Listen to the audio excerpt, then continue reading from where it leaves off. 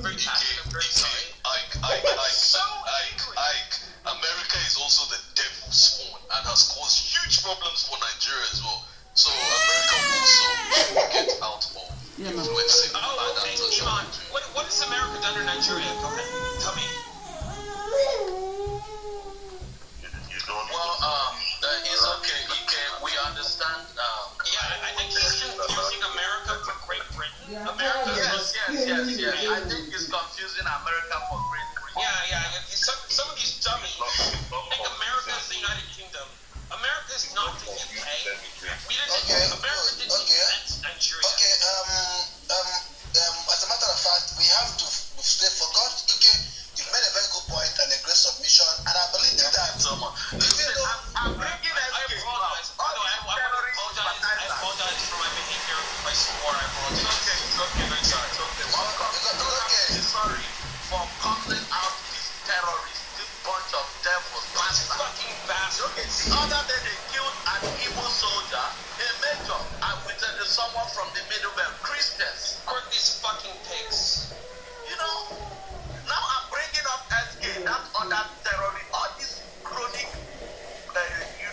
secret terrorist sympathizers. I'm bringing them up. They can't come up. You should cover yourself with shame. Bunch of terrorists. You think we don't know this? They all I like to play that video. Play that the names of like dead Arab people. Like all their names are dead Arab people.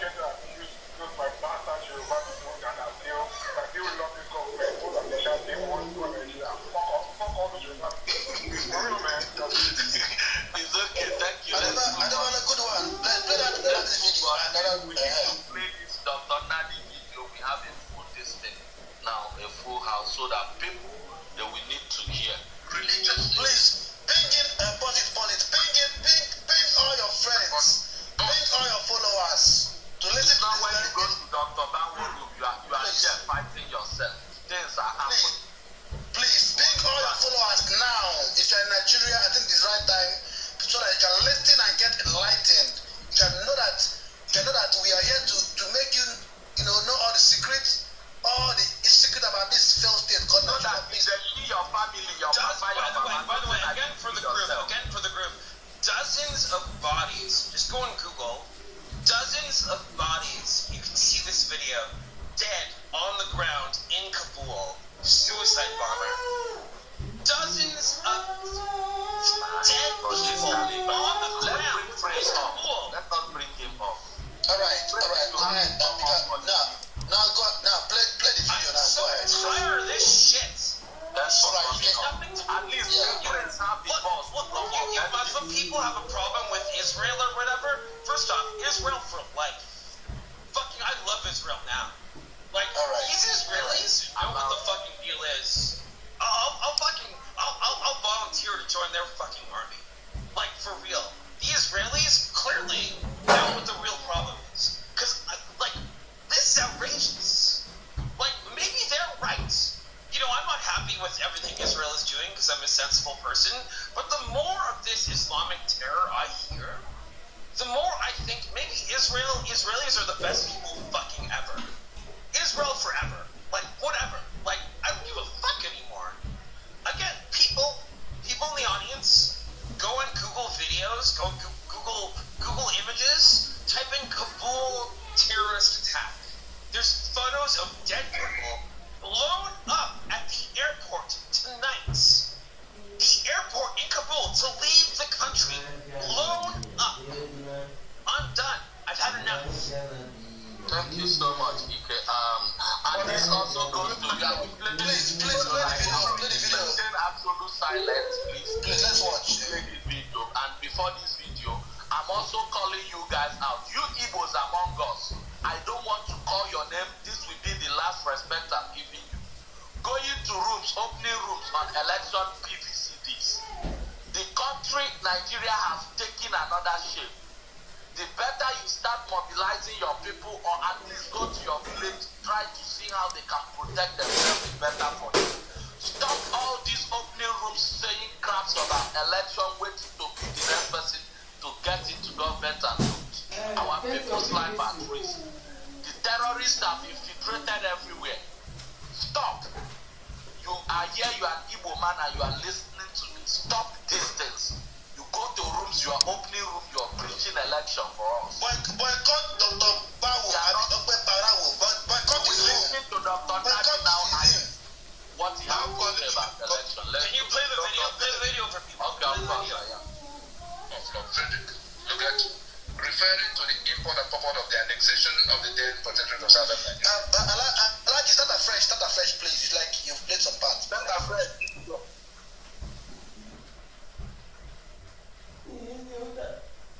Okay.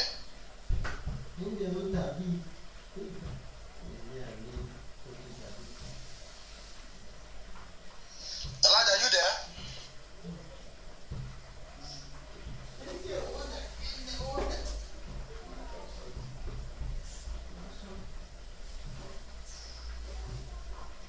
Alhaji, are you there? Oh, sorry, my brother. Don't verse. Okay. Hold on, guys. Whatever we knew about this matter before, let us put it on one side of the table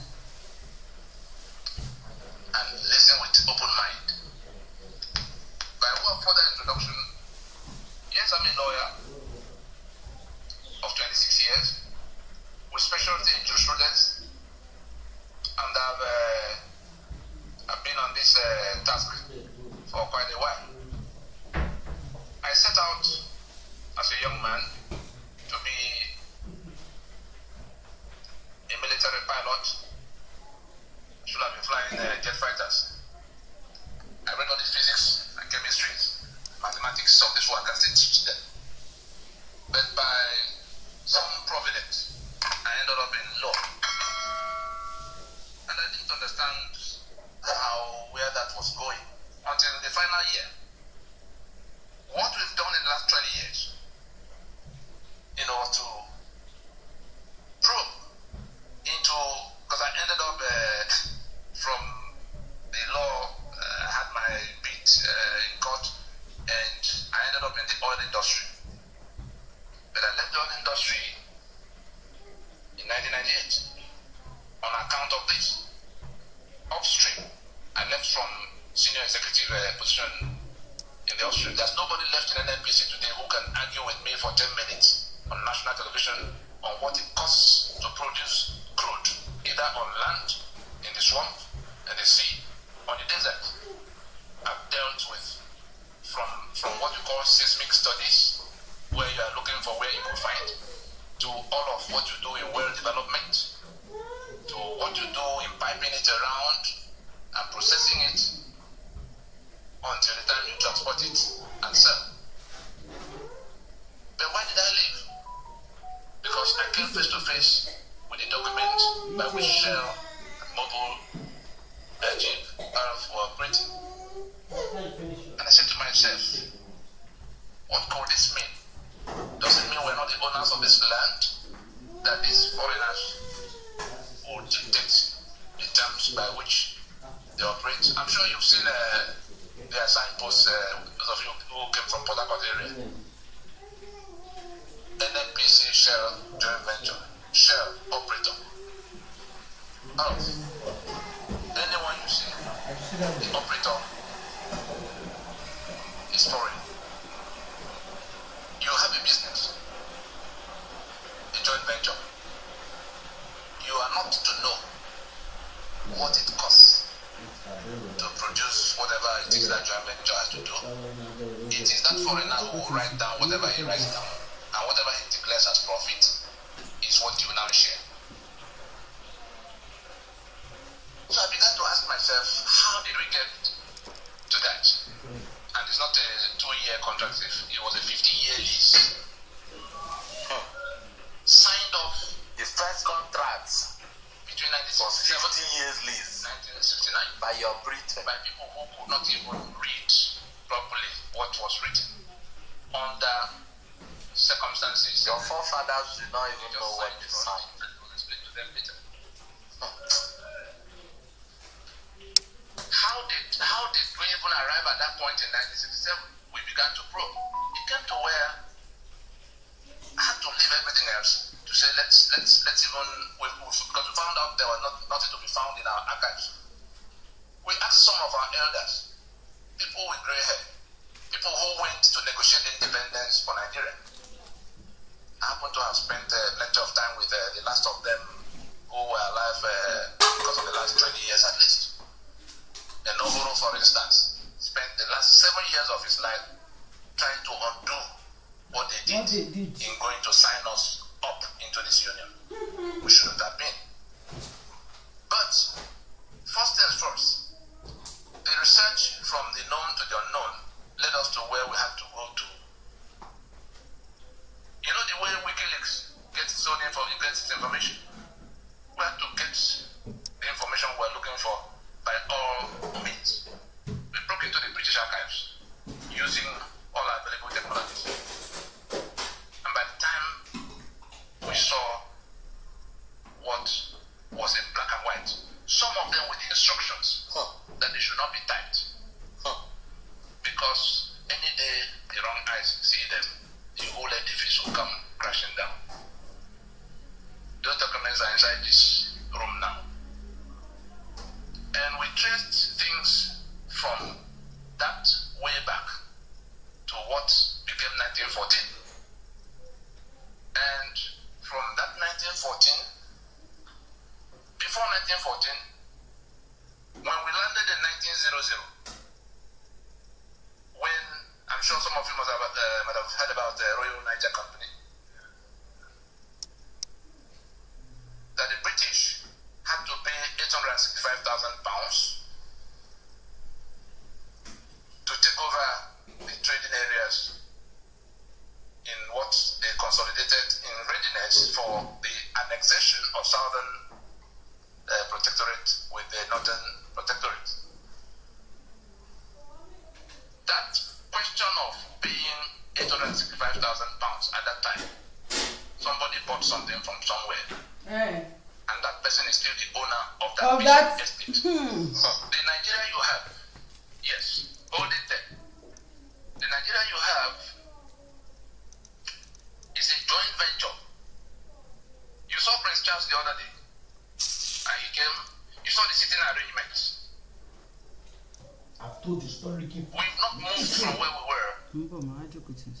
As at that time, they created the union. It was a business venture. It was the trade of the era to go to wherever you can, beat them down, take whatever you can. So the British, the French, everybody was doing their own everywhere. But what became Nigeria was where the British had come towards this axis, and they managed to make their first landings. I'm sure you know about the Lagos colony of 1861, how Kosoko and Dosomo, like that, the oil rivers, they came from the Atlantic waterfronts, entered into trade treaties and protection treaties with some of those trading partners in little bits and patches. Those treaties, dating back to the 1840s, 50s, 60s, and all of that, was what the British had in their hand at the time. They were pushing northwards. This is Atlantic. You see Lagos there, you see Port Harcourt here. This is the Atlantic waterfront. This British came. You can see that apart from River Niger, the map is divided into two sides. The British entered from this side, and all the parts in that lower part were already in their hands at the time. On the other side, I'm sure you all remember the jihad, which we still have. You remember that there were foreigners too who invaded, landed in Sokoto 1804, and conquered the portion in green in your map. They overran. That's Hausa land, the Hausa land. Yeah, the Sharia.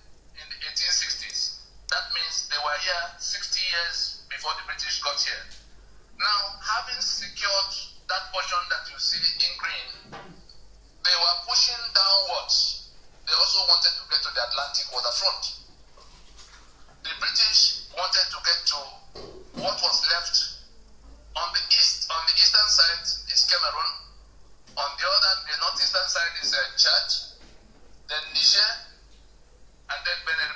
to the left. The French had already taken all of the other places. The British would have pushed all the way to here, if not for that caliphate that was already occupying here and pushing downwards. They met halfway in a fight that happened in the Ilorin-Benue axis. Caliphate coming to the ocean, the British trying to secure the balance of the land. After a short while, it occurred to them, we're on the same mission, no boy. Two robbery gangs after the same target. Say, why do we find ourselves? Why don't you bring what you have? I bring what I have. We consolidate it so that we can share the benefit of having it permanently. And that was what became the amalgamation of 1914. Every document that transpired between them is in our possession, launched in libraries across the world. Whatever they choose to do is already too late to be able to reverse the actions that have been initiated to salvage ourselves from what they've landed us into. Now, having reached that agreement, I'm sure some of us recall when the caliphate was talking about dipping their Quran into the Atlantic Ocean. That is, they were telling the British at the time this matter of Nigeria, because it was for them a matter of conquest. That is, they had to conquer. But the British came with something else. They said, well, whenever you guys are done with whatever you came to do, we'll push on until we dip our Quran into the Atlantic Ocean. Anybody here ever heard about that? Wonderful. Now, the document of the amalgamation was one in which I'm sure who are the ones from South Africa here? Good. The apartheid, what the Boers did in South Africa was exactly what the Fulani did with their British friends over our heads here to make this place their own over the heads of the owners of all the lands. A master-servant relationship. These are excerpts from a telegram from the secretary for the colonies explaining what they were about to do, because they didn't tell anybody in southern Nigeria that they were going to lump us together with the people of the north. The discussion was strictly between them and that caliphate. It was a German newspaper that leaked it for the first time on the 26th of December in 1913. It took almost 15 years of day and night exchanges, meetings, travels to piece together all those parcels of land that came under those treaties. They didn't tell them where it was all going. Everybody thought they were still, the Shekili thought they were still in their treaty. The Lagos thought they were still in their treaty. Everybody, the British was tiptoeing over their head, merging them. It was in 1906 that they merged the entire southern territories to become the protectorate of southern Nigeria. From that 1906, they then began to merge the systems to mortally opposed civilizations. Because on the other side, Sharia was already in place. They came as jihad. How do you create one political union with a group that owes it the duty of faith to kill the infidel? Now, this is the first revelation. How do you create one political union with a group that owes it as faith to kill the infidel? For you bastards that don't want to galvanize that country, how do you do it? It's not about what you want, it's about the religious belief. This is who them are. They owe it as their faith, that is their belief, to kill the infidels, which is you, monsters that doesn't have the ability to reason. Just continue listening. Please repeat that place again. Repeat it again. I know. You go to one stupid old man room that talks only rants on club room. Mortally opposed civilizations. Because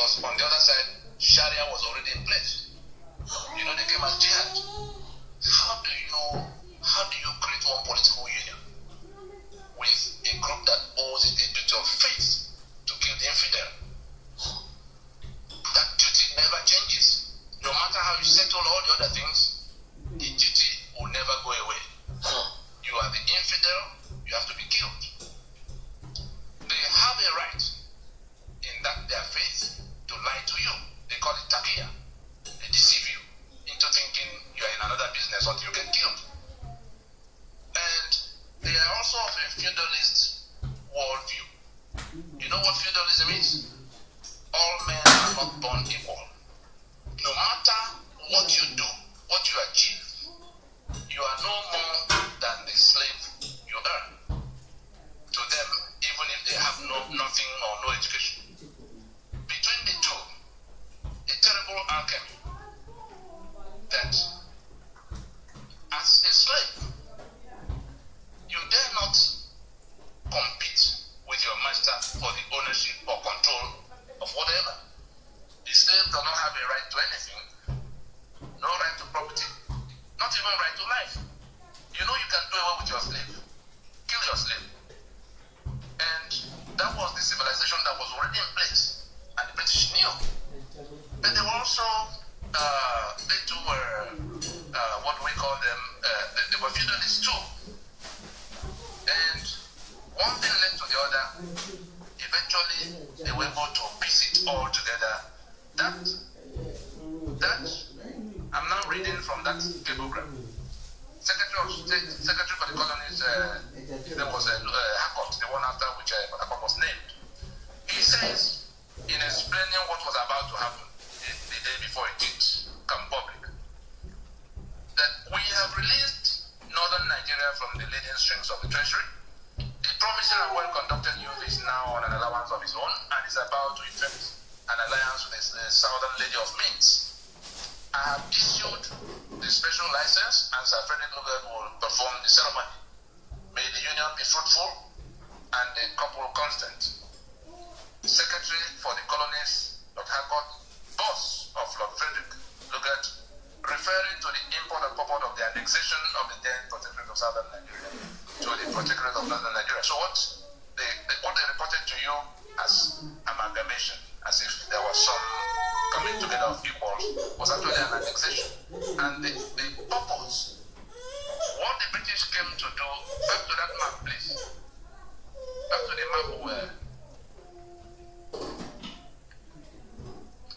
what the British came in search of were all on this axis. But the people they met here provided resistance. You know what they call resistance? They fought and fought and fought. Listening to the next revolution. To make a landing. I'm sure there are Yoruba people here. I'm sure some of you have heard about your song many times. If I begin it, will you be able to join me to end it? It begins. Eyo, eyo, eyo, eyo, eyo, mantawa tó fi góòlù ṣeré, àwa ò lè sanwó ní bòde, òdìlé. The clause I want you to take from it. Àwa ò lè sanwó ní bòde, òdìlé. Your great-grandfathers fought the British for years and years, preventing them from landing. And your song you sang down was the victory song composed. We will never pay custom duty to these foreigners on our waters. Today, 58 years into your independence, you are paying that customs religiously to people from this part. To Fuladis. Bastards. From independence to date, not one of you had ever qualified to be Controller General of Customs. Wait, is that, so, wait, please, pause it. See, what Dr. Nadi, the real doctor, not clubhouse fake doctors like Barawu, Abikawu, what he's trying to say is that from independence till now, a Yoruba man has never been a custom boss. I think has been a custom boss and stole billions. No Yoruba man has been a custom boss, even when the port and the coastal lines is in their land. That's what Dr. Nadi is trying to say. And people like Prince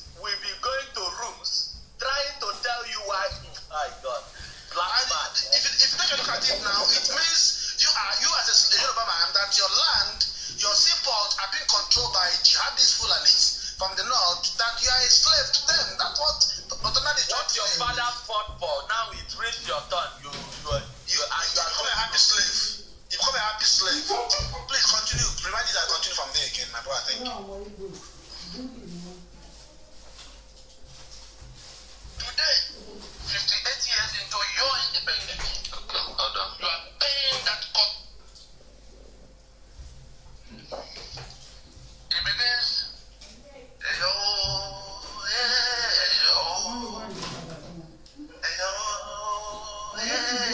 Yoruba people, I want to give this to they will be telling you how to get your own PVC. PVC to do what now? PVC to do what now? Ṣé wọn ò rí nǹkan tí ṣòwò lè lọ ṣe ń lé? Wọn ò rí nǹkan tó padà jí. Wọn ò rí àwọn ọmọ ESAS ní. Wọ́n pè ní leaders of tomorrow. Wọ́n ní wọ́n ti pa wọ́n ni. Who is going to get the PVC? Voting for who? For my forefathers to come and rule me again. You sang down, motivation composed. Everywhere. Yoruba man now go dey go clubbers go disgrace himself, say they disgrace us. They talk. Now make these people dey talk this thing. 58 years Very into your useless people. independence, you are paying that customs religiously to people from this part. Orí tí wọ́n sọ pé tí woman náà sọ wípé Fúlàní pé ọkọ òun ní Yorùbá bastard. Ṣé kò kí ṣe Yorùbá bastard ni? Ṣé báwọn bá ṣe ń bá àwọn bàbá láti bàbá ìlàyé àtijọ́ mi? Àwọn lórí burúkú ọ̀nà. Àwọn amúnigbọ́ ọmọ ọ̀sùn tó ń kó wọn ìjọba ìyá. Wọ́n lé ìyàwó ìjọba bàbá máa ní.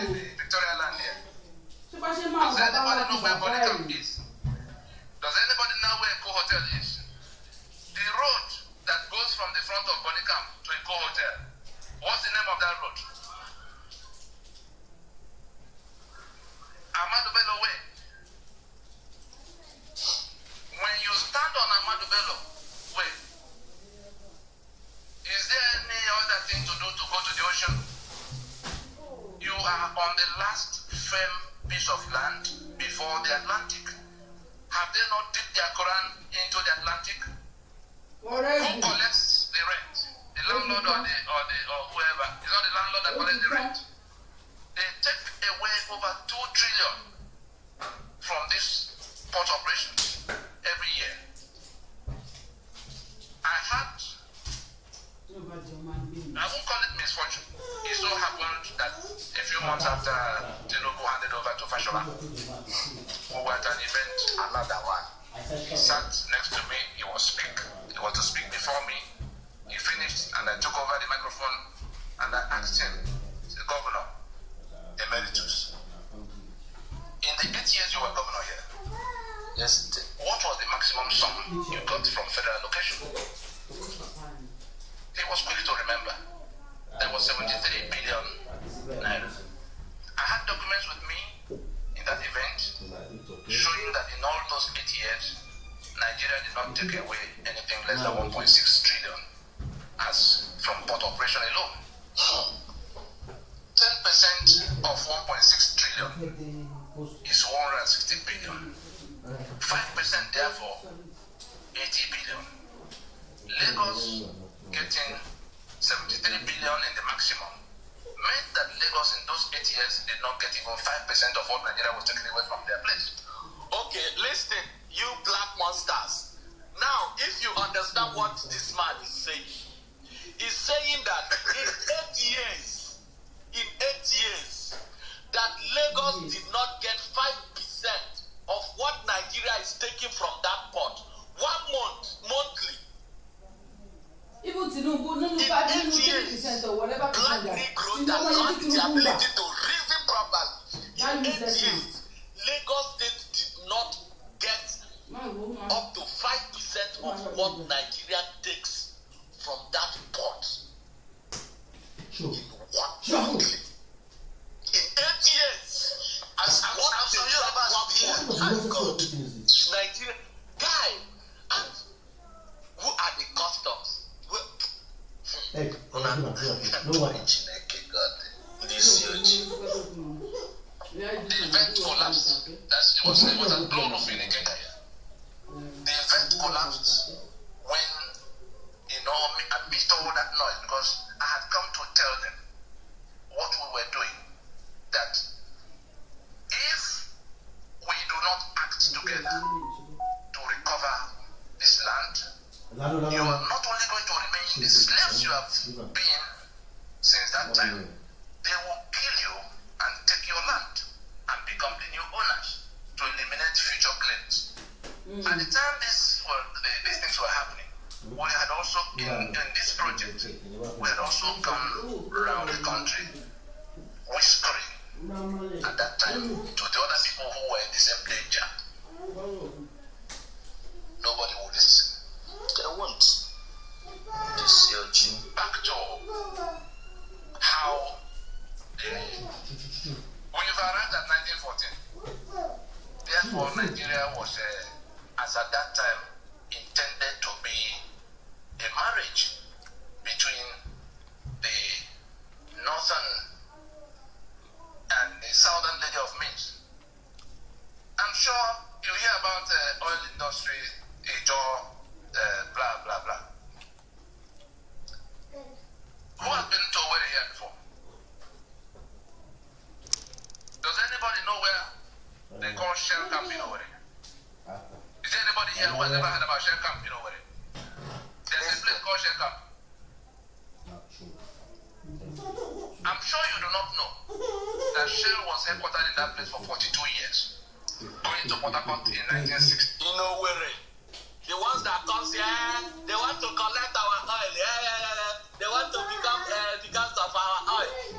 Do you know that Shell has been in Owerri, the headquarters, for 42 years? Black man. Of course, there's some oil. There were some oil wells in Owerri then. Even from Muguta, they have been exploiting those oil in those 40s. They spent about 40 years before even going to Lobby. That you say it.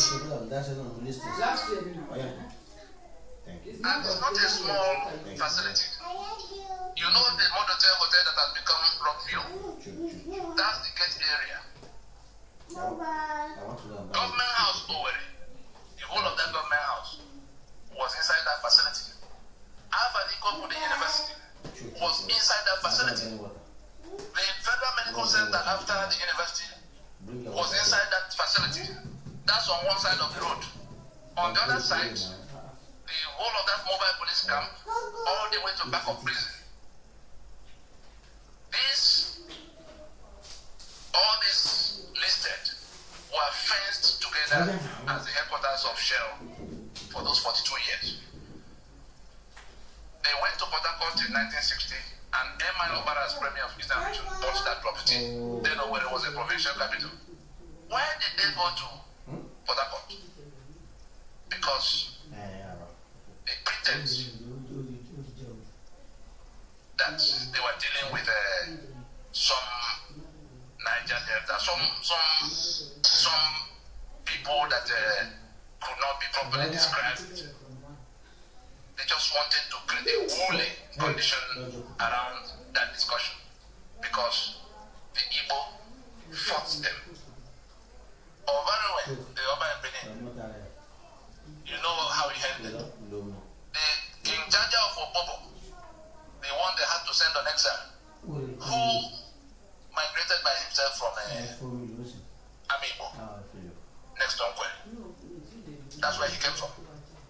Now, what was going on? So your King Jaja of Obobo, you know where he comes from? Rumo Mashi and Rumo this and that and that. That was when. And why did they do that? They have sold your oil for 50 years before they declared Oloibiri.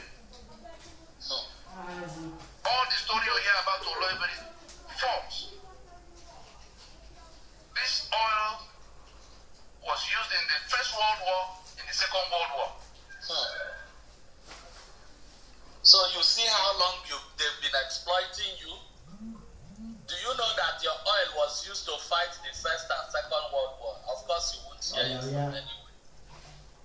Undeclared. In fact, it was made in America.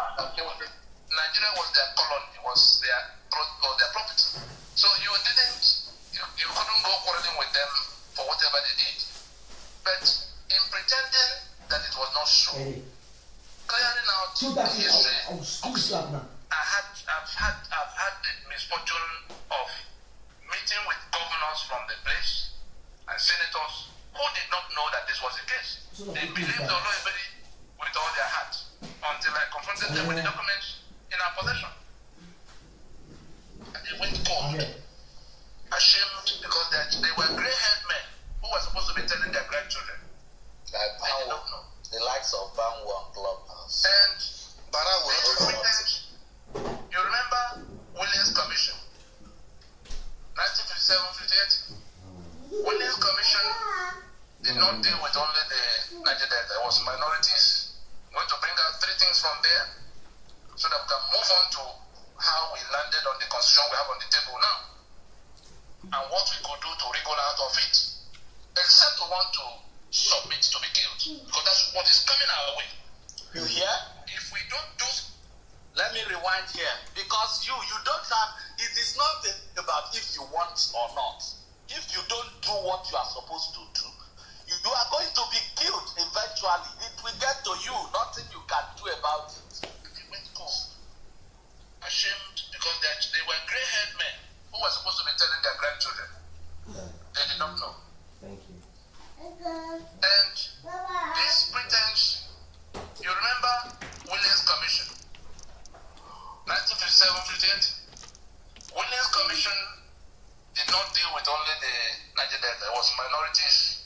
We want to bring out 3 things from there so that we can move on to how we landed on the constitution we have on the table now and what we could do to wriggle out of it, except we want to submit to be killed, because that's what is coming our way.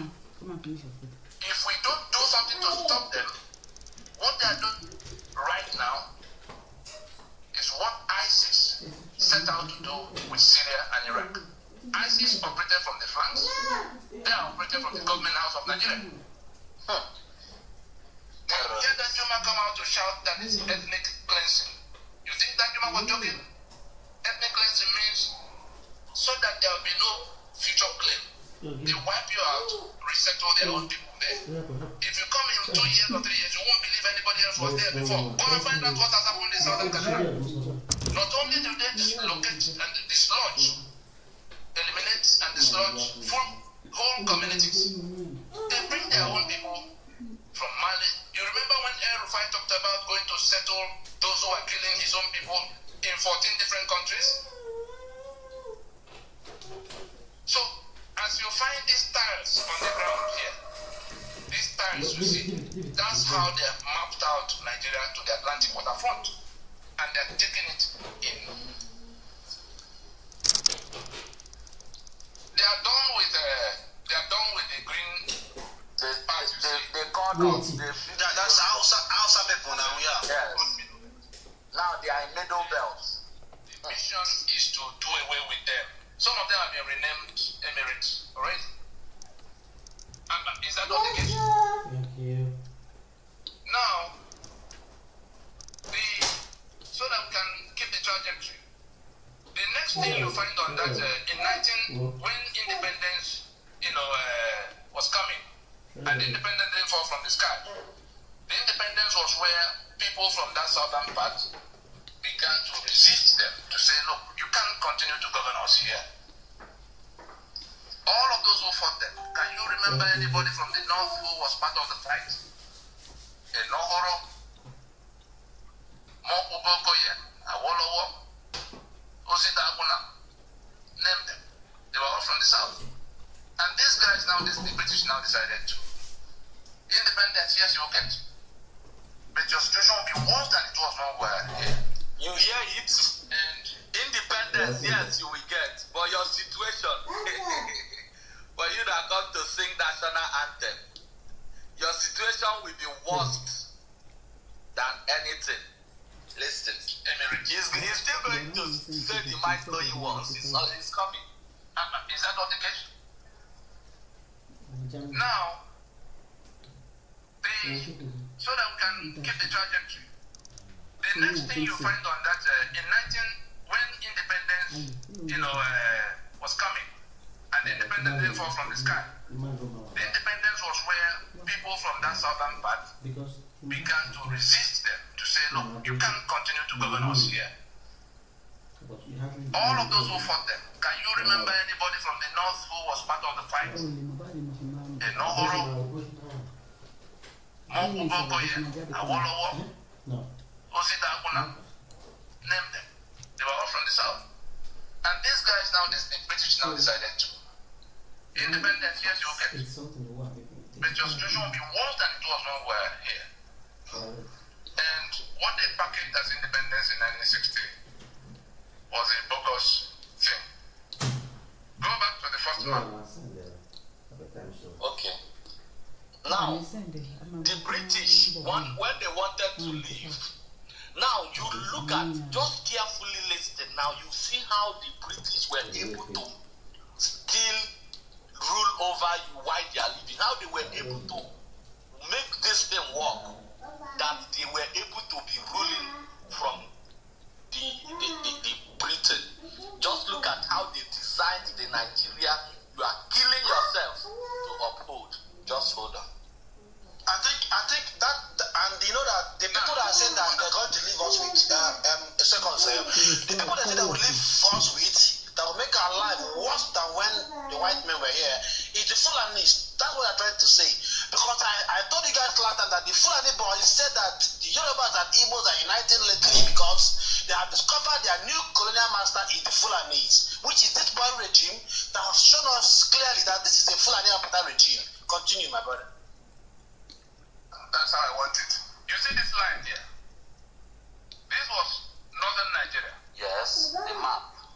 This is southern Nigeria. Yes. Can you see the landmass? Landmass of north. When independence was coming, they conducted a census. The whole of this place, The north. had 17% of Nigeria's population. 17%.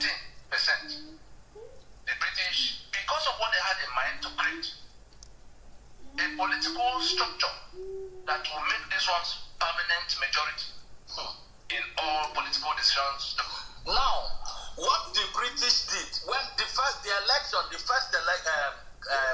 census that was conducted, this north that have all this land mass, they are just 17% of the population. Now, for British to carve out this country the way it is now, punishing your life, how can they do it so that north will now turn to the majority and you now will become the minority? Prince, you dey hear me? Because when you go to those useless rooms to speak what you don't know, we look at this guy and we be like, where is this? Does this guy even know what he's saying? Now look at how they did it, how 17% now become the larger population.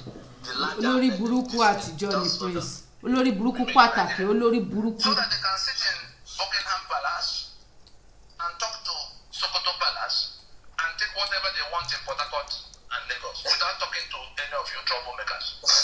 That's the whole purpose. And they've had it for 100 years plus. And we're still here swearing to defend and uphold the constitution they imposed that make us slaves.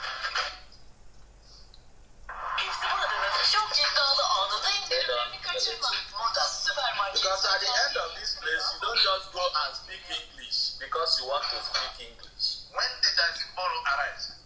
Was not 6 years down the road that they declared Nigeria Republic from the same disputation that have now brought about Ment and the adventure? Was it any different? They didn't keep that. The other part, who is from the middle belt here? The killings that are going on in the place. Now, middle belt, look at what your problem is. That Dr. Mo will never tell you. Rather, they choose to beat around the bush. Just so them. If you look at this north now, it doesn't change. These boundaries you see here have not changed. That north that begins from here, this is about Gakem area, to Maiduguri and Sokoto there. The portion in green, these 12 states that pass Sharia, the other they officially. The balance, the one in purple, was where Ahmadu Bello wanted Sharia for the northern region, going into independence. That's when the British go away. It will be Sharia for his region. The other people, Joseph Tata and all the ones from the Middle Belt, say, no, our people are not Muslims and we can't be part of in one region if Sharia will be in place. So you hear it. Middle Belt has never been one region with these people. But look at how they systematically merge them together. That has brought this suffering to them. When the British wanted to leave, Ahmadu Bello wanted that area to be Sharia. The Middle Belt said, no, we cannot join with you, this north, if it is Sharia that you want, that our people are not Muslims. Now look at what the British now did with the Fulanis. They had to find common ground because they wanted the Middle Belt region. They fought and fought, they were being put down. The British settled it this way. They removed Sharia from the table and brought what they called penal code, so that those who are Christians can function freely, uninhibited in that. And that was the condition upon which the Middle Belt became part of northern region of Nigeria. Do you see how Middle Belt now became north? When they come and shout north, north, north. Do you see? Now look at what happened, how they systematically converted both the Middle Belt to Sharia. Now Middle Belt, technically is Sharia state, but they don't know. That is what is killing them. Now the Sharia people want you to leave that place, right? So just watch how they now change it. Because when they were entering that agreement to be north, Middle Belt never wanted to be Sharia. They removed the Sharia, joined them together and went back to that Sharia. Just hold on.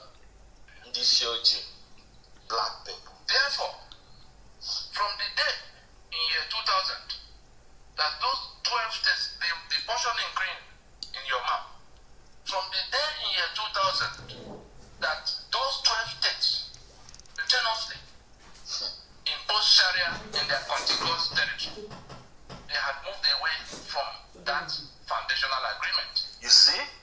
They have seceded from the Union of Nigeria. So technically, the so-called Middle Belt and those other north have seceded from Nigeria, technically. But you from the south, you are still fighting to remain in the Nigeria. They have already left you. Black people. And you see these people, they are entering rooms just shouting.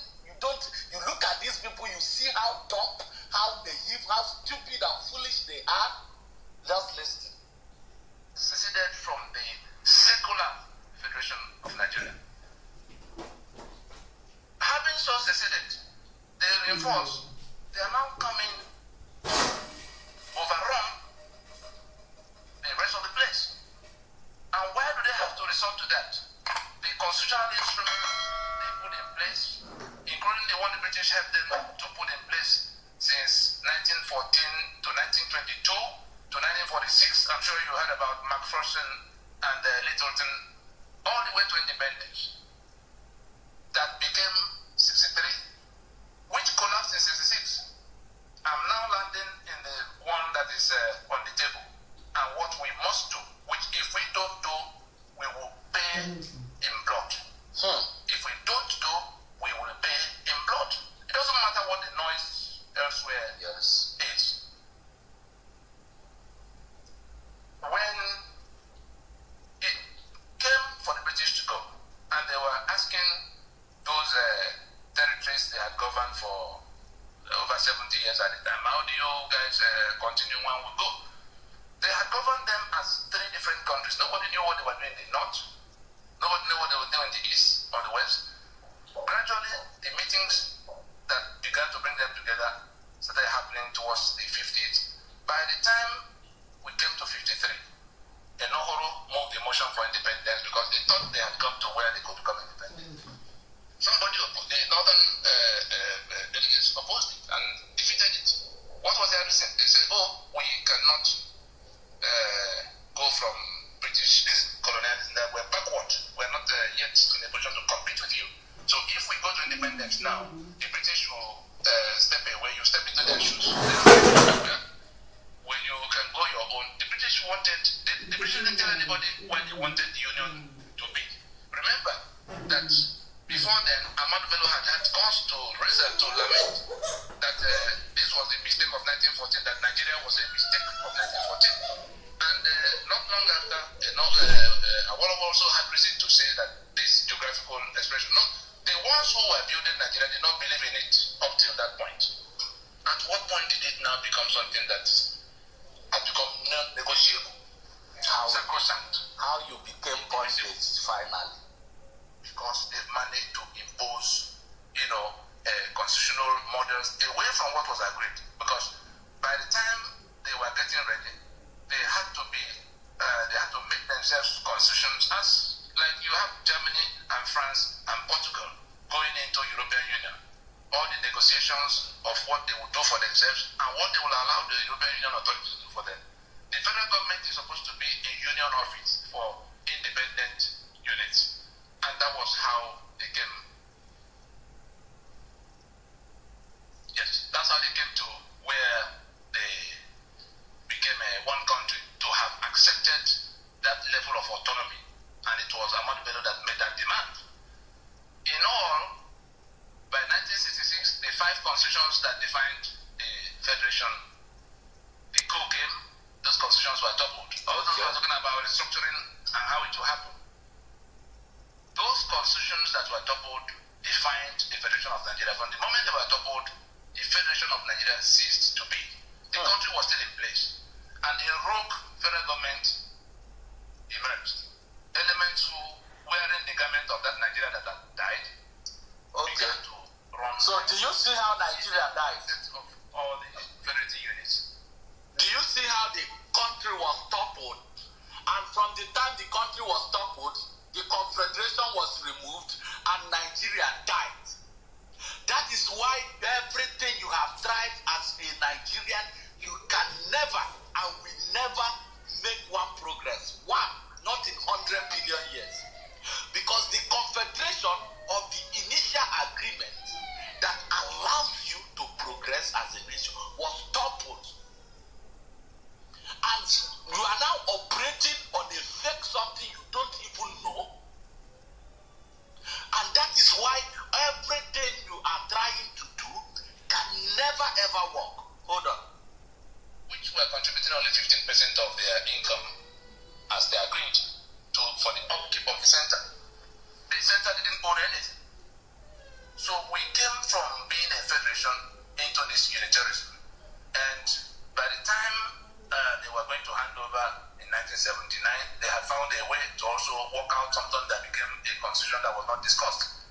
And it was that constitution that was not discussed in which they had created all kinds of structures from the 4 regions they met that were on ground in 1966.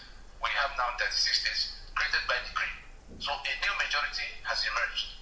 Go on. Each of the states have 3 senators at the place. So some of the 4 local government areas in which Kano alone has 44. Listen. And Lagos that had the same 20 local governments with them at the beginning. Okay, before the constitution was toppled, Kano and Lagos used to have 20 local governments, right? Now, after the new Nigeria you are now in, look at how the favor now went to Kano, and Lagos still remained the same. Hold on. 20, whereas Kano had been broken into Kano and Jigawa. Between the two of them, they have 71 local government areas. Now, between Kano was now subdivided to Kano and Jigawa. So that Kano that used to be 20 now becomes 71 local government. While your own Lagos that you praise, all this Yoruba idiot that does not have sense is fighting. Look at how the thing was done over you. Hold on. What are they bringing to the treasury? Nothing. Kano and Jigawa, what are they bringing to the treasury? Nothing. All the money Nigeria has to spend is between the oil money, the bulk money, and the VAT that is raised here. These people who bring nothing take 72% as of right in the place of sharing. And they're the ones who decide what other people will get, who they give more, who they give less. And in all of this, democracy, let me just refer to the documents you have in one of the documents you see where we try to define democracy, that we do not have a democracy because democracy is government of the people, by the people, for the people. In those three legs of definition, government of the people means that you, in exercise of your right to your sovereign right, decide the supreme laws of the land. The constitution we have on the table today did not come from that process. And so we have not decided whether we will live together or how we will live. The second leg is of the people, meaning that only your vote can send people to government house. And when they get to government house, they can only function according to that constitution you already made. Do we have that? The third leg for the people, meaning that those who wield government powers must do so, not only in accordance with what was put in place in the constitution, but for your benefit. The reason we don't have the things that should have been coming to you as citizens is that you have not written the script of what should happen. And so you have in this constitution provisions that exclude responsibility towards you. Section 6C of your constitution absolves government of all responsibilities towards you. They don't owe you any school, they don't owe you any hospital, they don't owe you anything. Anything they do, they are doing out of the milk of human kindness. That is one. See how you can never progress. See the constitution you operate with, how they carefully wrote it and made sure that the government do not owe you anything. You can go and pick the constitution. At least do little research. Not go into those stupid rooms and shouting and making noise and just screaming of what you don't know. Pick those constitution. Read these things he said. I think Tolani, wait, a second, please. Tolani is here. Tolani is going to actually explain more of those constitution because this is the constitution they still want us to operate with and have another election. All of you talking about election is very, very foolish. Isba, please, I want the moderator to actually refresh my profile picture and see what's going on. Go ahead, please. Do you want me to explain that? Okay. It seems like you guys have your time. This is the most important part of this whole conversations now. It seems like you guys are all hungry. Send me your account and I'll bless you fucking wild and niggas. Who be that? Especially Hisba. Who be that? Starboy. That idiot, monster. Yeah, they don't like it. We are beginning to expose. When we expose you finish, we will now come for you. Bastards. Please check my profile picture and see what's going on. Check my profile picture and see what I'm planning for us. Yeah? Yeah, but give me 10 seconds to say something before I leave. Because I have to go back to work. After the video, you go back. After the video, please. Complete the video. Let him talk. Please. This is the most important part. Oh, yeah, go. You know, and I have told you this, guys, anything you are doing, make sure anywhere you are on social media, if your comment is aligning with Fulani's comment, you are finished as a southern and as a middle belt. Anything you are doing, you don't have to be right, just check the comment of the Fulanis. If what you are saying is in accordance with their own, you are gone. If they like it, exactly. If they like what you are doing, that means you are finished. Let's go. This is the most important part, please. Why is back to you? Yeah. Exclude responsibility towards you. Subsection 6C of your constitution absolves government of all responsibilities towards you. They don't owe you any school, they don't owe you any hospital, they don't owe you anything. Anything they do, they are doing doing out of the milk. Please play it like 5 times. Play it like 5 times. No, I beg, he has a lot to say. This last 5 minutes is the this thing self. You know, just so done. Meaning that those who wield government powers must do so, not only in accordance with what was put in place in the Constitution, but for your benefit. The reason we don't have the things that should have been coming to you as citizens is that you have not written the script of what should happen. And so you have in this Constitution provisions that exclude responsibility towards you. Section 6C of your Constitution absolves government of all responsibilities towards you. They don't owe you any school, they don't owe you any hospital, they don't owe you anything. Anything they do, they are doing out of the milk of human kindness. That is one. You have appropriation provisions. Section 81, Section 82 hands over the keys to the Treasury to the President. Section 121, 122 hands over the keys to the Treasury to the governors. So they don't owe you any obligation. They have the spare key to the Treasury. They have immunity in Section 308. At what point are you going to get anything from them? How did you come about that Constitution? By imposition. And what all the cry and demand for repairing this place goes to is to say, let us accept we have departed from the foundation of being a federation. Because if we were a federation, Lagos Port will belong to Lagos, oil and gas of Niger Delta belong to them. The middle belt, where killings are going on unabated, unchallenged, will have the right to defend themselves because they will have guns. The Constitution has 68 items on the exclusive list, all written by decree, that make it impossible for the middle belt to touch any gun. You saw when the governors went crying, and the president said, go home and live in peace with your Fulani men of Ben. If we do not remove that from that Constitution, nothing will resolve that question. As it is for those killings, so it is for electricity. I cannot generate electricity because it's on the exclusive list. Lagos has 40 million people.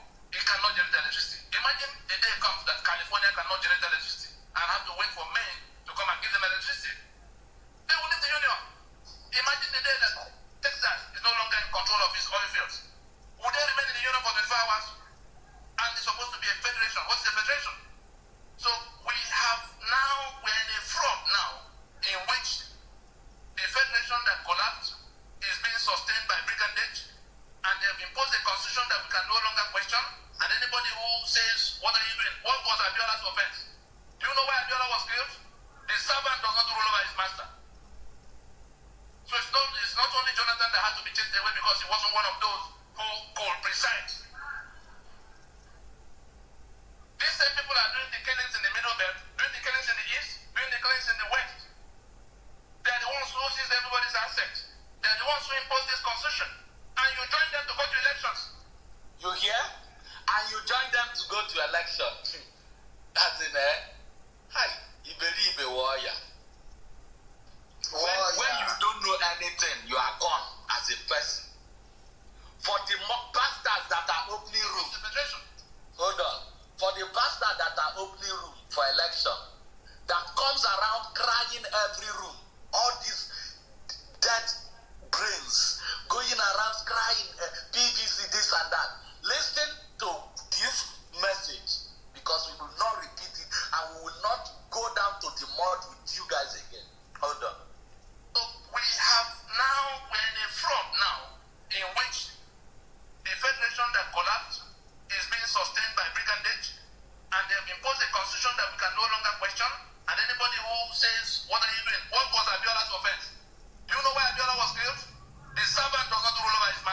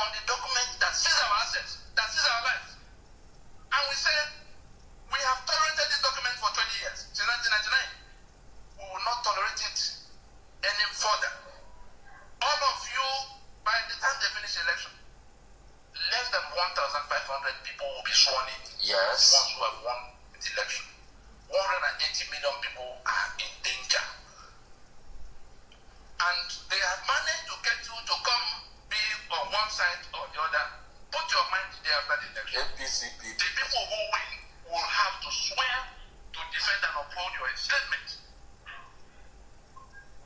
The summary of what we're telling our people now is that processes have been undertaken. The majority, all of the South and the Middle Belt, have been told and shown what the problem is. That constitution must go down. Those who are going to contest under it are doing so for their intestines, not on your behalf. What I'm trying to say, if you do not wake up and go to what will work for you, you are not only going to remain in your situation, they will come to where they turn up at your doorstep with their AK-47 on their mission to conquer. Let us live in them.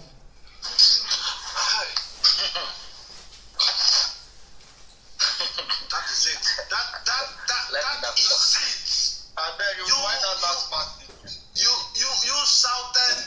southern idiots, American idiots, that still think we should continue having an election with this evil document, this devilish constitution that has enslaved all of you there in Nigeria, that has made you what you are.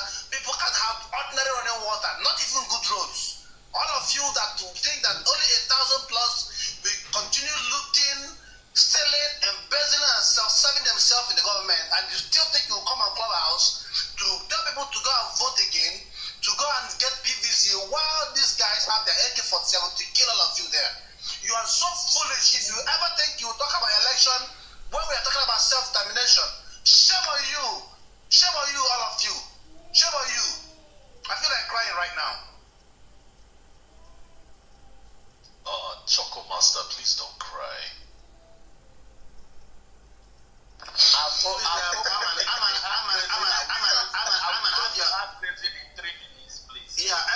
have your 30 seconds. Let's know what you have to say about the whole thing, because I realize that you at least you are a bit repenting now. I don't know how to put it in English. You are repenting gradually. So repentance is a repentance. I am a human being who sees loss of life, and I identify with the victims who are losing life. If you're not a human being that identifies with people who lose their property, who lose their lives, then you're not human, are you? So we're human beings, you know. So all right. Have your 1 minute. Have your 1 minute. Say you go back to work. So all I wanted to say is, look, guys, type into Google the following words: rigging Nigeria, and you'll see a BBC investigative series about the elections and the census just before independence. You know, it has a lot of explosive content. And there's another. One second. Wait a second. I sent you the link. I have the link. You can check it out. Yeah, we have to play it out now. Yes, play it. So. And then there's another one. 1 second. There's another one. This one is on YouTube. A guy who worked with the colonial service in Nigeria before we got our independence, who decided to recant and tell some of the secrets. And that one is titled A Fatherland Interview, Rigging Nigeria with Harold Smith. You can find it on YouTube. Find it on YouTube. It is explosive. Take from that what you want, but these things are being said by the people who went with the actual for Nigeria's independence. Look, I like scholarship, so I like reading, I like history, I like research. Please do your own research as well. Thank you. Emma, before you go, I have a question for you, please.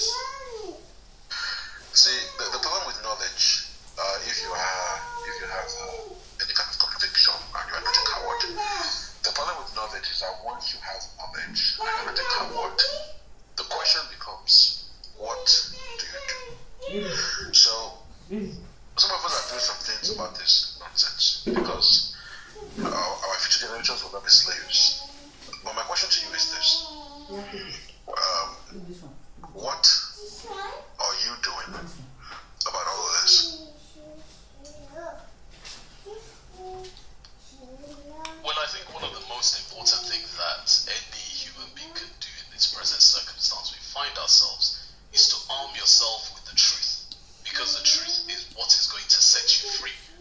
What does that mean in practical terms? That means when you see the truth, when you see the facts, and they're backed up by the evidence, you have to be swayed.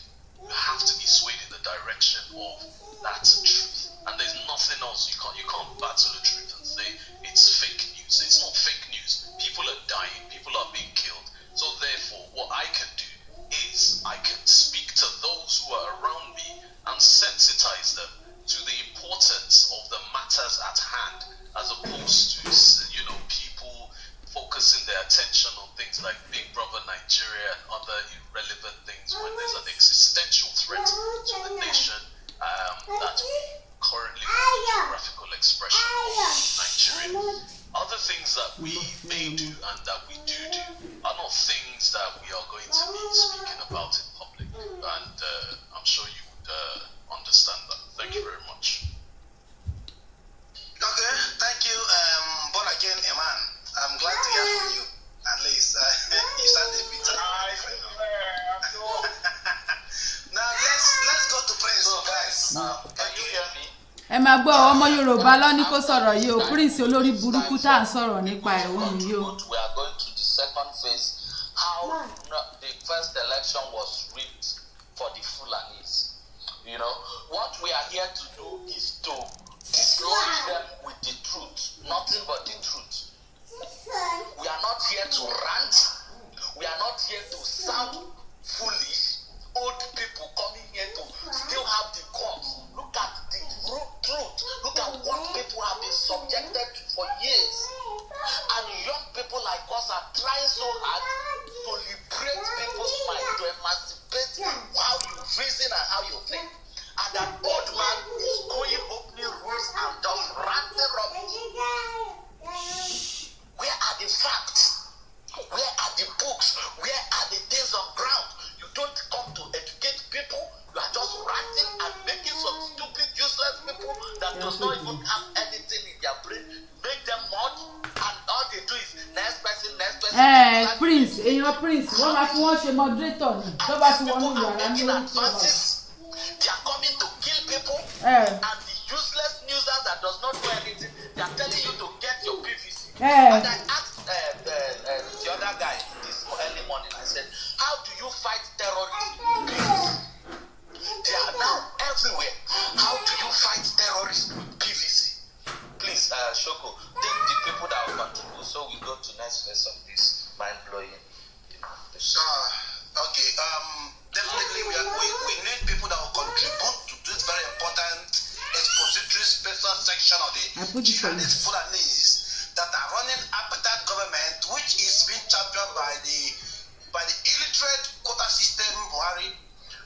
Sadly, we have to continue this because we have to save people there in Nigeria. We are not here to have accent or speak in accent. We are not here to speak big grammar. We are here to say it the way it is because people have to be saved. We have to shut down Nigeria. Now my accent, you didn't laugh at that. No, be your accent. I'm saying it the way it is. So let's quickly take the cue. Those that have a lot to contribute and also more enlightenment based on this special segment.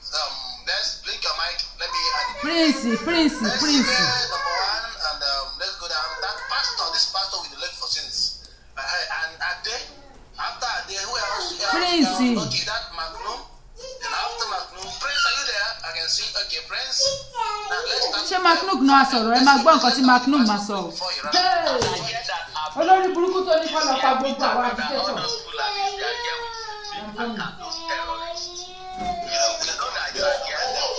I'm doing it for you. We know what you do, right? The problem we have is our stupid brothers. Let us deal with them first, then you guys will come. I'm doing it for you. Exactly. All those that are here, could you imagine a whole religion will encourage you to lie because you want to deceive the person you want to kill, and you lie to the person. That the Atakia is being exposed massively. Now let's go. Let's start with Pastor. After Pastor Esibe. Pastor with the hand as a DP. Go ahead. You have your 3 minutes, please. Thank you very much. And I would not say too. I want to thank everybody for what's a good job that we are doing. But and even all the informations that we have been hearing. But one thing I want to say, apart from this this information. We are also talking about actions. What do we do? So some people have been talking about how we can arm ourselves, get defense and all this stuff.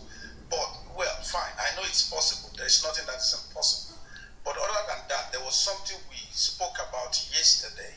And I would want to encourage us, if those of us here and in different platforms that we are, how we can continue to speak loud on the issue of boycott. Baba Mitosis on Yaolu, you said I should upload what? Is it the video they played? To ba je pe video Tony Nadi yen ma download it. Ma stream it live. So that you can listen to it uninterrupted. Bag of cement, you can use it to farm your vegetable. We cannot continuously be killed by these animals, and you are still buying things from them. It's a big no-brainer. That is something I believe we should be echoing on our Facebooks, on every platform where we can be ourselves. A total boycott of everything from the north. We are enriching them. I said this yesterday. The border that were being closed in the western part of Nigeria, the Benin Republic of, the borders that we have with Benin Republic and all this stuff.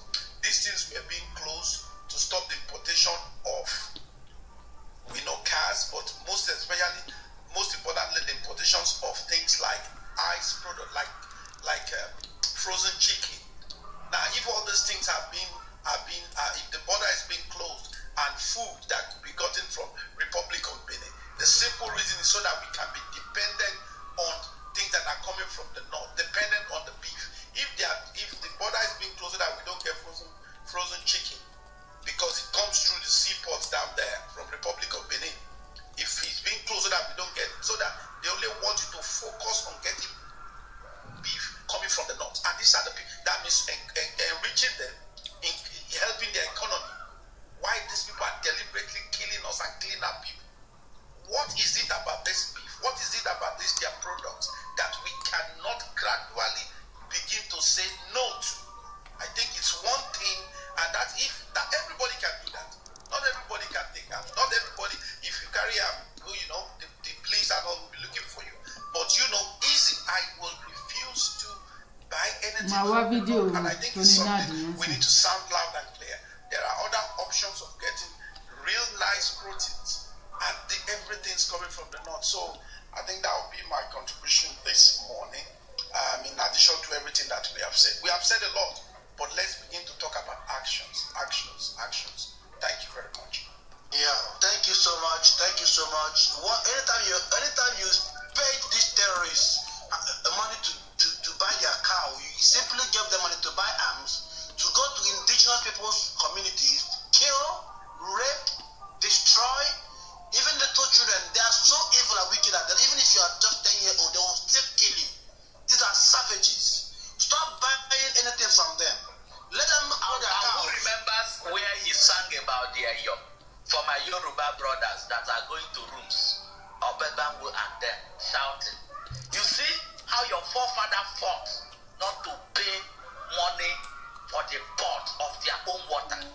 But I'm going to debunk that now. Don't worry. When I won't give you time to come and shut up. Conversation. I just put you down. And I want you to learn to be stupid. So you go there.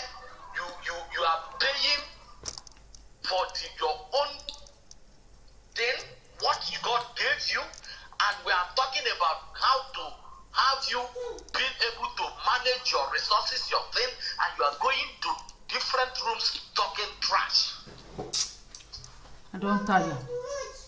Continue, my brother. You say right. All right, please. This is a special segment. Follow all the moderators. It's a special segment on how we are going to continue exposing these terrorist policies in Clubhouse and also in Nigeria. Esime, you have your floor. 3 minutes.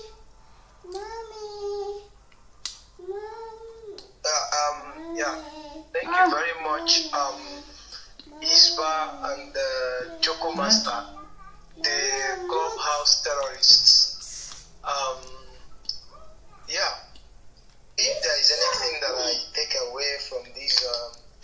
information, because they say information is power. Independence, yes, you will get, but your situation will be worse than when we are colonizing you guys. Powerful. Is that not happening today? Is that not happening today? Check. The Igbos are the most traveled people with no working international airport presently as we speak for 60 years. Igbos are the importers and exporters with no seaports to be sighted anywhere in the east.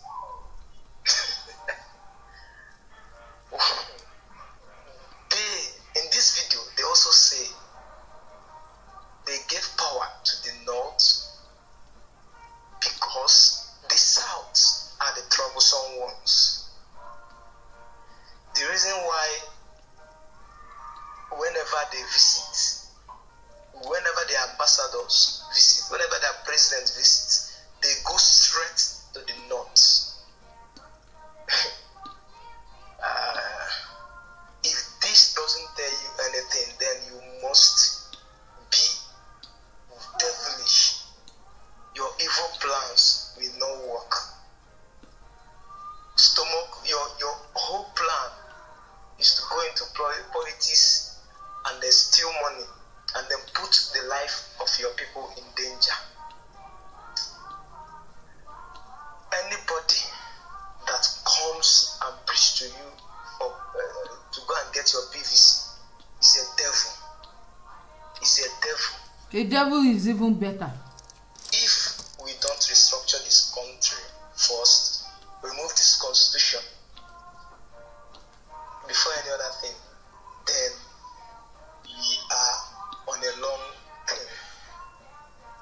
If you are not qualified to be Controller General of Customs in your own water, and you don't still ask your question, and you still come up here to say you are going to debunk, what are you trying to debunk? Awesome. What kind of stupidity is this?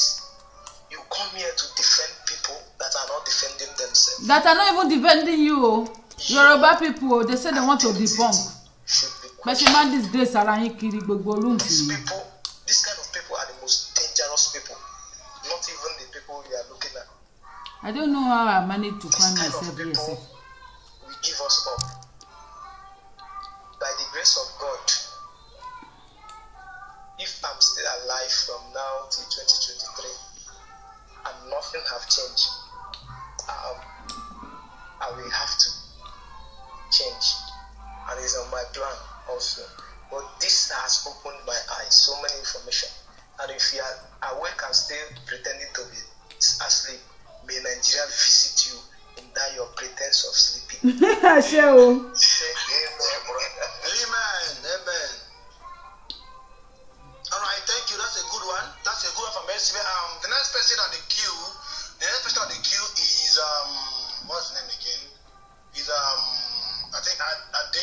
Yes, Ade. Go ahead. Have your 3 minutes. Yes. Hello, everybody. Good morning, afternoon, evening to you, wherever you are. You know, I was in our room earlier today with Dr. Bebangwo. I can't say that I am thoroughly disappointed because I understand where he's coming from. And I want you to be very careful. Listen to every word that I say. And listen to what I don't say. Read between the lines. Well, Dr. Bebangwo, from my analysis of him, it is clear that he understands that the Yoruba people don't have a choice but to leave Nigeria.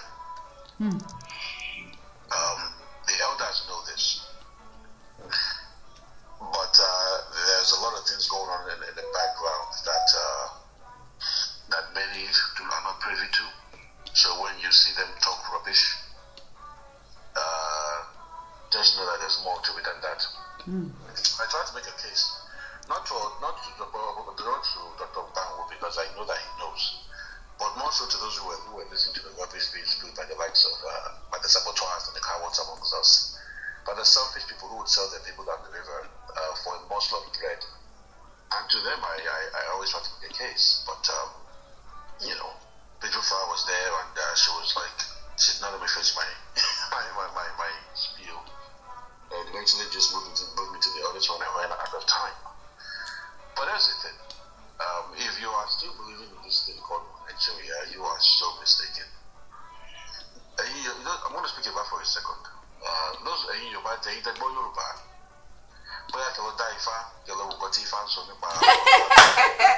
This man was the one attacking us. So now, for everybody else who does not understand what I just said, let's look at this from a spiritual angle. If you look at it from a spiritual angle, it has been spoken and people just don't listen. It's been spoken by IFA practitioners, by Christian prophets, and I don't mean the fake ones who collect money on television. I mean the real prophets who dwell mostly in forests and in high places where they fast and pray. They've been spoken by them that Nigeria has been divided from the spirit realm. And why is that? Well, because God is patient, but in the end, He is just. So He may allow you to do a lot of bad things for decades, but in the end, justice will reign, even on the entire world. So Nigeria's time is coming. It is sad, but there will be some bloodshed with regards to the justice that was visited on the land. So you need to pick your sides very, very carefully. If you are foolish enough to want to side with this thing called Nigerian, then the contraption, you want to be very careful, because you may lose more than you are going to gain. But that's the thing. We Yoruba people, we are very patient. When they tested our DNA, this is one within the science of genetics, that we possess the oldest, most intact, one of the oldest, I should say, most intact genetic samples on the earth. Particularly the Yorubas in the area of Benin. If they want to test something on the oldest human being, our blood is very good for that stuff. So there's a certain kind of wisdom which we handle our affairs. The Yoruba people never go to a war that we can't win. We prefer to suffer while planning, while working. But the day we raise our sword, you know that we don't lose. I come from a place in Yoruba land where they have never taken slaves. Never. Not because it's a huge city or a big town, but they have never taken slaves from that place. And it's in the history. But I won't go into too many details. My grandfather used to sing songs about war. So, but yet, we handle our affairs with wisdom and patience. So when you see that we are slow to move, it's not because we don't know what is happening. It's not because we are afraid. It's because we never go to wars that we don't win. But I can say to you that we are preparing for what is coming.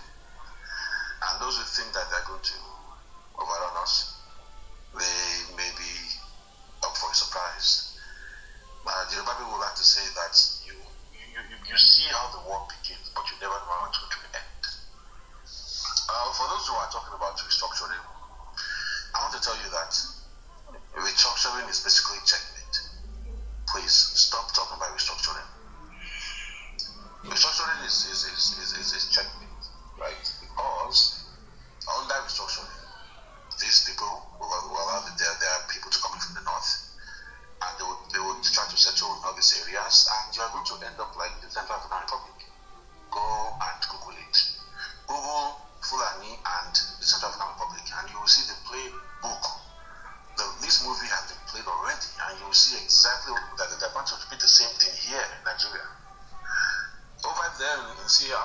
to settle, and time went on when they had not enough numbers. They began to launch attacks at night, which is different way. They will never come face to face, but when you face them face to face, they usually lose. But at night, when you are sleeping and you are not aware, that's when they try to distract. It's basically guerrilla warfare. And when they began to launch attacks on the indigents of South Africa Republic, who allowed them to settle and give them lands and things like that, eventually, the ugliest kinds of attacks, catching women open, cutting people, all kinds of ugly things. Eventually, they fought them and they defeated them. But of course, since here is a mess as it is now right now. So we Yoruba people, we are working on these issues, and time will tell. Now, having said that, we do have some cowards in our ranks, but a minority of cowards cannot hold us back. We have some saboteurs, those who feel like they are looking for their place within a system that is falling because they have not seen in the spirit what's happening, and even the physical. It may be that you have been marked to be sacrificed along with those who will pass away with this movement. And that may be the reason why you are so blind that you can't see what is happening. So I'll leave you with those words, my people. But I want to admonish you. Open your eyes and pick the right side of what is happening. Because no matter how you look at it, something is coming. And when the smoke clears, you want to be on the right side of history. Thank you. Wonderful. That's a great submission. The Yorubas are warriors, and they never fight a war they wouldn't win. That's a very good one. The Yorubas have been fashioned, just like Ike said, that this time around, the Yorubas will not be with the Fulanis, like they were during the Biafra War. And this time around, this very implosion we are trying to avoid, we are begging you guys now, let us come to the table democratically and discuss on with referendum on whether you should go our separate ways or not. You guys insist on listening to us. You guys keep on promoting election. We are telling you, I mean our Southern brothers who choose to be daft and delusional. Emma Wawan, come to my sorrow, Martin Bobo. It imploded and happened to implode just like the Yugoslavia way. The war will reach your village, whether you are from Sokoto or Kaduna or Makodi or anywhere you are, the war will reach your village and it might consume your family. Prince not ti sálọ. Wherever you are in this world, you better promote this movement for self-determination. Prince wà ńbẹ̀ kò kí sálọ. If you think that you have all the numbers that Macron ti sálọ. why don't you tell them to come? Let's have the democratic process. If you keep telling them and deceiving them about the election, you are being a murderer. You are supporting these killings going on in Nigeria. You simply don't want them to have good roads. You are supporting all these atrocities the Fulanis have chosen to do to the people through their apartheid government. We are begging you now. This is not going to be like Biafra, where all of you descended and Igbo and rape and kill 3 million people. If you don't go that simple democratic way now, which is a referendum, the war will reach your village, your community, gone. I'm telling all of you now, if you're from Middle Belt, was it 2 hours ago, we were conversing for Middle Belt ethnic nations. Ask for the mic, we'll give you the mic to come up to the stage and then find yourself whether you're for pro-self-determination or not. Because we need to know the people we are dealing with. You can't have up to 17 million, 14 million thieves, and the thieves are being killed and displaced in their land. At least 10,000 or 20,000 everybody TV men can be armed to defend their land from this jihadist terrorist Fulanis killing you, raping your women, killing little children, displacing you in your own land, making you a refugee.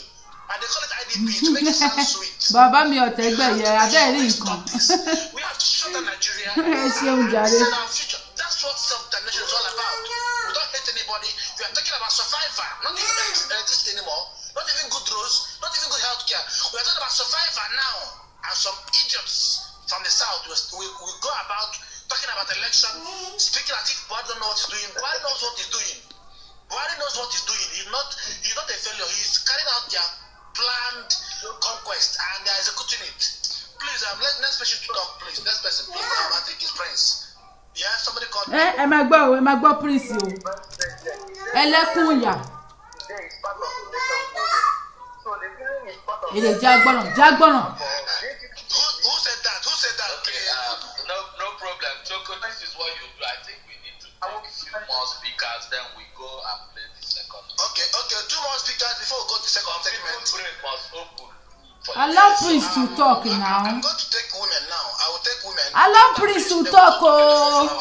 Olórí burúkú ọmọ. I heard a lot about you, but I want you to defend yourself right now, whether you are one Nigerianist or not. Because last time ago I met you in a room, you were talking about the civil war, which you read a particular line that sparked a feud between we self-determination in the Igbo land or Biafran and also our brothers pro-self-determination from the Yoruba land.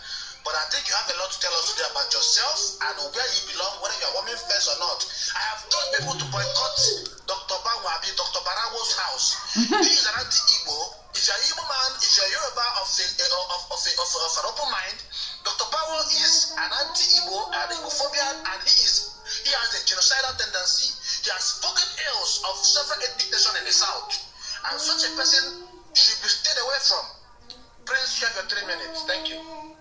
Oh yeah. Yeah, I believe they say woman first. Beautiful flower, you wanna go, so I go after you.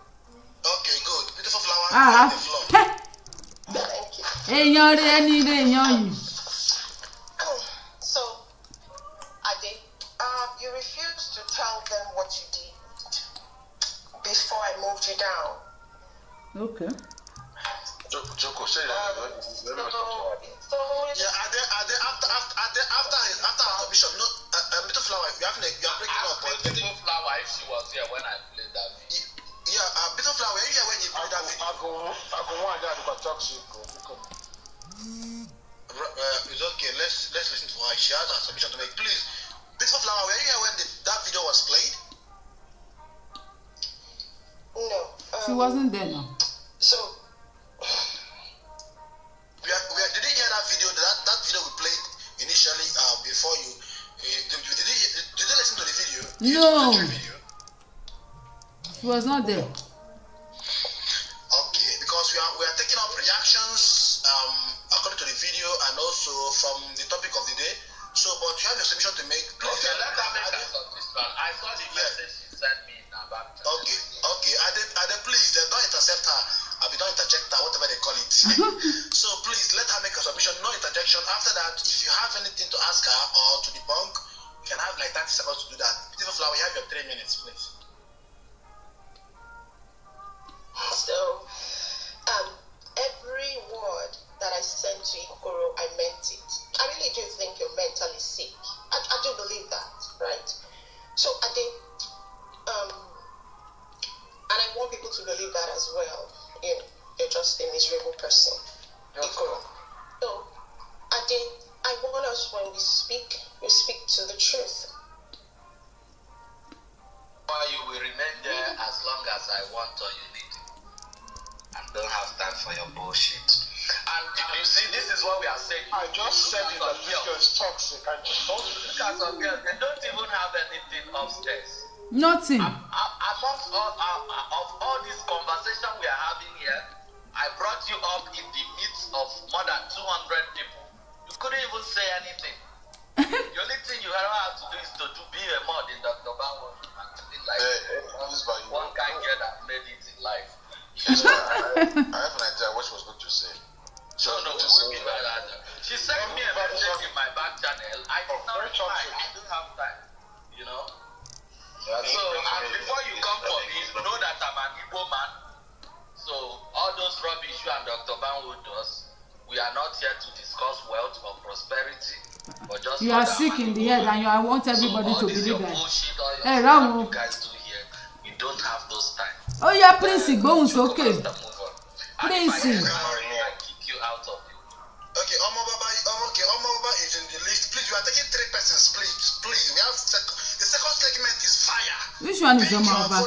The second segment of this very special one is fire. So I want you to bring all your followers because we have to continue enlightening, educating our southern potential traitors so that when it starts tomorrow, they might be the first person the Fulanis will kill because the Fulanis already know that you're a traitor. So let's go ahead. Prince. You bring Marimi up, I beg. Okay, I'll bring. Okay, ladies first. I don't know if you have something to say. After you, then we go with Prince. Thank you. I don't know the talking. Go to Prince. Okay, Prince. My crown Prince. Eh? You have your floor. 3 minutes. Good morning, good afternoon, and good evening, everyone. You know, it's not even to come and listen to a lot of things that may be here many times. But, you know, as a typical Yoruba man that I am, that I can show in my tongue and when I'm talking, I love listening to Ishiba and Choco Master also. They are typical Igbo man, so I love listening to them because they are as funny as I am also. Because a lot of people say I'm funny, I don't believe I'm funny. But they are, two people are funny also, and I love it. You've made my, let's say, early morning, like the last 2 hours, beautiful. So thank you for hosting this room. I don't know what you want me to talk on. If it's about the video, what you just played. Okay, don't you ever say you're a typical Yoruba man. Just continue with whatever you do. Please, no interjection, please. No interjection, please. Prince is a bastard. No interjection, please. Prince, go ahead. I'm in a very good mood today. Like this dead here. Sorry, Prince. I can remember this dead beautiful, what did they call that? The dead Fulani people, you know, what they declared this thing, Futa, what did they call those things on her? And she was running her helter begging. This your let's go and pick up. It's called Fatwa. They declared Fatwa on her. Yeah. Right. And we were even the ones that went, not knowing that this sister. Let's move on. Please, go ahead. So thank you for giving me the opportunity. I am a typical Yoruba man. I'm a local man. So I'll keep saying that. If he hurts you, you can write to the government or the Oni of Ife. Even him himself cannot withdraw my Yoruba ship. So I'm a member born into my father, my mother, my great-grandfather, to all my great-greats are Yoruba people. So if you say I'm not Yoruba enough, I don't know what to qualify anyone. I'm a crown prince to a throne on Yoruba land. So, I don't know what qualify anyone to be a Yoruba than who I am. And my forefathers have fought for the Yoruba cause, and I'm still fighting for the Yoruba cause. So I don't know what make me less Yoruba man. In terms of the interview, one or two things is undisputable in what is said, why some other things are disputable. This is my opinion. I'm not forcing it on anyone. A lot of us that the Constitution is not working. No, all of us will agree. Only maybe the president and people that are working with him direct. Most governors from this part of Nigeria know that the Constitution is not good. Even the Hausas people know that the Constitution, some of their governors know that the Constitution is not good. But when you are in president's camp, you see everything good.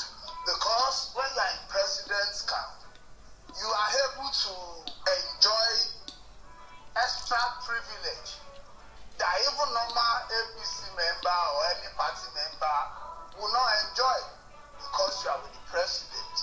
And you can be in the party and not be with the president, so that's clear also. So we understand, I understand few of the things he said, and about our constitution, all of us agree that it's not good enough to pull these people together. I understand that all of you are sensitizing people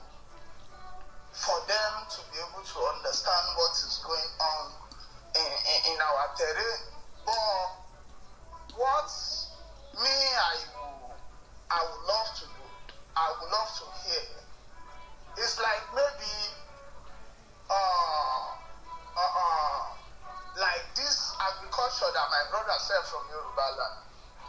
I've been saying it long ago that people like yourself and all of you in a group,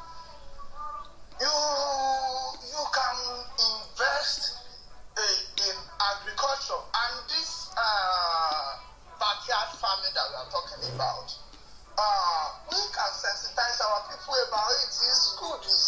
It's part of what will make our people great as well. Because on ground today, our people has left farming. People that goes to farm are reducing in thousands because there are a lot of things to do now, Bitcoin and all that. Is it because of Bitcoin? This man is a madman. To not buy food when there is no alternative for them, they will buy food even from their enemy. God should not allow us to see what we allow us to collect food from our enemy. If you don't have option, and then you must eat. So I believe that if we so much believe in what we are hearing, if we so much believe in what we too we are propagating, we should put machinery on ground. We should put people on ground. We should go to cities and to towns in Ekiti State. We should go to towns in Osun State. We should go to towns in Oyo State and make sure they start farming. If it's our investment, if it's 200 of us in this group now, if all of us can put $1,000 together in Yoruba nation or in Biafra nation and say, okay, our people, this 200,000, okay, in Osun State, we want to use it to start farm. So that's when you will have now to tell people not to buy from someone. If you don't provide alternative food, they will keep buying from the people that you said they should not buy from because they must eat.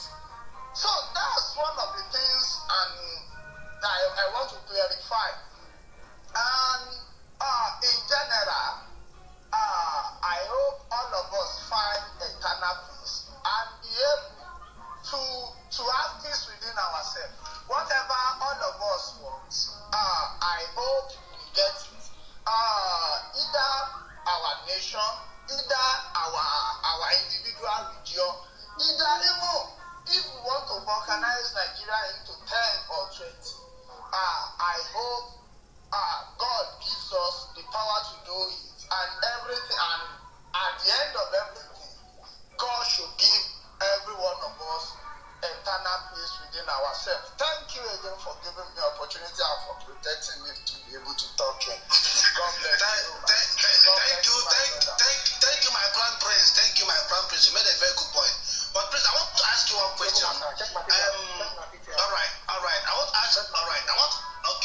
want to ask Prince one question. Prince, since you agree the constitution is not good, it's very, very bad and terrible, do you think people should go ahead and promote electoral process in this very flawed constitution, or should we shut down anything electoral process to at least change the constitution or go our separate ways? What do you think? Very understand. My brother, I'm a scholar. I may not put PhD in so in there. So I understand some certain things. And I'm in government. I know how powerful government is. I know, as I'm talking to you now, I'm in Abuja, and maybe later I'll be meeting some people also. So I'm in government. I know how powerful government is. So we know that the constitution is not working. All of us agree in this room. If we have anybody that says the constitution is working in this room, maybe the person is joking. So we all agree that the constitution is not good. I have chosen the route of us being able to get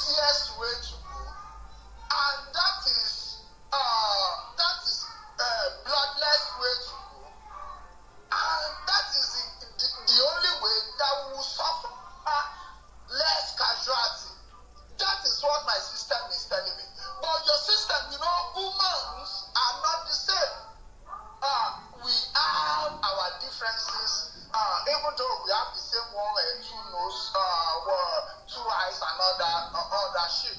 But woman thinks different. Woman behave different. Woman acts different.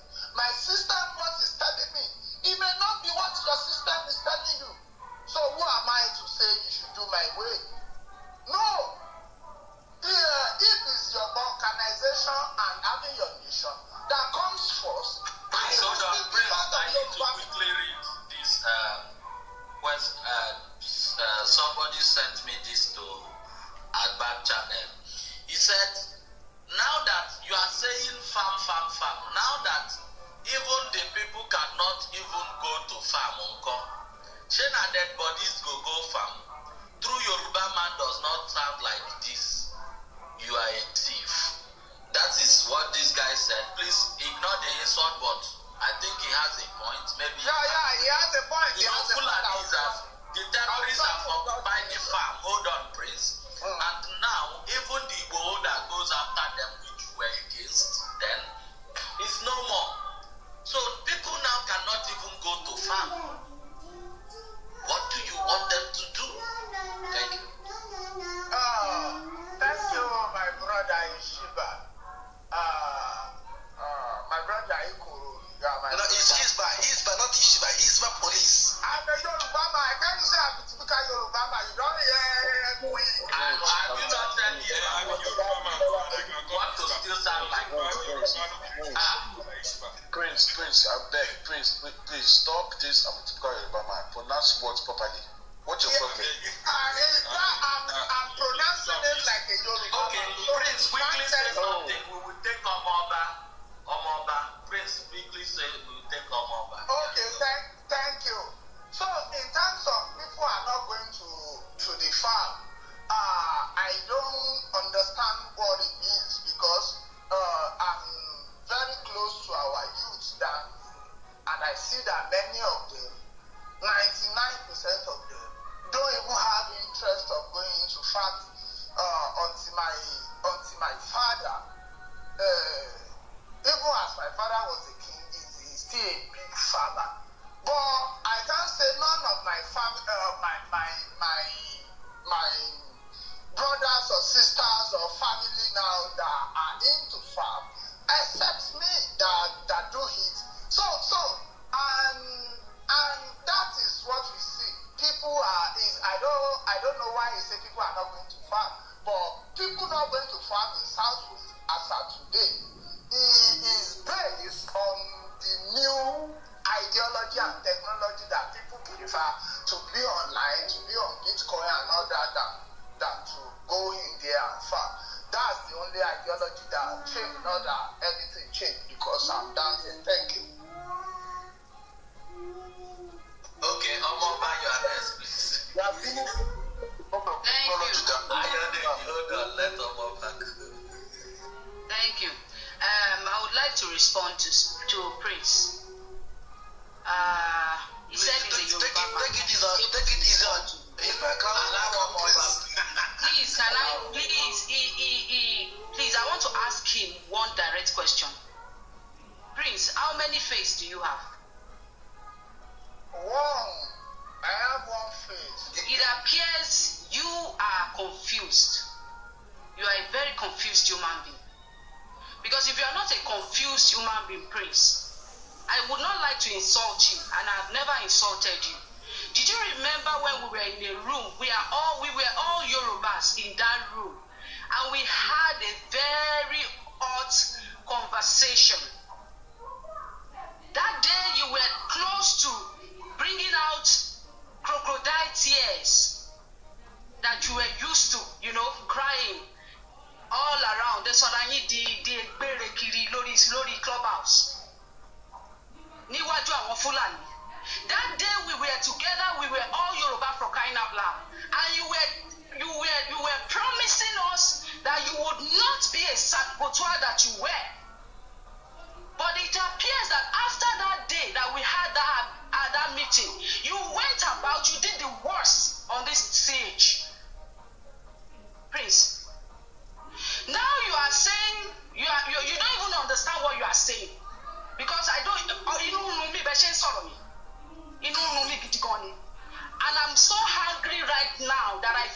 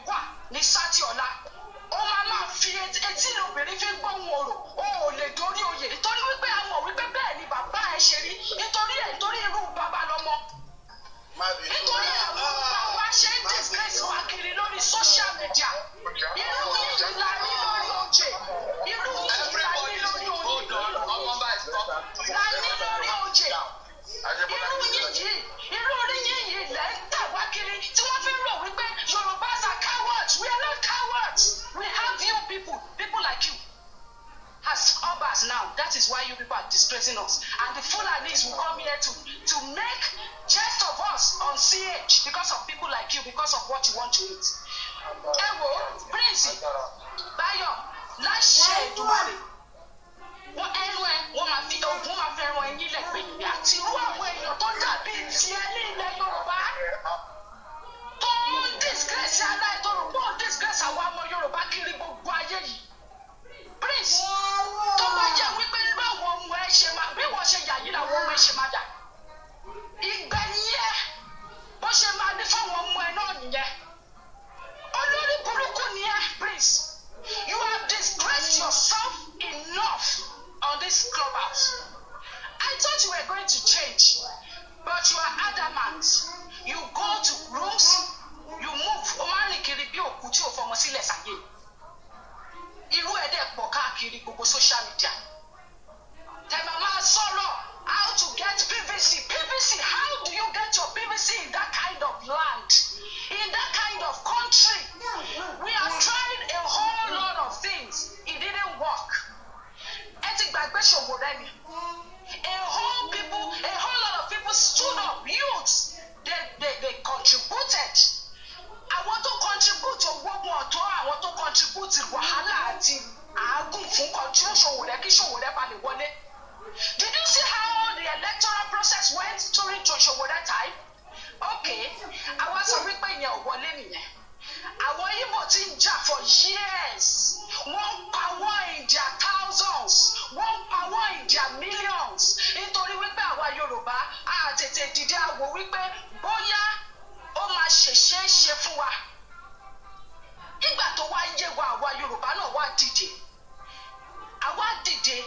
A sọ wípé àwa náà fẹ́ jàjàgbara fẹ́ jàgbara wa lẹ̀ torí wípé bó ṣe ń ṣe àwọn èèyàn wa yìí kò tẹ́ wa lọ́rùn.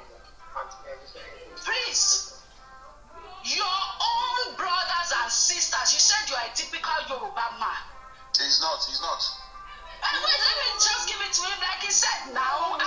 Ṣebí téèyàn bá gbéra ẹ̀ nìkan, ó yẹ kó lè mọ̀ wípé yes, kò take responsibility. Please, you said you are a typical Yoruba man.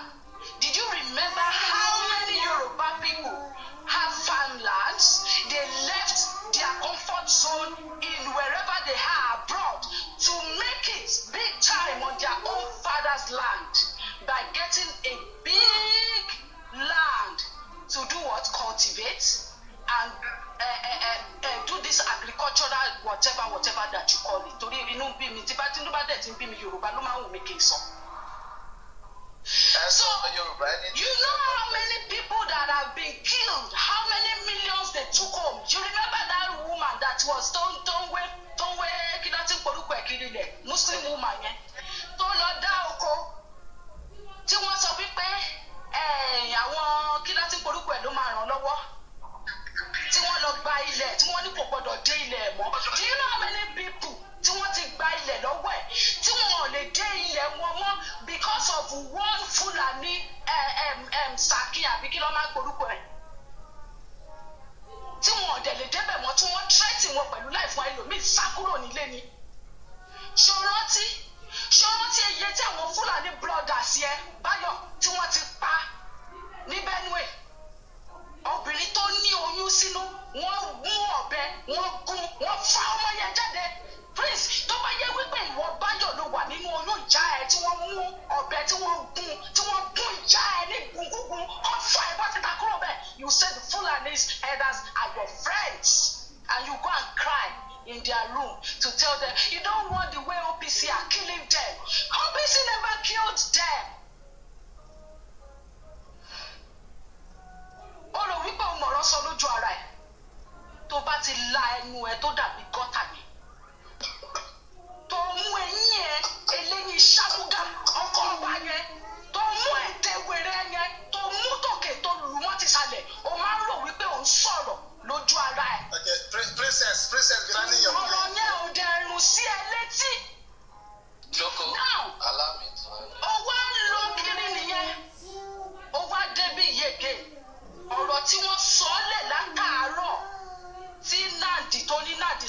látàárọ̀ yẹn tí wọ́n analyze fún ẹ. Irú yín bẹ́ẹ̀ ṣe máa ń ṣe nìyẹn. Ẹ máa rò pé ẹ ṣe pàápàá lójú ara yín.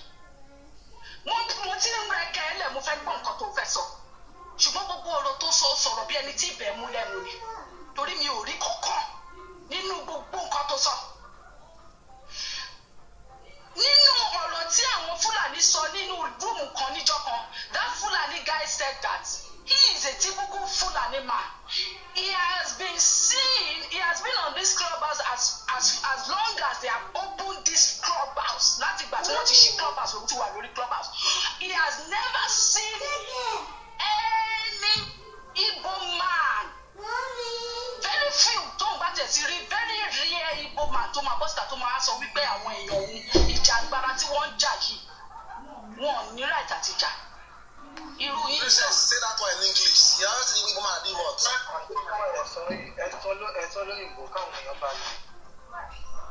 Allow president. That Fulani man, that day, e be like say they remove the bolt and nut of my head.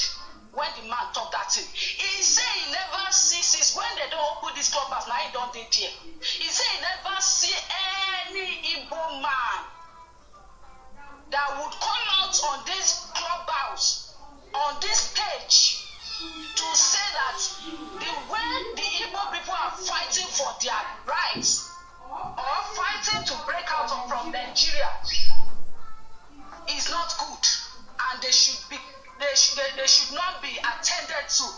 But he has seen a whole lot of Yoruba people like Bayo, that is always gallivanting around saying that his father is a king.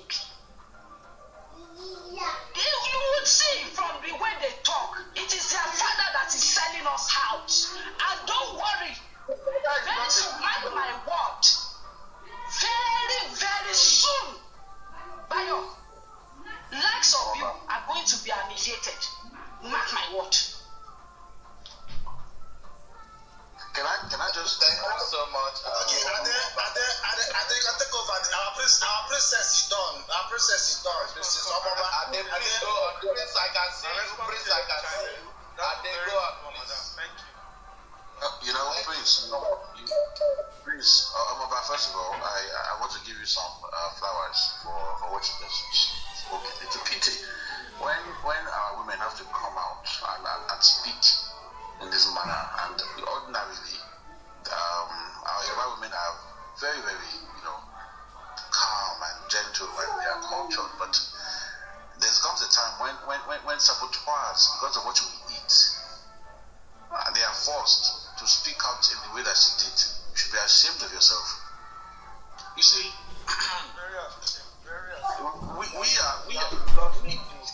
hold on, Oladirewaji, please. We have your time.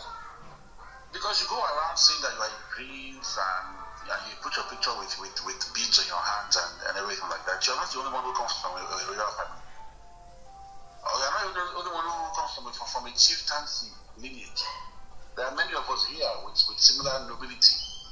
But we don't use it, we don't leverage it to speak rubbish on behalf of our people. And what bothers me the most is that most people who hear you speak, first of all, you sound like you're drunk always. I don't know what your problem is. You always slow your words. I don't get it. But even if we are patient enough to listen to what you say, you embarrass us as Yoruba people. And you leverage your loyalty as if there are not over 1,000 things across Yoruba land. With due respect to our mother class. But the people should know that we are ashamed of you. You do not speak for us. You are not a typical Yoruba man. The typical Yoruba man is well educated, extremely intelligent. Thanks to Awolowo, who laid the foundation for free education in the Western region. At a time when we had a clear federation, and the region was controlling its own resources, its own affairs. We had television before fast it. We were the envy of the world. There was a time when the British royalty would come to the Western region for medical treatment. But ever since this, the hordes from the north began to run the country into the ground with willing tools, like Ahmad Bello said, willing tools like yourself and others.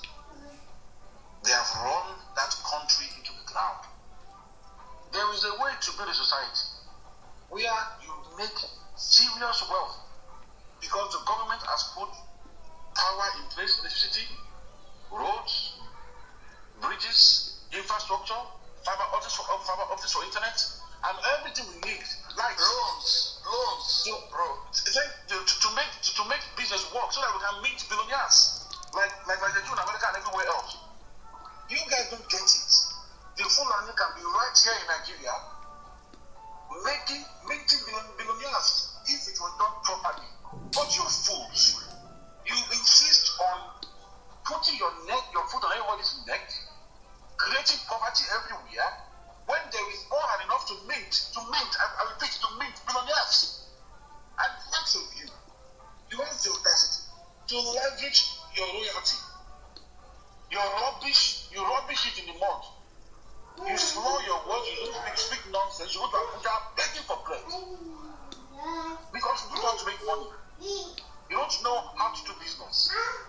And if you could learn, but you refuse. You rather sell yourself and people out so that you can have a music contract. But I say to you, the day is coming when you be eliminated by the very people that you are operating with. But if you were to receive some sense, consult your own oracle, you will see that what is coming is bigger than what you want to get from those you team up with. Because even they could have a better relation if they used that sense and did it right, and did it properly. My grandmother gave them free of charge. Because there is enough wealth to go around. But it wasn't enough. The moment Buhari became president, they talked how to go about giving people on our farms. You talk about people that put farm because of Bitcoin. Are you stupid? Do you know how much land my grandfather has? Do you know the people he has to go and organize that place church and organize family? But we can't even do much because when you come to invest, these people show up with their cattle. They run all over the place. They make the soil difficult to cultivate. When the cattle have trampled everywhere, they waste the fertilizer that you put into the ground. They eat your crops. And then, if they meet anybody on the farm working, they kill them. Dr. Aborode came from the United States, went to Oyo and started a mechanized farm. What did they do to him? They captured him, they tied him, and they caught him and macheted him until he was lifeless. Another woman, who I was just telling you about, they did the same thing to her. You fool. The reason why our people are not farming is because the Fulani are making it difficult. And now, food is expensive in the land. Don't you get it? I have to go to come here. I'm a typical Yoruba man, Yishba. You are an embarrassment. That's what you are. Are you the man? Okay, please hold on, guys. There's one of our sister that is. Hold on, guys, please, because anybody that talks, please do like the person. This is very serious. There's one of our sister that sent me a message back there. You know, we are not here to act like Dr. Banwo and moderators. They are all here. Sounding like idiots. Okay, there's this girl that sent me. I'm trying to bring her up. Please, moderators, help me bring Adetoro A. Okay, let me look for her. While I search for her, let me make this announcement. There's an announcement for you, especially you that claim that you are a lesbian, you are bisexual, you are anti-self-determination because you don't know whether Biafra or Little Nation.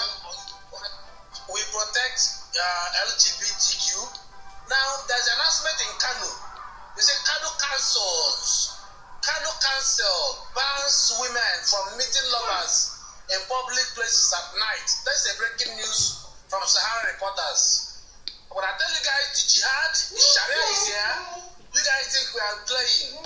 They don't finally land though. Sharia is here, you guys think we are playing. Please. I'll bring her up, but we have to let Prince to speak at least. Hold on. Adetoro have to give her this thing, then Prince. Okay, Adetoro, I'm looking for you. I'm brought him up. No, hold on. This thing, Olamire, hold on. Adetoro, yes. Can you unmute your mic? Adetoro, yeah. She's here. Can I speak now? Okay. Just, you sent me something back channel. Speak. Okay, thank you. According to what Prince said, I messaged Isba. My friend's husband was kidnapped last month on his farm in Abeokuta. Abeokuta just after Lagos. I think he's just 35 or so. He was kidnapped on his farm. He has 2 young children. His wife is just in her 30s. She just not 30. Imagine being kidnapped on your farm when you are working. I don't understand how Prince wants every other person to go back to the farm after that incident. Just in Abeokuta here. I'm from Oyo State, in Oyo Town. And my dad has a farm, in fact, scattered all over Oyo State. He has an Ilora farm settlement. Ilora farm settlement is a very big land where people plant cassavas or whatever. He can't go to farm again. Because in Ilora farm settlement, as I speak to you, Fulanis are taking almost half of it. They're just pushing their cattle to eat up whatever they plant and like that. The same thing in AWO IFAJINMI. My dad has about 15 acres of land thereabouts in AWO IFAJINMI. He does cashew plantations, and then when he grows cashew and he sells it, they export the seeds out of Nigeria. He has not been to his farm since 2019 because they have taken over.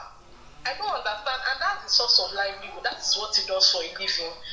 I don't understand how Prince expects youth again to go back to farm. I know of people that even came from abroad to start farms in Oyo State, in Ogbomoso and the likes. And then they had to close up and go back because they didn't succeed in doing it. The moment they start farming, these people come in, bring their cattle, take over. They say my father has, in fact, as at 2012, 2013, no, as at 2003 thereabout, he had about 70 cows on his own farmland, cows that he reared. Because the Fulani guy that he employed to take care of those cows offended and he had to tell him to go, this guy poisoned 70 cows. 70. Hey. Poisoned all of them. It was when the last one of them was dying, when they took the sample of the cow's blood, whatever, when they took it to the veterinary, found out the cow was poisoned, like 70. My dad retired as a UBA, as a banker as an accountant in UBA. When he retired, he went into farming. Imagine when you use all your money for retirement to start up a farm, and someone from somewhere just came up and poisoned all of them. These cows my dad had are not, they're not just, I don't want to say local cows, but he went to Israel. He went to Israel to learn about cattle rearing. To buy the calves, yes. He went on a course. He went to Babangida's farm to learn about cattle rearing. He spent a whole lot of money on cattle rearing on his own for him to boost his own business. And this guy came and poisoned all of them. Till the moment I'm talking about, my father has not been able to buy one cow to start up that business again. And you expect people to go back to farm. My dad still lives in Oyo Town as I'm speaking, but you expect people to go back to farm. No, that's wrong, Prince. It's very wrong. Thank you. And I want to say this quickly. For those of you that are still keeping those jihadist Fulanis as big men in your houses back in Nigeria, the way they poison this fowl is the way they use their dagger to hack your brain or hack your neck out. If you don't know that they are on a mission, those of you that think that you will keep a Fulani man as a gate man, whether in Lekki or Port Harcourt, in Lagos or Enugu or anywhere, because you are paying them 10,000 naira, you don't have to pay somebody 25 or 30,000 from your ethnic nation. You are paying them cheap. Now they are about to carry out their jihad. They are going to hack you to death, and you will die a miserable death. If you don't sack them now, the way they poison this cow, sack them now. They shouldn't be in your gates. This is about to go down. Thank you. Now, announcement, please. Announcement, please. Guys, hold on. Guys, Olamirewaji, goodness. Please, I want to say something. Beautiful flower, you are hearing my voice. I just saw the tweet you tweeted about me that I've gone mad finally. You came to my back channel, you still sent me your message. I ignored. Now listen, beautiful flower. I have very soft spot for girls, right? That is why for women, that is why if I want to, even if I'm, as much as I'm trying to insult you, I'm trying to not to, because I'm picking my words. If you want to go to that mud with me, I am ready. I know you well. I know what you represent everything. I get a lot of messages. I wouldn't want to go there with you. If you want to listen, just stay here, and I even gave you time to speak, but you came with insults. And I did to you the same thing you would rather do in your chairman's room. So please stop. I don't want to go there. We are in a serious business. What we are doing here is to educate you yourself that thing you are doing, you are putting the life of people, millions, in risk.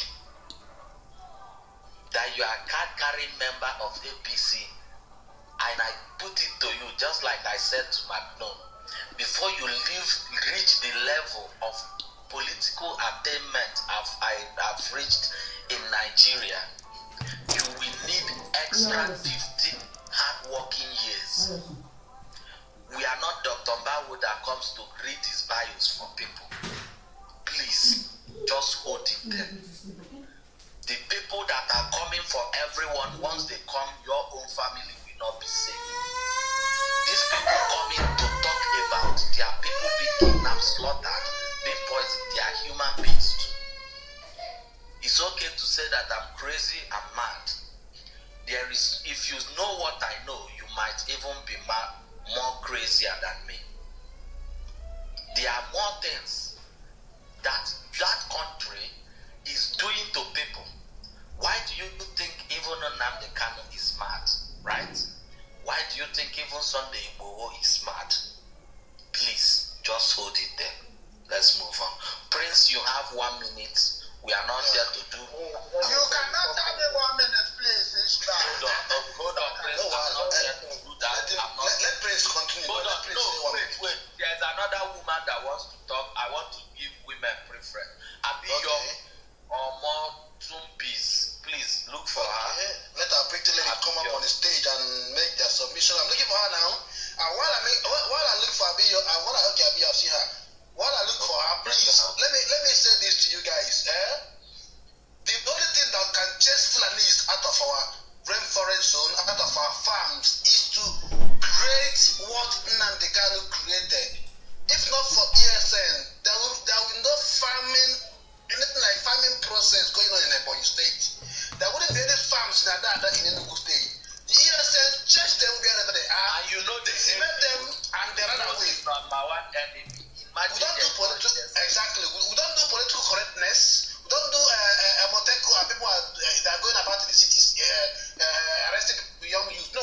We chase them in that bush where they are with their AK-47 and chase them away. That's why our women are still going to farm at all in the east. If you think that you want those your Yoruba forests, Yoruba farms to be safe, you need a strong armed man which will protect your land. Not only wait for them to come and kill in your sleep. Go after them. Anywhere they are, go after them. Come all your forests, kill them, chase them away. That's the only way you can have a safe farm anymore. And once you start it, you have to keep those men forever to fight forever because they will try to come back someday. But if the job breaks up, they will get a very big loaf. Mr. you're welcome. Have your time now, please. Good morning, everyone. First and foremost, I want to ask Prince question. Where is he living? I am not asking for his address, but I want to know the area he's living. Please, that's when I'm responding to you. Prince, you stay in Osho, please. He's my crown prince, he can answer. No, let her finish so I can round up. It's okay, Prince. It's okay. Okay. Abiyo, continue. Secondly, please let me talk. Secondly, because Prince is saying OPC killed Fulani people, this and that and this. I actually wanted to know where and when, because if he's talking about the OPC and the Hausa, it was in Idiaraba and it was over 20 years ago.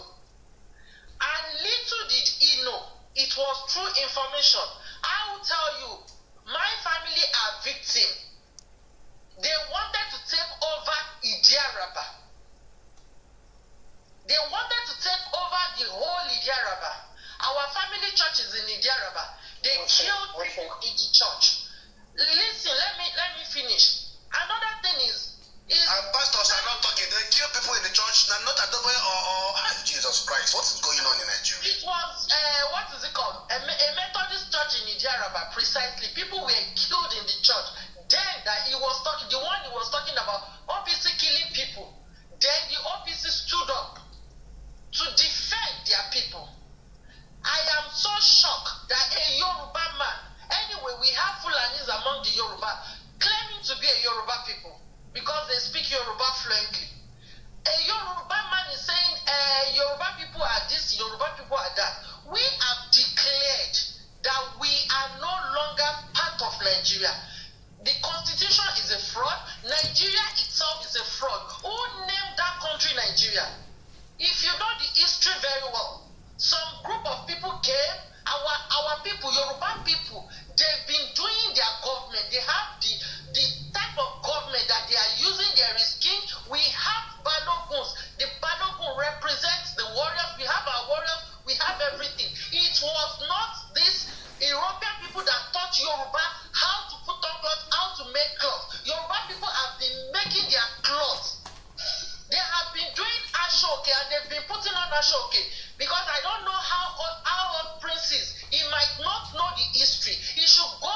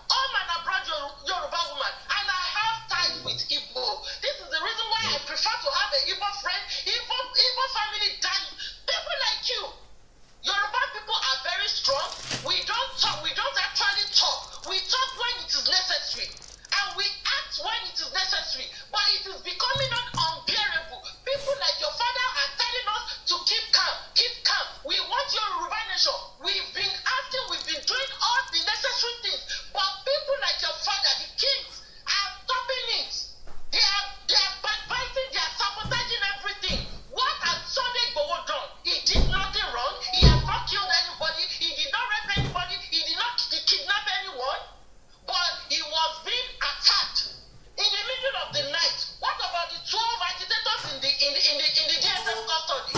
The court has signed their bill, yet they are on release. No one is talking about it. You are here busy saying people should believe in what they believe. You believe you are not a Yoruba man. Who is your mother? Is your mother a Yoruba man? Because we have maybe from mother from another side, father from another side. Mr. Prince, I respect you so much, but the respect I have for you, in fact, it has held this minute, right from this minute. You are a wicked human being. You don't have any feelings in you because you saw the killings. Aborode is just minor. That woman is minor. A lady came to come and bury her mother. She was killed in the presence of her children. Did you know the emotional trauma that people will go through? The children will go through? Have you forgotten the woman that came from America that was raped in the presence of her children and in the presence of her husband? I said it time without number. It was the same thing they did in Central Africa. I was shouting it, I was saying it, that we should prepare. We should prepare. Look at the way they attack what is it called? LASU students. You saw all those videos, yet you believe in Fulanis. You must be out of your mind. Thank you very much. Ladies and gentlemen, we have more than 300 audience here, please. There is more population, so you help me to be able to coordinate these things. Okay, please. Now, hold on, guys. Hold on. Wait. Hold on, guys. Please. Here in this room, hold on, guys. Please. Just back channel me. Use your back channel. People are too much. You see people's pain.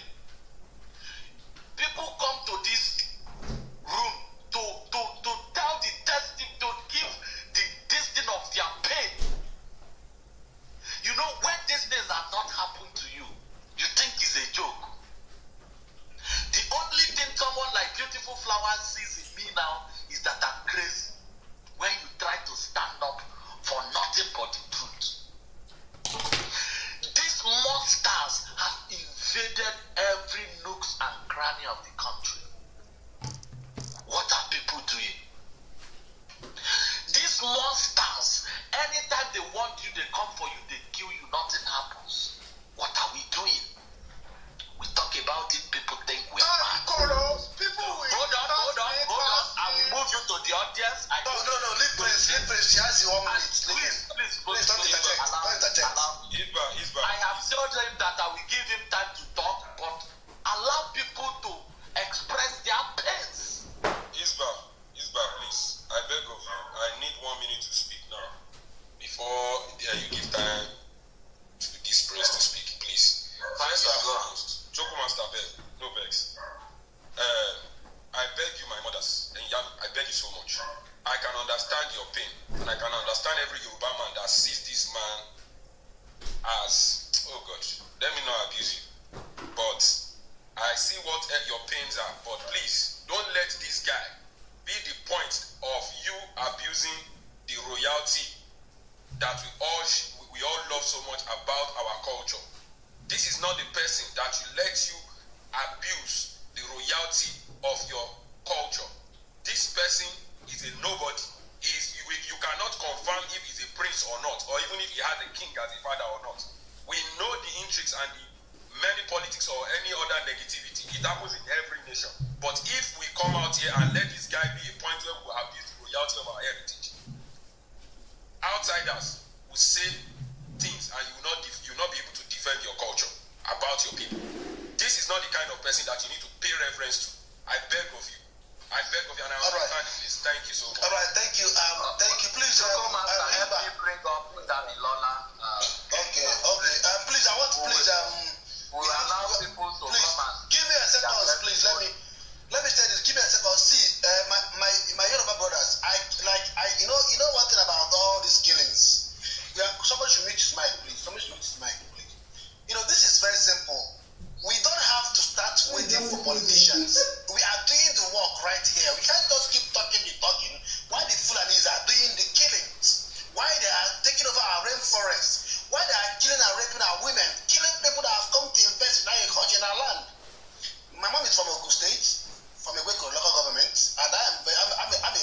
man from River State, even though there have been a lot of divide and telling me I'm not Igbo, blah, blah, blah. I'm a proud Igbo man, and my mom is a proud Yoruba woman, and she gave me the name Abiodun, and I am proud of it. Yoruba people should know what to do. Establish a militia, arm them, comb your forest. ESA was doing it. They are destroying this idiot that are killing people. We can't keep on letting them to destroy you. What is happening? Because your politicians are just greedy and selfish. Because of your religious leaders, that all those big churches are just selfish and greedy, just to fly private jet. And this is happening in your land. I am really crying right now. People are killed, raped, destroyed.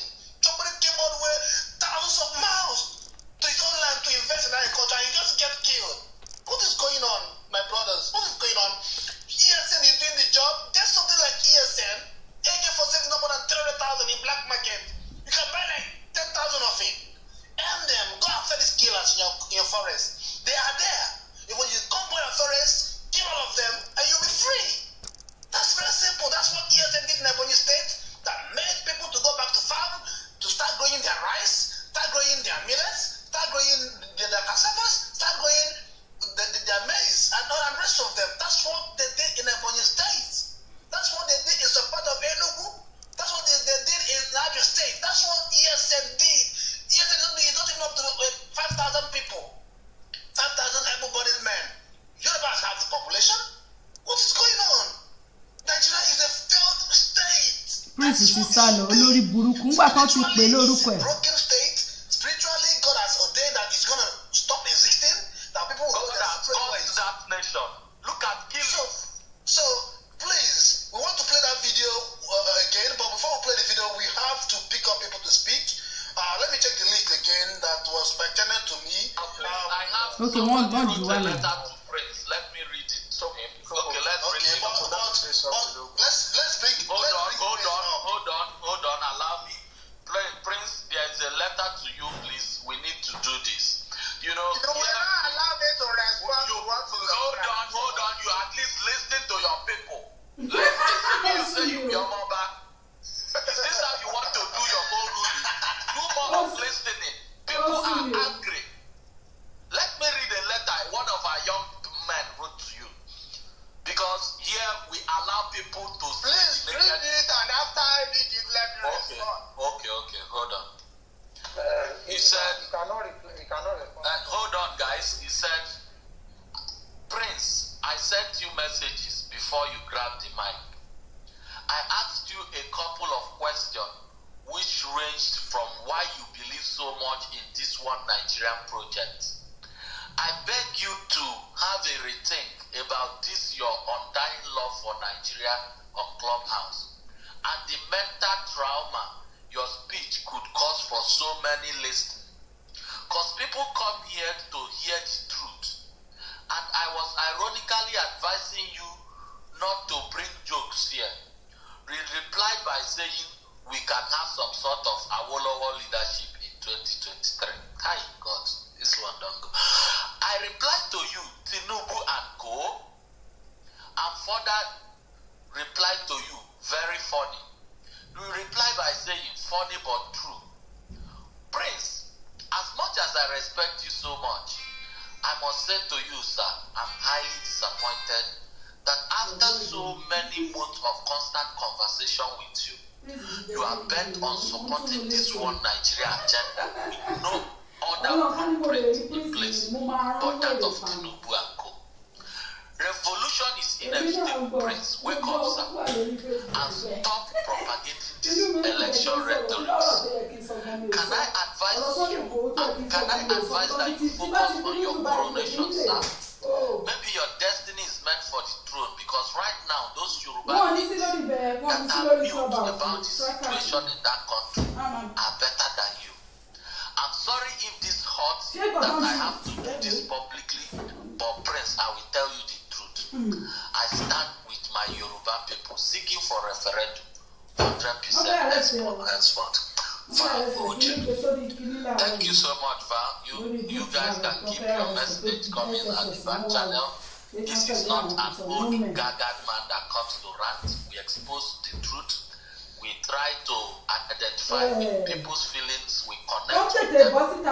We bring it up here. Either you like it or not, nothing can save that country. The better everyone returns back to their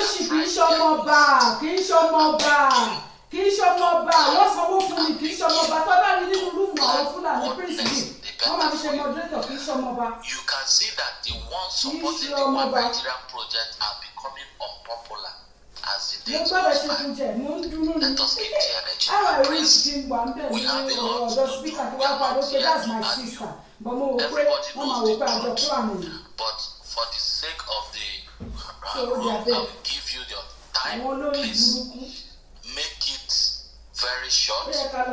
What we are doing more here is like expository. We review the truth. Now we are about to play another mind-blowing video for our people. We are not here to be politically correct. We don't need anything from the government. We are only concerned about our people and awakening the consciousness of all of them all. Please, you are a human being, and I will not tolerate people here.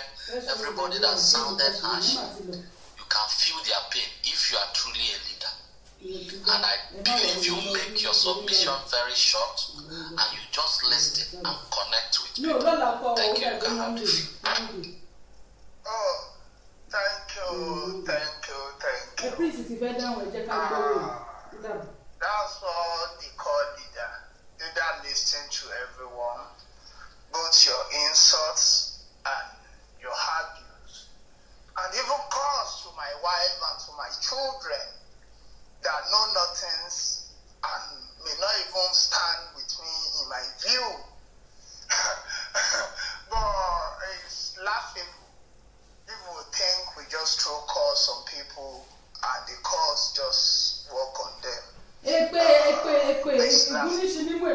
My wife, my opinion is solely mine, and my wife, my children, I beg of you, channel all those calls to me direct. Don't involve a poor woman that she's at home there, maybe trying to keep her children on education lane now. And you are just trying to calls on her, asking her to be raped. Why you can also swear for me to be raped by this Fulani men instead of my wife that know nothing. Please, can you just go on and talk? Please let me land. I listen to. Stop gaslighting.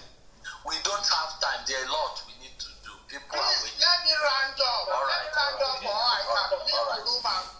If you want to leave, you take the 300. Wait. Prince, I will not take this. You take 320 over 350 people are here. I don't think this guy feel people's pain. I don't think so. He's a politician. Politicians think with their pain. Okay, guys, just let us give him these 2 minutes, please. And mind you, Prince. People are not here. Thank you, my brother. So. People's sister mother has been raped. Look at what they're saying. Please let me land. I beg you in the name of God.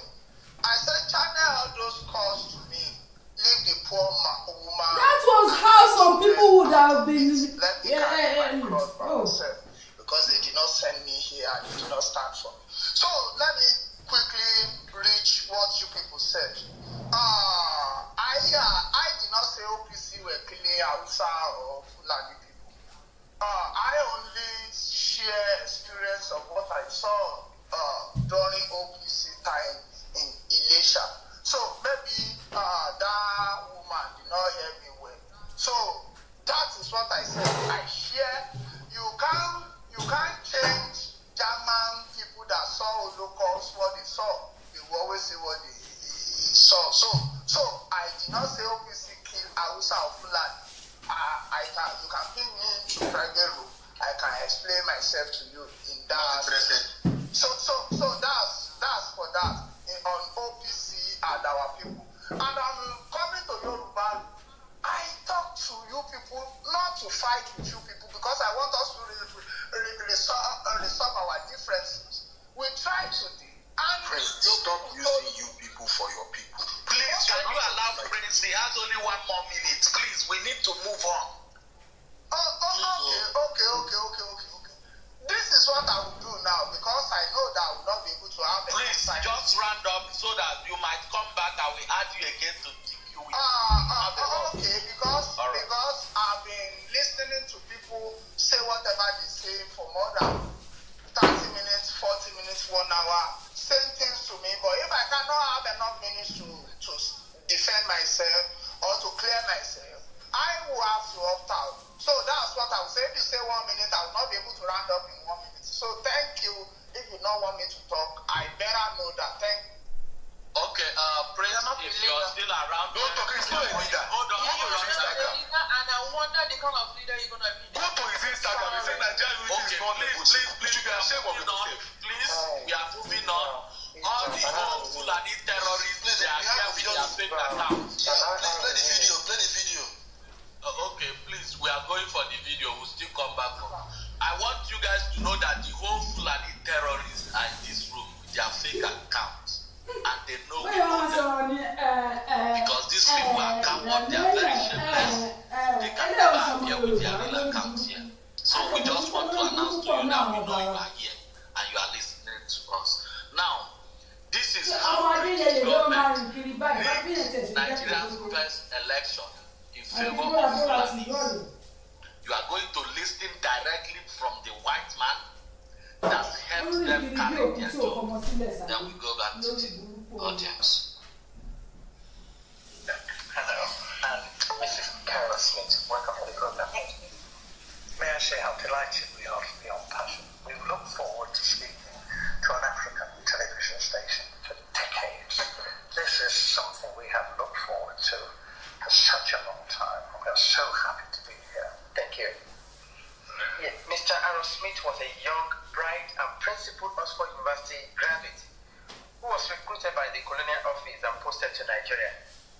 He took his final examination a year ahead of his class. He also married Mrs. Carol Smith, whom he met while they were both at Oxford University. Together they went to Nigeria where they had their 2 children. Mr. Aaron Smith, you were featured in a program recently by BBC Radio 4, yes, titled Document, and that was hosted by Mr. Mike Thompson. You are alleged that the British government rigged the first and most important election in the history of Nigeria in 1959 in favor of the North. Am I correct? Yes. How long were you in Nigeria? Do you see how they have as in systematically folded you? How the first ever election, the British rigged it, the white people now rigging election as way back as in favor of the Fulanis that are tormenting your life, and some people will still die to keep this union. May God heal us. From 1955 to 1960, and we were based in Lagos. I was on the staff of the Department of Labour. I was largely occupied with employment problems, all the employment exchanges, and statistics, and international reports, and was kept pretty busy. I was also stationed in Lagos in charge of the capital and the port. I was the port labour officer as well, and I also devised a port labour scheme and later a social security scheme, which was one of the first in Africa, which guaranteed workers some income after they'd finished work. It was a providence scheme, as I said, it's called the National Providence Scheme, and I was very proud to have put that on the statute book. I was going to ask you what your role is. You mentioned 3 important. Is there any particular name given to your office while you were there? Labor officer.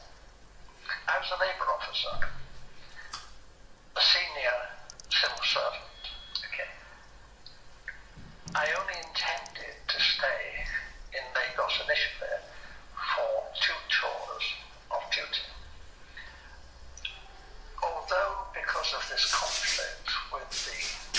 elections,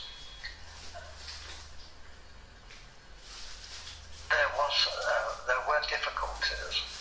Actually, government wouldn't let me leave the civil service. They were determined that I should stay in the civil service after my 2 tours, and I was offered very considerable incentives, including a knighthood, to stay. You see, government was forcing him to stay in the service, and they were offering him so many things to remain in the service. They even gave him a knighthood. Listen. Work for government. Primarily this was because I had access to state secrets. I learned. Why? Because he had access to state secrets. And the Governor General himself confirmed this to me, that the elections were rigged, contrived. The intention was that the North should rule Nigeria. Can you hear? Can you hear black people that cannot just sit their ass down and think? That runs to Dr. Banwo's room and go and make noise and fight each other? Can you see how the Nigeria is constructed to favor the Fulanis? And people are talking, people are complaining, and that stupid man is saying, just saying all sort of rubbish. A white man is telling you how they rigged your first election. And in 2021, that the election now belongs to the black man, you are thinking it will go free and fair in your favor. That is why you are going around the rooms asking people to go for PVC. What the white man rigged years ago is now in the hands of the black entities, and you now want free and fair election. If the white man could rig it for the Fulani, how about Buhari the Fulani himself running a apartheid government? Do you think he will not rig it in favor of himself? That is what people don't understand. This is terrible. Please, boycott Dr. Babo's house. Boycott Dr. Babo's room. Thank you. Let us continue. Please off your mic, please, guys. To stay and work for government. Primarily this was because I had access to state secrets. I learned, and the Governor General himself confirmed this to me, that the elections were rigged, contrived. The intention was that the North should rule Nigeria. Even in '56, the Northern leaders were very proud and were saying, if they couldn't run Nigeria, never mind elections, they might not join Nigeria, they might leave. And we all thought, well, how would they survive? There were no industries. You see the average Fulani and how they reason. In 50s, that the northern leaders were very proud people, that they insist that they will not join Nigeria if they are not going to hold the power. And even the white people was asking, how could they survive? People that have nothing and are still proud and bragging. Now you see the same thing, compare it to the petty small future terrorist al-Qaedas that come on here. The way they reason. Now you don't have nothing. And you are giving instruction that if you don't read, that you will not be in the union. Now the white man is thinking, how can you even survive without these people?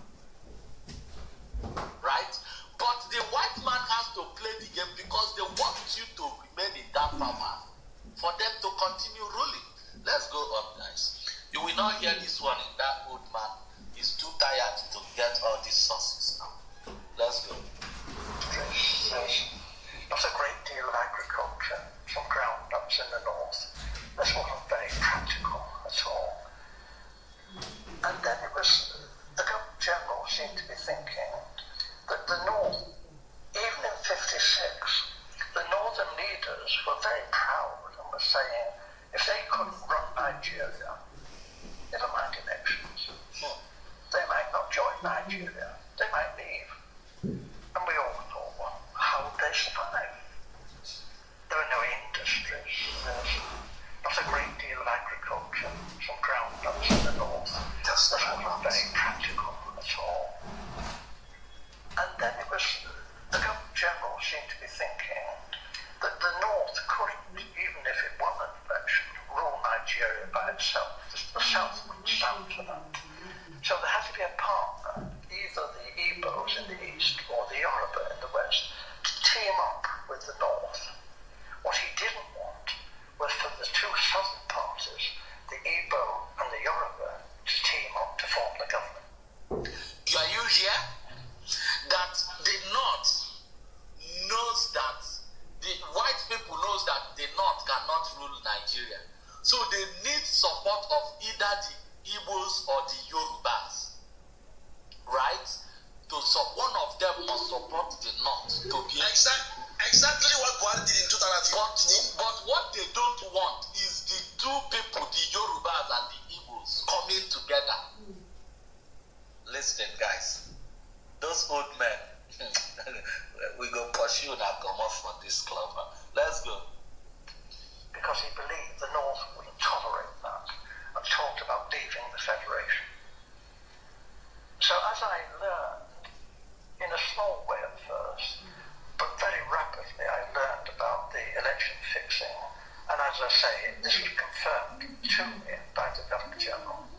He actually said that he wanted me to know the truth because he wanted me to know how much trouble I was in. You mentioned statistics, you were collecting figures. Is that for labor and unemployed people only, or general? Primarily, but obviously my interest was in the population of Nigeria.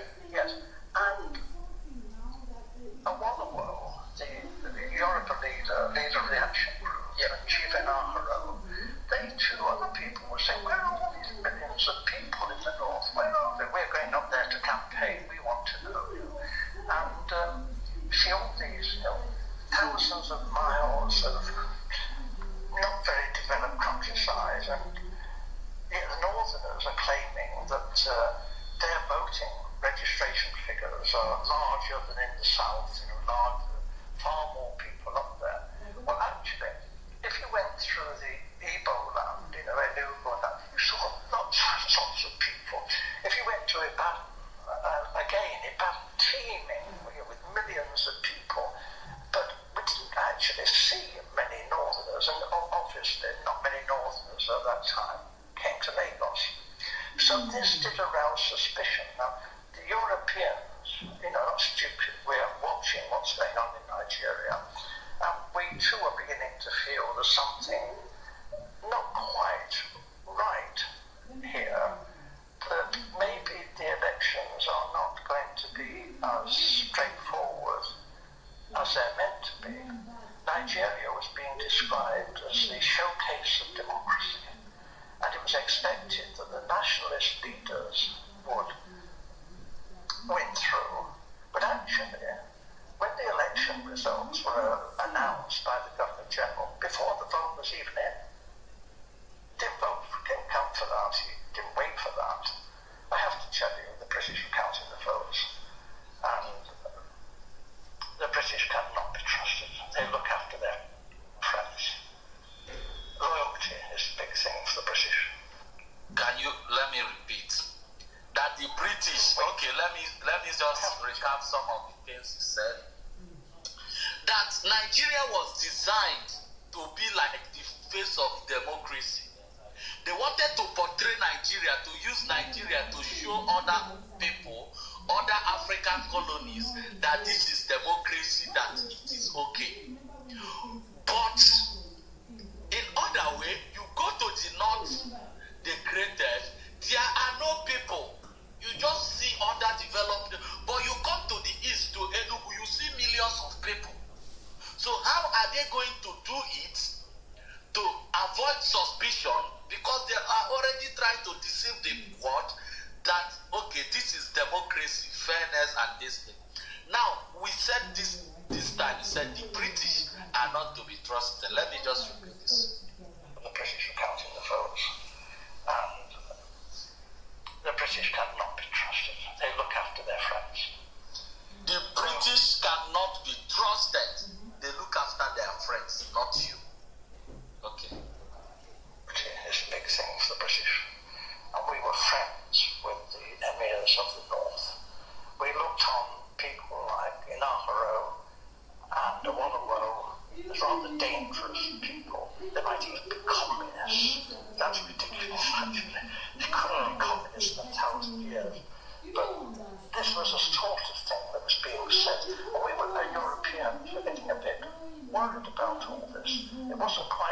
straightforward election that we were hoping for. Apart from Professor Anderson and Dr. Patrick Wilmot that supported your submission on the rigged election, there were other people who also served in the colonial office in your days. I mean, who opposed to this submission? Initially, I was warned of what was going on by my senior officer, a Major Bunker.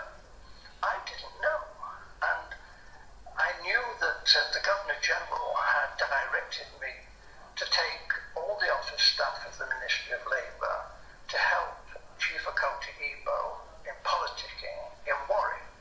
And this was most irregular, and I refused to do this. Having refused an order, I know what the drill is. You resign. I resign my post. That is the proper thing to do. What they did then was rather devious. They persuaded me to withdraw my resignation, and when I did, they sacked me. It didn't go through, but I thought it was a bit low. After I resigned, was prepared to leave the country. This was not very nice behaviour. They later withdrew this and said that I had been of some service to the state, and actually commended me for what I had done, and said I could leave Nigeria with splendid testimonials. We shook hands on this, and this was done with the recognition of the Deputy Governor General, Sir Ralph Gray. And then I left Nigeria the first time and took up a job as a personnel officer, a very big job, with the SO refinery. And then government came after me and declared that I was a traitor and I had betrayed the British people, or to be imprisoned. And I lost that job. And then they came to me again and said it's all been a big mistake, dreadful mistake. I'm a jolly decent chap here, Oxford chap. They put me on a plane straight back to Nigeria, where I'd make up for the time I'd been away. There was a great deal of good work for me to do, and we fell for this. We shouldn't have gone back, but we did.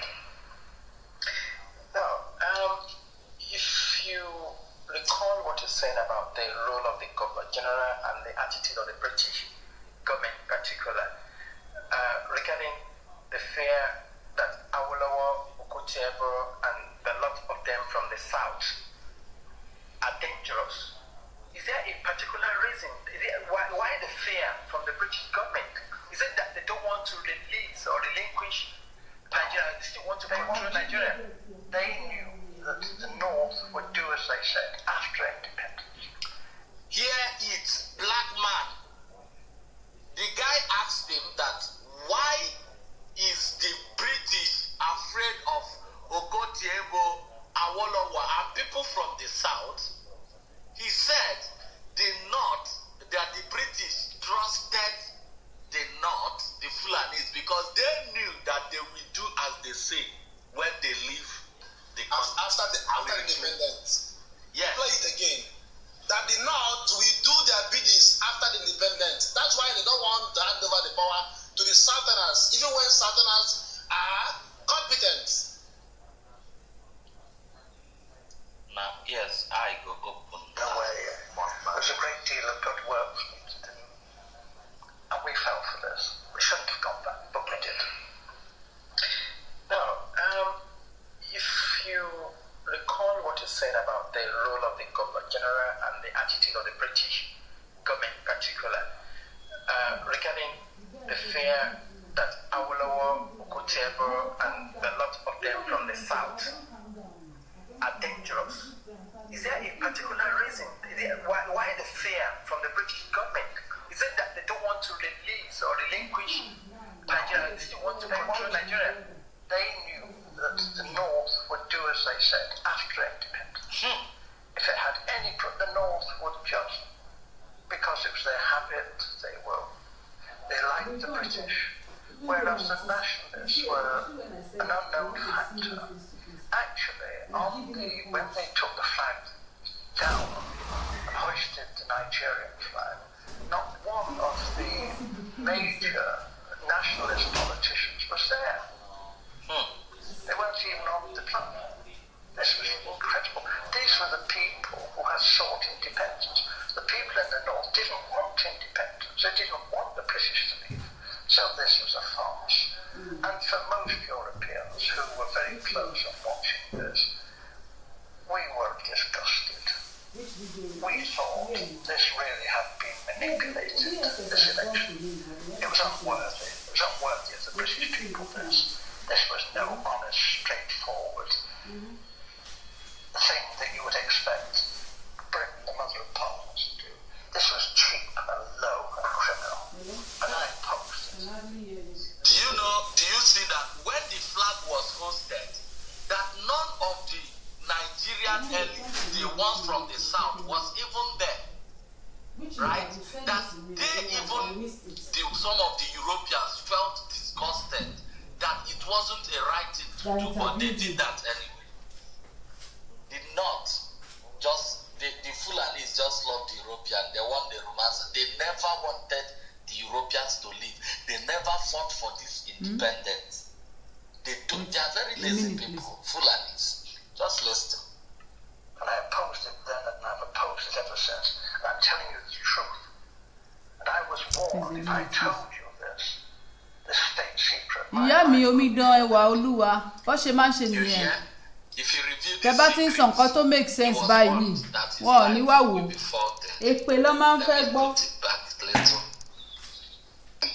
Wàhálà dé o. Ṣebí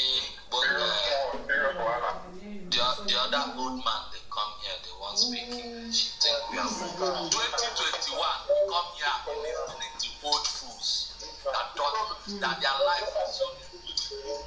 Please, I sent Bonka. Is Bonka up? I thought I brought Bonka. Can I say something? Just how can I get it live? How can I get it live? Of course, you guys will get it. Yeah, we've been there. People did that. Wait. I want to say something. Can I? Quickly, please, let's continue. So, you see the danger in opinion. See, people always say, oh, let them have their opinion. Oh, let them have their opinion. Let them say what they want to say, so that we can agree to disagree. Prince is one of the most ridiculous persons I've ever met on Clubhouse. He and my husband, and whenever I see them, I live fire because I know I am going to respond to them in a way that people will not see civil. You see, we are talking about how people are telling narratives of why people should go and collect allow me to round up. And election and some political jobbers come here to come around what's up. Why I don't like this narrative is always that you always try to come to uplift itself. This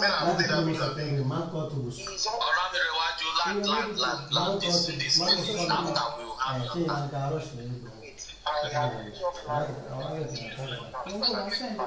So, if you watch him very well, most times he talks, he will say he wants, he will first appeal himself, he will first say, typically Yoruba, nobody is asking this kind of question. And the funny thing is that while we are addressing this question, this issue here, he was going to go and pinpoint on our people not going to farm. I think the most nonsensical statement I've ever had this week on Clubhouse is that his narrative that our people are not going to farm. I think this guy far away from reality that people are not. See, okay, let's go, guys. Let's go. Thank you, Alamire White. Always good to have you. We have over 300 people on stage. We need to spill out this. The black man must be liberated. They weren't even on the platform. They are not open a room. They are not open a room. What does he want to say? Let us talk now, bro. I don't need this to move anybody. We are not here to listen to dead people, empty brains. We are here to educate ourselves on what is the problem of Nigeria. You are coming here to tell us about dead people that when you go there, they don't have anything to say or tell you. Are we stupid? Come on. They liked the British, whereas the nationalists were an unknown factor. Actually, when they took the flag down and hoisted the Nigerian flag, not one of the major nationalist politicians was there. You hear? When they took the British flag down and hosted the Nigerian flag, none of the major Nigerian politicians from the south was there. They weren't even on the platform. This was incredible. These were the people who had sought independence. The people in the north didn't want independence. They didn't want the British to leave. So this was a farce. And for most Europeans who were very close on watching this, we were disgusted. We thought this really had been manipulated, this election. It was unworthy. It was unworthy of the British people, this. This was no honest, straightforward thing that you would expect Britain, the mother of parliaments, to do. This was cheap, low, criminal. And I opposed it. And I opposed it then, and I've opposed it ever since. And I'm telling you the truth. And I was warned, if I told you this state secret, my life could be forfeit. Earlier on, you said the British government wanted the North in alliance with either of the southern region, either with the Yorubas or with the Igbos, without which they cannot succumb to this rule the country. The problem was, as a Wolowo, was a highly principled man. Okay, you didn't talk to a Wolowo about squalid. Chai, the white man said that Awolowo was a highly principled man. Chai. I'm telling you, and look at the kind of Yoruba we have today, like praise. Is that praise Yoruba? Oh God, Awolowo. Hold on, guys. Hold on, please. Wanted not in alliance with either of the southern region, either with the Yorubas or with the Igbos, without which they cannot succumb to this rule the country. The problem was, as a Wolowo, was highly critical man. Okay, you didn't talk to a Wolowo about which person's this thing is on?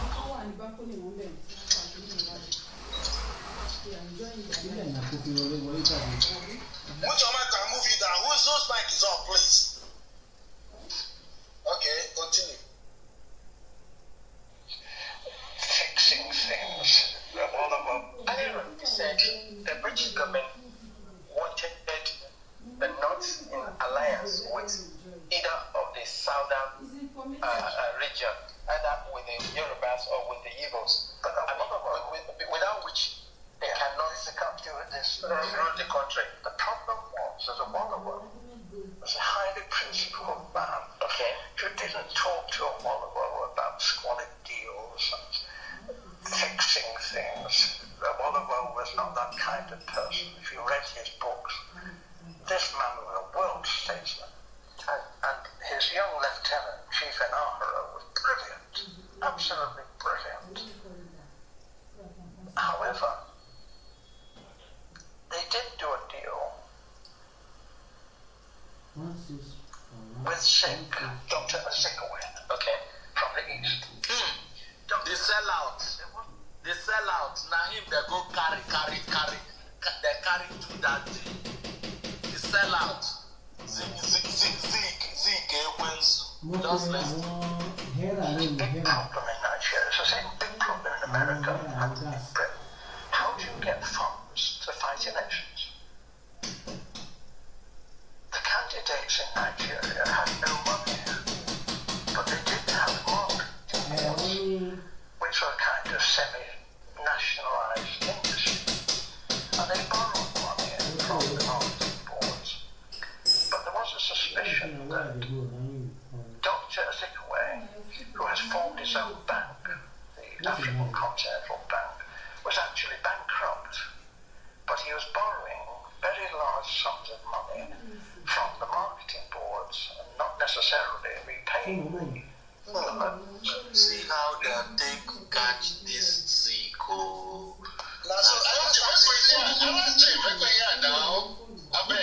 Sorry. Hey.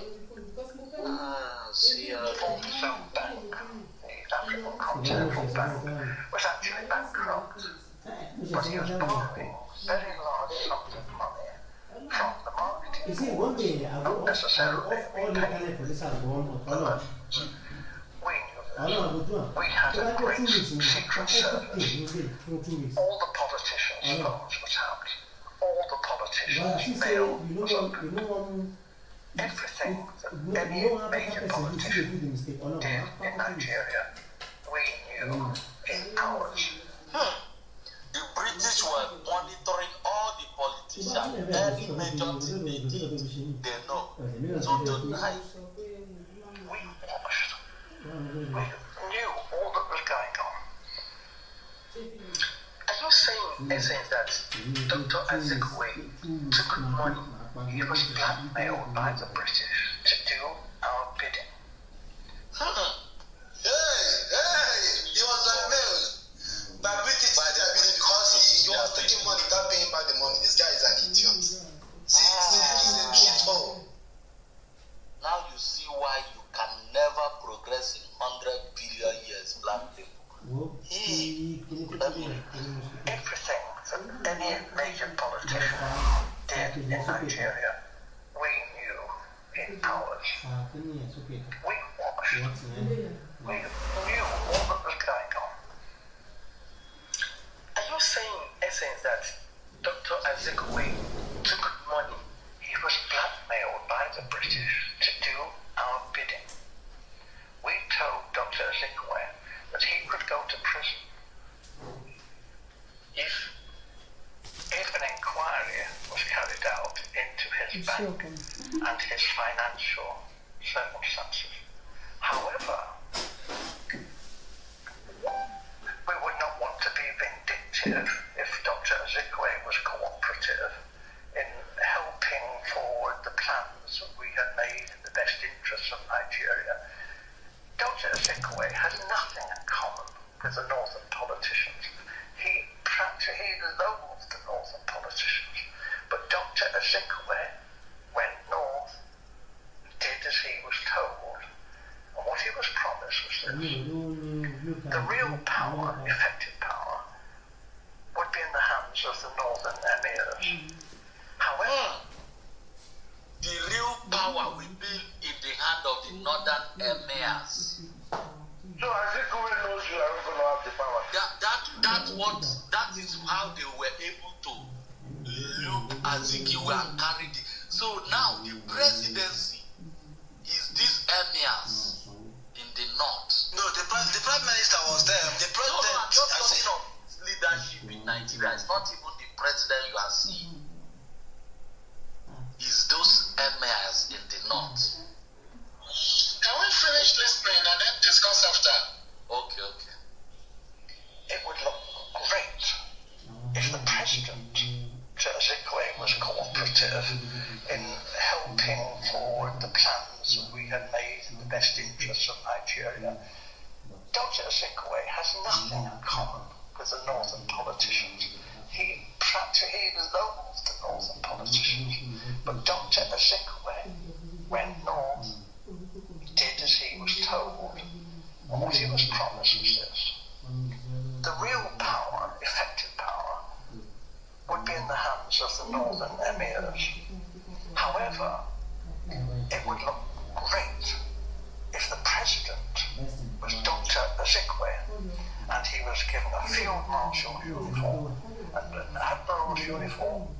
He asked could he have a row of medals? But they said, well, no, that was a bit difficult, to get the medals. So when the ambassadors started arriving, he was known to be asking people from foreign countries, perhaps they had a medal for their uniform.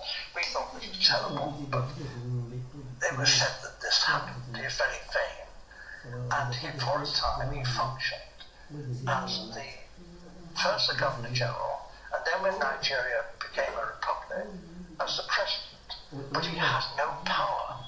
And when he did try to tell the army, he said, I'm the field marshal. The army's got to do this. They said, hey, you're just a ceremonial figure. You have no power. The Prime Minister, Balewa, gives us our orders. Oh, wow. There was a feeling. This one will not kill us. That's that there was going to be trouble. And then it was because the AWO and the Action Group had become the official opposition. What we British wanted, how could they win another election without the British counting the votes? There could not be another proper run election without us there. We knew what we were doing. We were just helping things along. You know, we were doing what the British do, favouring our friends and looking after our own and repaying favours. We don't call that corruption. British don't cover corruption. What they only do is, let me replay, they favour their friend, they compensate them, they don't cover another proper run election without us there. We knew what we were doing. We were just helping things along. You know, we were doing what the British do, favouring our friends and looking after our own and repaying favours. We don't call that corruption. Right. I mean, in essence, what Dr. Azikiwe did, he was forced by the British government to do it. Yeah. Collecting money from the marketing board thing. Yeah. So, if any politician here in the United Kingdom tried to do that, be in jail. They will be in jail. So why did the British government refuse to take action? Because on comment, if we nipped it in the bud, because we knew it was happening, it was even happening in, let me be fair, in the West, with the YORUBA. They were taking some money, they meant to repay it perhaps, but they were taking money. And I would have said, issue a warning now and say, you know, you've got to behave, because if this is allowed to go on, it'll be a major offence. However, before they actually ran the 1959 election, they needed money for the North and for the NCNC, Dr. Z, to fight the election.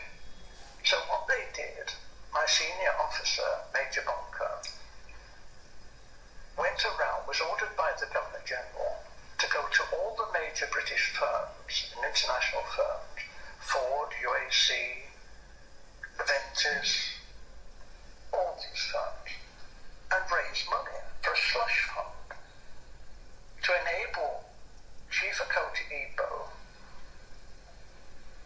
together with the North, to fight the 1959 elections.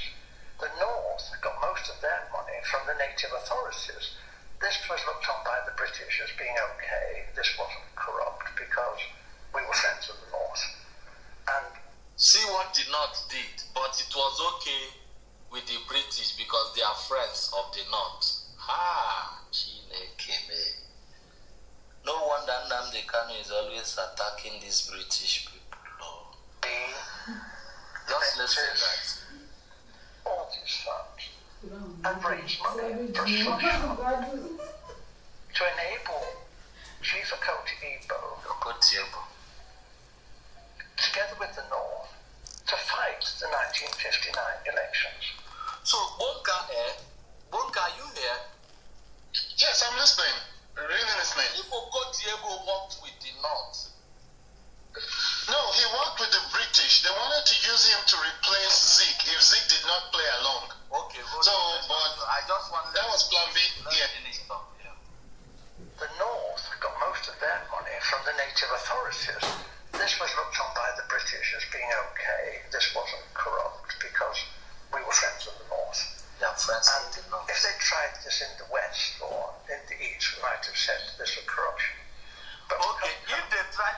anything in the West or the East, it will be corruption. But what the North did, it's not corruption because he's their friend.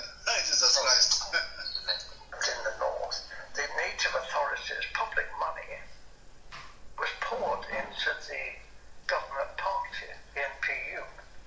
So this obviously was a terrible fiddle. We were discriminating against the southern politicians in favour of these northern emirs. What we saw was that this would not be the first act of treachery. They would have to smash the action group because the action group was strong, and in a fresh election they would be sure to win. They were pretty honest and regular guys, and a lot of the British quite admired Awolowo for his brain power, and they admired Chief Anastro as a bit cheeky and young and spirited. And they were both quite admired, you know, as they were like right-wing Labour people, nothing revolutionary. And so a great deal of money was raised by my senior officer, Major Bunker, before the 1959 election. And this was money put up by United Africa, by Ford, Shell, BP, and my wife, who was the personal assistant to the general manager of BP Nigeria. She's not going to tell you anything because she was a confidential secretary. I can only tell you that we were very well informed on some of the hanky-panky that was going on in Lagos. Having revealed now that the election of 1959 was rigged, the census figure were cooked. I don't know if you have been following the ongoing in Nigeria, the last general election, yes, the 1979-1980 election, I mean, in which Azekwe was the beautiful bride, and I mean, but I have to tell you, sir, that I'm not going to comment. Okay, I cannot interfere in Nigeria's domestic politics. I'm a historic figure. I do keep up naturally because I love Nigeria, and I've kept up with its history of its assassinations and military coups and dictatorships for 50 years, and this has been one of the biggest tragedies in world history because this potentially was one of the greatest nations on earth. Nigeria was packed with educated, decent people who wanted to serve their country. Since you lost that job that the government threatened or went behind you to say that you were disloyal to them and you were fired, have you ever worked any other place since? Have you worked in any other company? Yes. I didn't go to Oxford in the usual way. I came from a very poor family and left school when I was 13 years old. And I served a factory apprenticeship as an engineer, which is very unusual for an Oxford undergraduate. At Oxford also, I trained as a social worker. I'm a fully qualified social worker.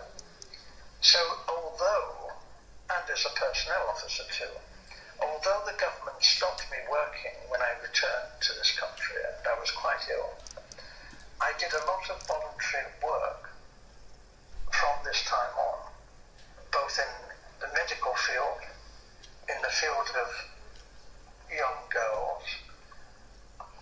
We also had campaigns on comprehensive schools. So I've kept very busy over the decades, although I have been kept out of employment quite deliberately. And when I did take up work, the government came after me and behaved abominably. And they did the most appalling things. They framed me with money missing. When I worked as a humble postman, after I'd worked as a personnel officer, I delivered the post to the workers who I'd employed. And they forced me out of that. They framed me. And later,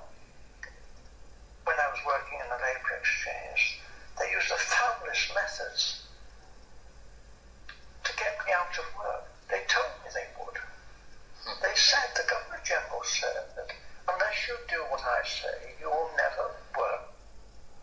The Governor General said, unless you do what I've said. Hold on. What's wrong? Okay.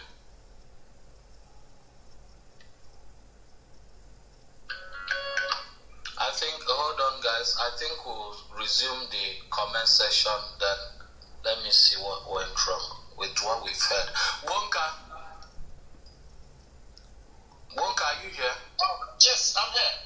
Okay, please, what do you have to say as regards to what you've listened to? It was really self-explanatory, and I'm happy this is coming directly from the horse's mouth. Please give me a minute, because I'm just zooming in the office. I will. Okay. Now, I think, Gogo, I got your message in the back channel. You said you will. Okay, Gogo, are you here?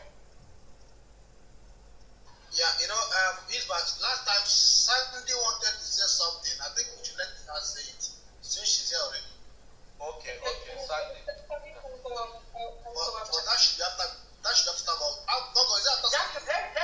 No. Should I say, the one I want to say is very, very sensitive. I think we're having another sensitive topic. I think we should. No, go ahead. Talk about it here. No, go ahead. No political correctness. We use it not to go here. We say it the way it is because we are about to liberate people. When you want to liberate people, you don't lie to them. You don't cover things for them. You say it the way it is. Okay, no wahala. So, as I was saying this morning, I was like, we from look at what happened this morning in Port Harcourt now. An unknown helicopter got people, shoot a lot of people in Port Harcourt. But we have some people, Choco Master, you are from River State, yeah? I'm not trying to gaslight their pain or whatever. But I'm just trying to bring this out there because we have loads of Niger Delta people on Clubhouse. And because of this, whatever it is that is happening with some people, they feel like, the Niger Delta people, we are sympathizers to Biafra or Ninas or whatever. So this set of people, because they have a kind of anger about Biafra and how Biafra soldiers killed their people, whatever it is. So they have this vendetta and they keep trying to say, try to cause division between our group. So I'm trying to put this out there for everybody that is from Niger Delta, that Niger Delta, we are our own people. We have our own identity. We will not call ourselves that we are Biafrans, but Biafrans are our allies. Ninas is our allies. So we will not be gaslighted or shut down by a group of people from, River State that feel like they have a vendetta with Biafrans. So because of that, they don't want to have anything to do with anything that has to do with IPOP or anything that has to do with Oduduwa. They want to fight on their own. You cannot fight on your own. There is no war that you will be on your own and you win. It is not possible. So my Niger Delta people that are on this platform, please listen again. We are at war. And when you're at war, you fight with your ally. The enemy of your enemy is your friend. So all those people that still have vendetta about Biafra war, about what happened with whatever, I'm not gaslighting your pain. But I'm just trying to let you know that we are one people, we are fighting as one, and we're going to win when we do that. So trying to move aside, trying to create a new group to form, you are the real Niger Delta people, that is not going to solve the problem. That is a typical division. You're just creating more division. Niger Delta is divided already because of our tribes. So anybody coming from this clubhouse right now, we've already set up a group for us to talk about our issues. We've tried to babysit everybody to come together. But those set of people try to derail us every time and again, because they don't want us to ally. How can you not ally? How can you not have an ally? Who goes to war without an ally? So I'm saying it again. room, you go to Yoruba room, you go to all the rooms. We are all one. We are all saying the same message. So those people that are trying to divide us, please, Niger Delta peeps in this room, do not listen to them. We have one Niger Delta house, and we will continue having sessions from that Niger Delta house. So this is what I have to say this morning. I wanted to say this morning before my network, I couldn't say it. So I've said it now. If anybody have anything to say about that, you can go ahead. Thank you. Okay, thank you so much, Sandy. I love what you're saying. In a nutshell, Sandy is saying why we must have to come together, right? Now you are seeing where we come here, we expose the real things, why we are starving, why everybody have their potentials. The British, they understand everybody have their potentials. And the only thing they have to keep us working for them from generation to generation is to continue with dividing ourselves. So why can't you see your brother as your brother? The more you are hating your brother, the more you are fulfilling the wish of your colonizers. Hating your brother, have this solved the problem? Sorry, Alaji, I'm back. Yeah. Hello? Go on. Yeah. Did you hear that part of the interview where they were saying Zeke was asking that he should put a medal on his uniform? Did you hear that? Yes, he was so proud. So that's all he just wants. So that same day, I'm happy that thing came up because you see the Fulani people, how dangerous they were. They started a narration that Awolowo was trying to deal with them while he was trying to deal with Zeke as well. To make it look like we are two-faced people. Yeah, they're the ones that is causing, and that narration went on for a long time. So that's why I'm happy a white man said it himself, that the man was too principled to have played along with something like that. You know, but this man, Zeke, just like Pat Macaulay, they just love office. They love the beauty of office. They love that feeling that, you know, I'm an elite. I live in Ikoyi. That's all they cared about. And at the time when you were about to make the worst mistake of your life by signing an alliance with the devil, what you were interested in is the medal they were going to put on your chest. You know, I see how they deceived him. They said, don't worry, you'll be in charge of the military. Immediately he came into power, the man that the first used was the Chief Justice. His name was Justice Ademola. They made him the senior justice, and they said immediately we get independence, the first thing you should do is to interpret the law that takes the power of the military away from Zeke and gives it to Balewa. That was the first thing he did immediately, but that was one of the things they used to trick Zeke. So they boxed him from two corners. The first corner that they boxed him was that we were going to punish you using the Sutton inquiry. And they know that Zeke was someone that did not even like that idea of prison or anything that is stressful. He runs. So that's why you'll see that if there is any tension about to happen, the first person to escape is always Zeke. You know, look at Biafra. He was one of the first people that ran away. Look at, during that coup, they told him he was out. When they were doing the real Zikist activism, and he was getting to a point where he could be arrested, he started telling those guys, please stop, I don't want to go to prison. You know, totally different from when people like Nkrumah, people like Nyerere, people like Kenyatta, fighting and ready to go to prison, ready to die for that cause. You know, so these are all the things that cause that tension from the start, and we need to do a lot of reversal, and we need to start looking at these British as well as people that we should fight. Not people we should go to ask for help. It's very unfortunate that the first people to emerge as leaders were not people like Mojuko or people like Okpara or people like even Mbadiwe. I know he's not really loved among your people, but Mbadiwe was a very great man. If you take time to understand his philosophies, the things he stood for, you will understand how much he loved his people and how much he was one of the first voices to say, this man is going to take us on the wrong path. He was the one that started the Zik Must Go crisis in the early 50s. And of course, they were able to shut him down because of his Zik's power of the media. You know, I'm happy about this thing, and that's what I wanted to share about it. But I will discuss more as time goes so that I don't take the stage for long. Thank you so much for that video. And a lot of people are asking for it. So if you can send a link so that we can share it to them.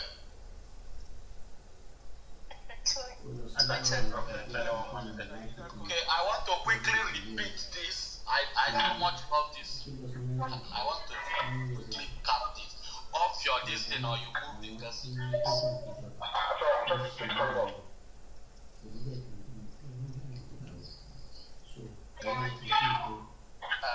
Queen, Nigeria, the last general election, the 1979-1980 election, I mean, in which Azekwe was the beautiful bride, and I mean, I have to tell you that I'm not going to comment.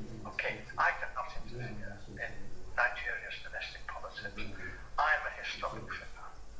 I do keep up naturally because I love Nigeria, and I've kept up with its history of its assassinations and military coups and dictatorships for 50 years, and this has been one of the biggest tragedies in world history because this potentially was one of the greatest nations on earth.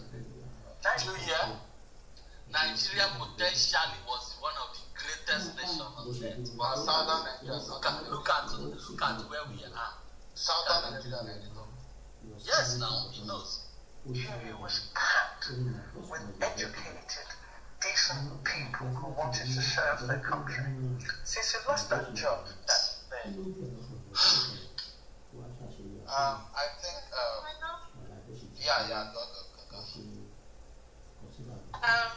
Thank you so much, Hisba. For the first time on our clubhouse, and I'm actually just smiling whilst I listen to that video because I would say two things. First of all, before I forget, thank you so much, Sandy, for saying that. If you remember, I was in the Niger Delta room, and that was my exact comment to it. We need to come together, and it's good that you're echoing it for all the brothers and sisters of the Niger Delta. Thank you so much for saying that. That's a reassurance that we're together and we have one common thing fighting on. So about the video, so this is the thing, right? And this is what I want to say before you. Is some people come on Clubhouse and I've seen people who have become doctors of Clubhouse and they put a title to their name. And I'll just read it. Don't interrupt this. I'll just read in somebody's headline and people think, oh, because I have X number of followership or I'm an acclaimed, self-acclaimed doctor, then I have some intelligence. No. I have had one of those doctors of Clubhouse say, I'm not interested in history. How can we just face today and forget about history? This is why you can't just face today and not hear these things. Because the blueprint that you're hearing is still the same thing that they're using today. When you hear a northerner tell you, and this is no offense to any northerner, oh, it's our birthright to rule. This is why they're saying that. Because the British saw them as an easy bait. For a British man to call a black man intelligent, Awolowo, you heard that, what he had to say about Awolowo. It means he is fucking intelligent to the T for them to even recognize the level of his intelligence. They saw him as someone they can't dingle or swaggle into their plan. And when you hear people say Nigeria is a contract, some people find it very difficult to assimilate or comprehend that statement. This is it. If you're here and you're listening to this video and you still can't read the handwriting on the wall, or you're still confused, then please meet someone one-on-one. Maybe you might need a one-on-one education. And I'll just read Pretty's DP, which is really, really what it is. It says some people confuse education with intelligence. The fact that you have MSCs, that you have 3-point-something followers, or you become a doctor on Clubhouse, does not mean you have anything in your brain at all. It just means you read. Maybe you can treat, say for example, if you read medicine, you're just a medical doctor. Doesn't mean you're intelligent at all. And this is what I find when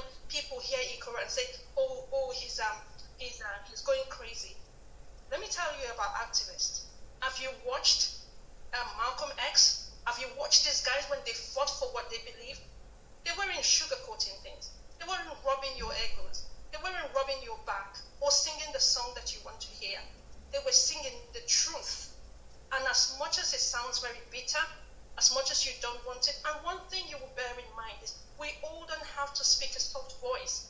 There are the Awolowas in here, and there are the ones that would shout, like the Pottermasters. And I'll cringe to it because I'm like, okay, just shut up. But again, we need those people. We need the fronter. We need everybody, regardless of how your voice tells the story. Tell the fucking story. That's what you need to tell. I'm swearing today, and with no offense, because I don't expect a less than 18-year-old to be here, so I'm not even going to play that bait of, I'm sorry, I'm using the F word. I'm using the fucking F word again and again, because we are all adults. If you don't want to hear it, leave the room and come back when I'm done. But I need to address people who think they are intelligent, but they're as dumb can be, because they can't even read the writing on the wall. Education doesn't teach you that.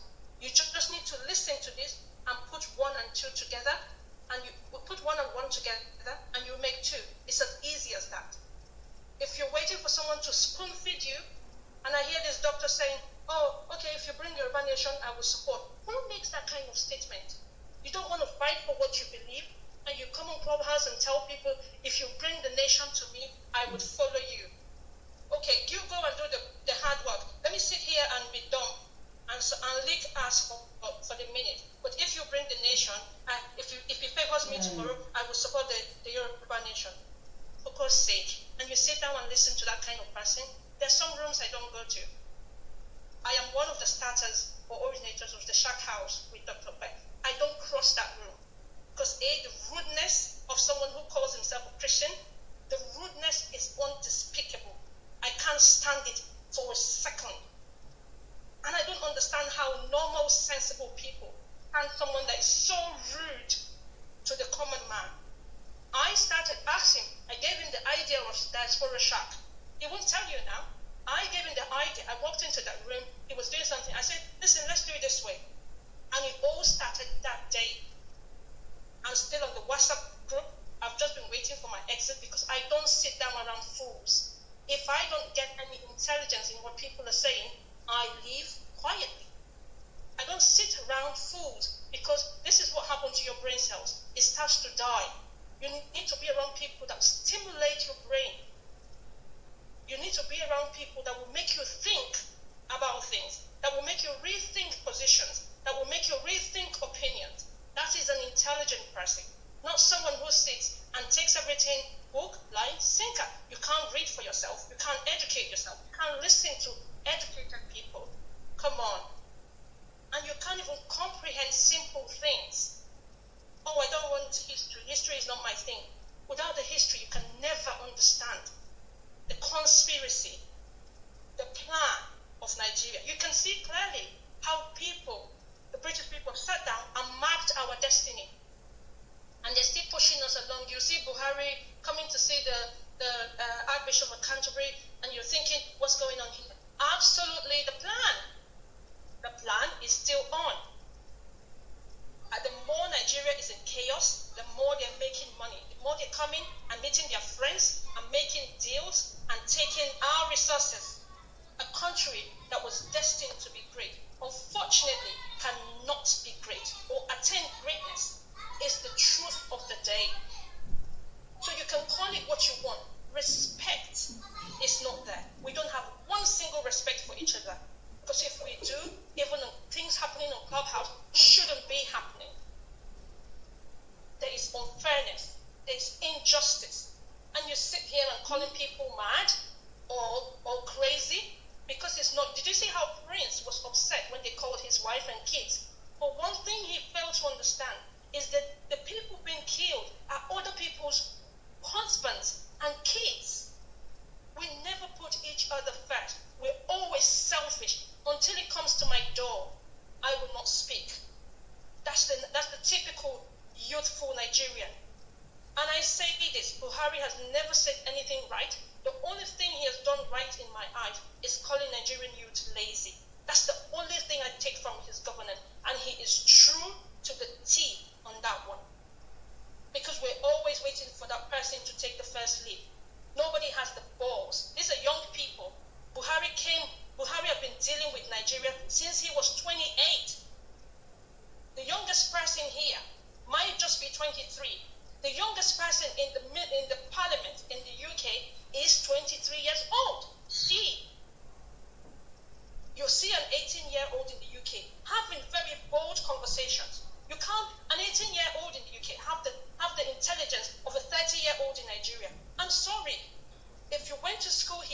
would see intelligent people and you would converse with intelligent people, unless you choose to remain in your dump zone and you continue to operate in that zone and be the doctor in that zone, then we know these people. But if you're actually well-read and intelligent on top of that, because education is different from intelligence. If you're read and you're intelligent, then we need you to speak with your platform, with your Twitter, with your Facebook. Call what it is what it is. Speak the truth in whatever way, shape, or form you can. Speak the truth. And if you find somebody doing something you don't like, call the person to order. You don't need to name and shame people. I always back channel quartermaster. Calm down. Don't insult. I sit here and trying to be, okay, let me try to be myself. Let me try to be that quiet British girl. Come on. But Nigeria needs it the hard way because they never listen to the soft voices. The only person they listen to is that person that will raise their voice, because that's how you're raised in Nigeria, to raise voices. I'm not here to romance people's egos. I'm here because I want justice. I want fairness. I'm a woman. I've got a voice and I will speak. It could be my child. It could be my mother who's been killed. It could be my father. And the fact is none of my family does not mean it's right and well and okay. They're humans. Be human, especially the women on here. I'm talking to you because women are great leaders. I used to say if Nigeria can give a woman a chance, maybe we will change. Because women are great. The things that are born inside of you, we see the future. Use the powers that God has given you as a woman. Use that power. You're fighters. Women have voices that don't listen to your karma. So why don't you use it for a just cause? Rather than sit back and keep watching or castigating people who are doing the right thing. Please, I beg of you, if you're here, read, do your research, and come to terms with the fact that we are not living in a good system. And something needs to give. And unless it does, our children will be sat here talking about the same thing. And maybe our grandchildren. And by then, who is to blame? I sit down here and I think that, or maybe if Azikiwe didn't do something right, or maybe if he didn't listen, or maybe if he just did not believe these people. But he's done his mistake. He's made his mistakes. Should we make the same? Should I be the next person that the British will cajole into using my land, my people, for their benefit? Kill one British man and see how many youths you will find on the street. Kill one British person and see what will happen on the street. But no, they would hear thousands of people are being killed. They will hear 200 people are slaughtered. I watched a video this morning of Dr. Okonkwo, who the way they slaughtered the human being. And you're asking me not to talk? Are you daft? I'm shaking. And we need to talk. We need to. It might come to your door someday. Not today, not tomorrow. Maybe in 100 years. But it would come to everybody's everybody could carry on taking the whole generation of Nigerian land. It will come. We've seen two people say nice stories. What else do you need? I hear people's stories. The lady who came and told her story and the other lady who told her story. Have we not had enough? And you still find people who think through their asses? Oh, leave that history. Bonka, please tell me all the history I need to know about my land. I don't think my parents did a good justice on history. They did nothing actually. All I was told is don't go near Yoruba people because they sold us out in the war. All I was told is the houses, oh, don't go near them, they can kill you. But I need to know these things. I need to know the truth. I need to know how it came about. I need to know what the idea is. And I need to understand the blueprint by which this country called Nigeria works on. And if you don't know that, then you need help. Thank you. Thank you so much, Gaga. Okay, Quartermaster, you have to take the cue now. Yeah, I think give them by 1, 2, 3, please. Let them okay, when we actually give 2 more ladies time to talk, then and 3 more men. Then after that, we now play that Dr. Nadi's video. I think it's important to play it now. We have up to 300 people in the room. Some of us have listened to that video before, but we're still going to play that video again because it's actually mind-boggling, and I want to walk that to also but there is a way I will play it so it doesn't take so long. Okay, so let me take the cue. I'll be giving the ladies. Okay, G will be number 1. That she's a lady, and after G, then I think who else? Which other lady? Okay, my lady. That's number 2. Then I'm going up. I need a guy. Okay, that Marvelous. Number 3. Please mind your. I just opened this hand raising for the next 1 second. Okay. Then LBI number 4. Then one more person, so we can go ahead. Then who else? Okay. ESIN. ESIN number 5. Now, the point is that before these guys go ahead to speak, the point is that we have the enemy. The enemy is coming. They have guns. They are killing us. They have occupied our rainforest. They are using their apartheid government, which is the Buhari regime. Bàbá mi ọ̀tẹ̀ ẹgbẹ́ yẹn ẹ download the Clubhouse kẹ wá lo link yẹn fi wọnú room yẹn kẹ follow room yẹn kẹ dẹ̀ follow as much as possible. Àwọn èèyàn tẹ lè follow ẹ lè máa rí rooms tó bá wà àti nǹkan tó ń sọ. Shame on YouTube now. They can't be Nigeria in the first place, so they choose to take one and get alliance with the Northerners to be able to subjugate others. But today, we the children of this generation, we have to change things. If we can stop this British neocolonialism, then our great-grandchildren will not face the same thing we are facing today. We will never let the Fulanis overrun us. Instead, we will get the guns they have to combat them and chase them back to Futajalo where they came from. Take them back to Futatoro where they came from, because they are never Nigerians and they can't be Nigerians. But if they think Nigeria is the homeland where they can come and run over everybody and kill people in their sleep, then they need to get similar actions. So let's go by it. Yeah, G, you have your 3 minutes. G, please go ahead and make your submission. Thank you. Thank you very much. Thank you, Choco Master and his bomb. You know what you guys are doing here? I mean, you are breaking chains, and this is chains of mental bondage that we have been in Nigeria. I can tell you for a fact, and I wish that this kind of thing is actually done even in more public spaces like Instagram, YouTube, and all that, because it is crazy.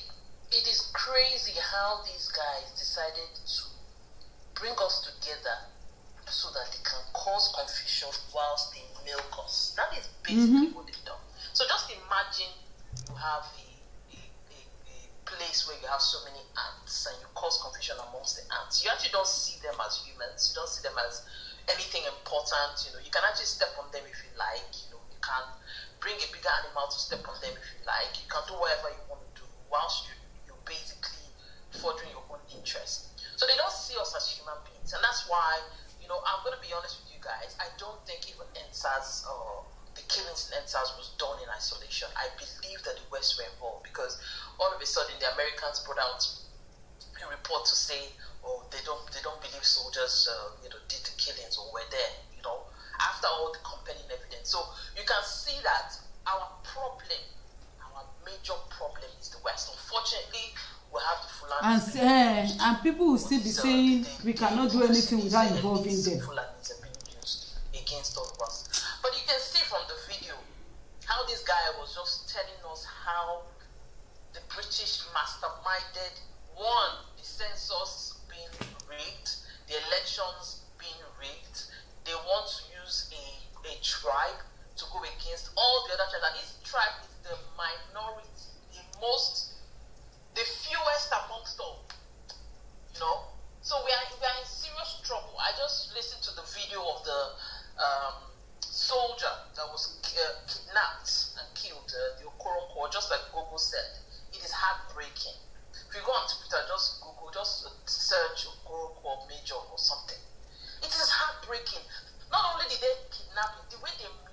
eliminated his body and they called his name.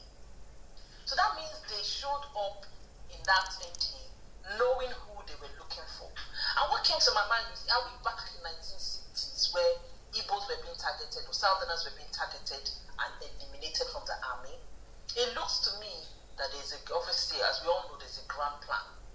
But just to go back to the video, there's a lot that we don't know. Even this Harold Smith, he wrote a book. There's a book that's come out called the Harold Smith story. It's on Amazon, you know. And when you read that book, it's so painful. There's something that he said, it's secrets that cannot be released until 2060. A secret about Nigeria that cannot be released. It's classified, it's whatever. But in 2060, it will be declassified. There's a lot of stuff that we don't know. And we are just here trying to piece things together. We ask our parents, they don't even know when these guys came and, you know, tried to put us together all for their own benefits. You know, we didn't really know the implications of everything. But what the outcome of it is that our oil has been shipped in billions of barrels out of Nigeria for the benefit of the West. You know, all the things that we look at, and apart from, let's even go back to slavery. First of all, they took a lot of our people from the Niger Delta, from the all the coastal areas, you know, down to their countries to build their nation. So when you go to England and you see trade, and you say, oh, these guys are doing, many of these things were built by slaves from Africa. So not only did they exploit us by taking away our people, after they've done slavery, and then that's, oh, you know what, we are abolishing slavery. The link I pinged. They knew what they wanted. Clubhouse, download Clubhouse. Baba me to since Sonyaolu. I download Clubhouse, lórí Google. So it's live, direct and live. No sorry. Baba ò lè ṣe sọ. Tẹ́ bá download Clubhouse, kẹ́ wá fi link yìí wọlé sínú room tó tin sọ̀rọ̀. Then you follow as much as people you can follow. Èmi follow Yoruba, ma follow Hausa, ma follow Igbo, ma follow Fulani. Torí mo fẹ́ mọ̀ nǹkan tó ń sọ. I'm sure it's out there in many YouTube channels, but Fatherland has a lot of more videos. All those expository videos are there. So if you still want to, people want to do it more research, you can go onto it. Thank you. Right, thank you so much. You are right on time. So the next person is my lady. My lady, you have the floor. 3 minutes. Let's keep it low. All right. Thank you, guys. Thank you, everyone. Gogo, I really want to thank you for that lovely speech. I love to hear you speak because you actually speak fact. Funny enough, I don't really have much to say, but all I would say is that Hisba and Choco Master, thank you for what you're doing. People, sometimes I just wonder how people think, especially on this Clubhouse. Like Gogo said, doctors on Clubhouse. Please, people, my people, you guys should reduce your coming to this Clubhouse. Go pick up a book about history and read. When you read your history, you're able to know what the future entails for all of us. Nigeria was never ever built for us. Certain people decided to form Nigeria for themselves, for their selfish interests. I don't know why they had to do that, but they did that anyways. And that's why we are here, where we are today, exactly. And hopefully, as we continue to speak out, and people continue to listen, hopefully people's mind will change. But my own is for my Niger Delta people. Please, like Sandy said, we need to come together and fight this enemy that we have right now. Your Igbo brother is not your enemy. Your Southwest brother is not your enemy. But we have one enemy, and we know who that enemy is. And we need to come together and form an alliance and be able to fight this menace that we have in our midst right now. I don't really have much to say, but I just want to thank Choco Master and Hisba for what you guys are doing, and for those that keep talking about the cessation people, that what you're doing is not the right thing. I don't think I want to be in a country with one Nigerian people, because sometimes the things I hear them say, to me, I wonder if you are actually a human being. Someone said the interview the Commodore gave, someone said that the Commodore made a strong allegation. And in my mind, I was like, so in everything that Commodore said for 1 hour, you were only able to bring out where he said they killed for the federal government. But you didn't bring out, you didn't even talk about the issue where he said that the government, some people are trying to Islamatize the country. Some people want to dip the Quran in the sea. Some people want to make the country ungovernable for people. You did not think about that one.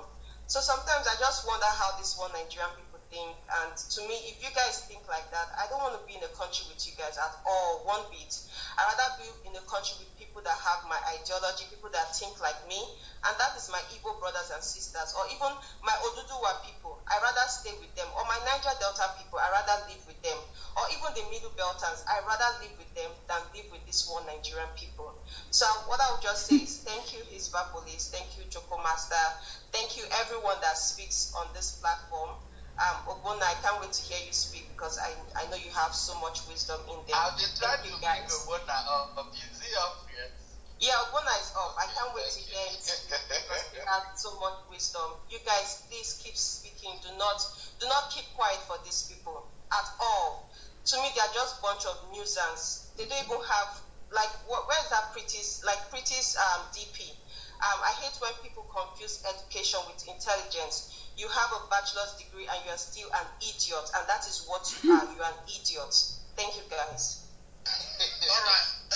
Thank you so much. We have a common enemy. This enemy has come to kill us. They have occupied our rainforest. They can't let our women go to farms anymore. They kill our people in their sleep. From Middle Belt down to southern Nigeria, they are raping, they are killing, they are abducting, they have AK-47. And they are terrorist, jihadist Fulanis. The Fulanis have to leave our land. People can't go to farms anymore in Ueli. People can't go to farms anymore in Gongo. People can't go to farm anymore in Middle Belt. The killing has to stop. If you're a good Fulani here, or if you're from Africa, if you have any link or connection with the Fulani leaders from Senegal to Mali to Niger to Gambia, it's high time you call them out. The Fulani cannot overrun great ethnic nations like Yorubas and the Igbos. They can't do it. Instead, we're going to take them back to Senegal, where they came from. The only thing we need now to do is to sensitize our people, enlighten our people. We have a common enemy. You, whether you are a Joe or Sekiri or Urobo, whether you are a Ibere or whatever you are from Niger Delta, you think dividing yourself is the power you have to fight these people, you are going insane, because if they come to you, they will kill you and throw a dead body in the Atlantic Ocean. The only way we can stop Chukwu Master, no sorrow. Which a man sorrow. like one people in the south, in the middle of the nation, and destroy the terrorist Fulanis because they don't care about your PVC. They have AK-47. If you think getting PVC will save you, you must be very delusional. The alliance must be off Clubhouse. We need a volunteer force on the ground. We need strong everybody man on the ground because we can't let them overrun Nigeria. Thank you so much. Thank you so much. Right.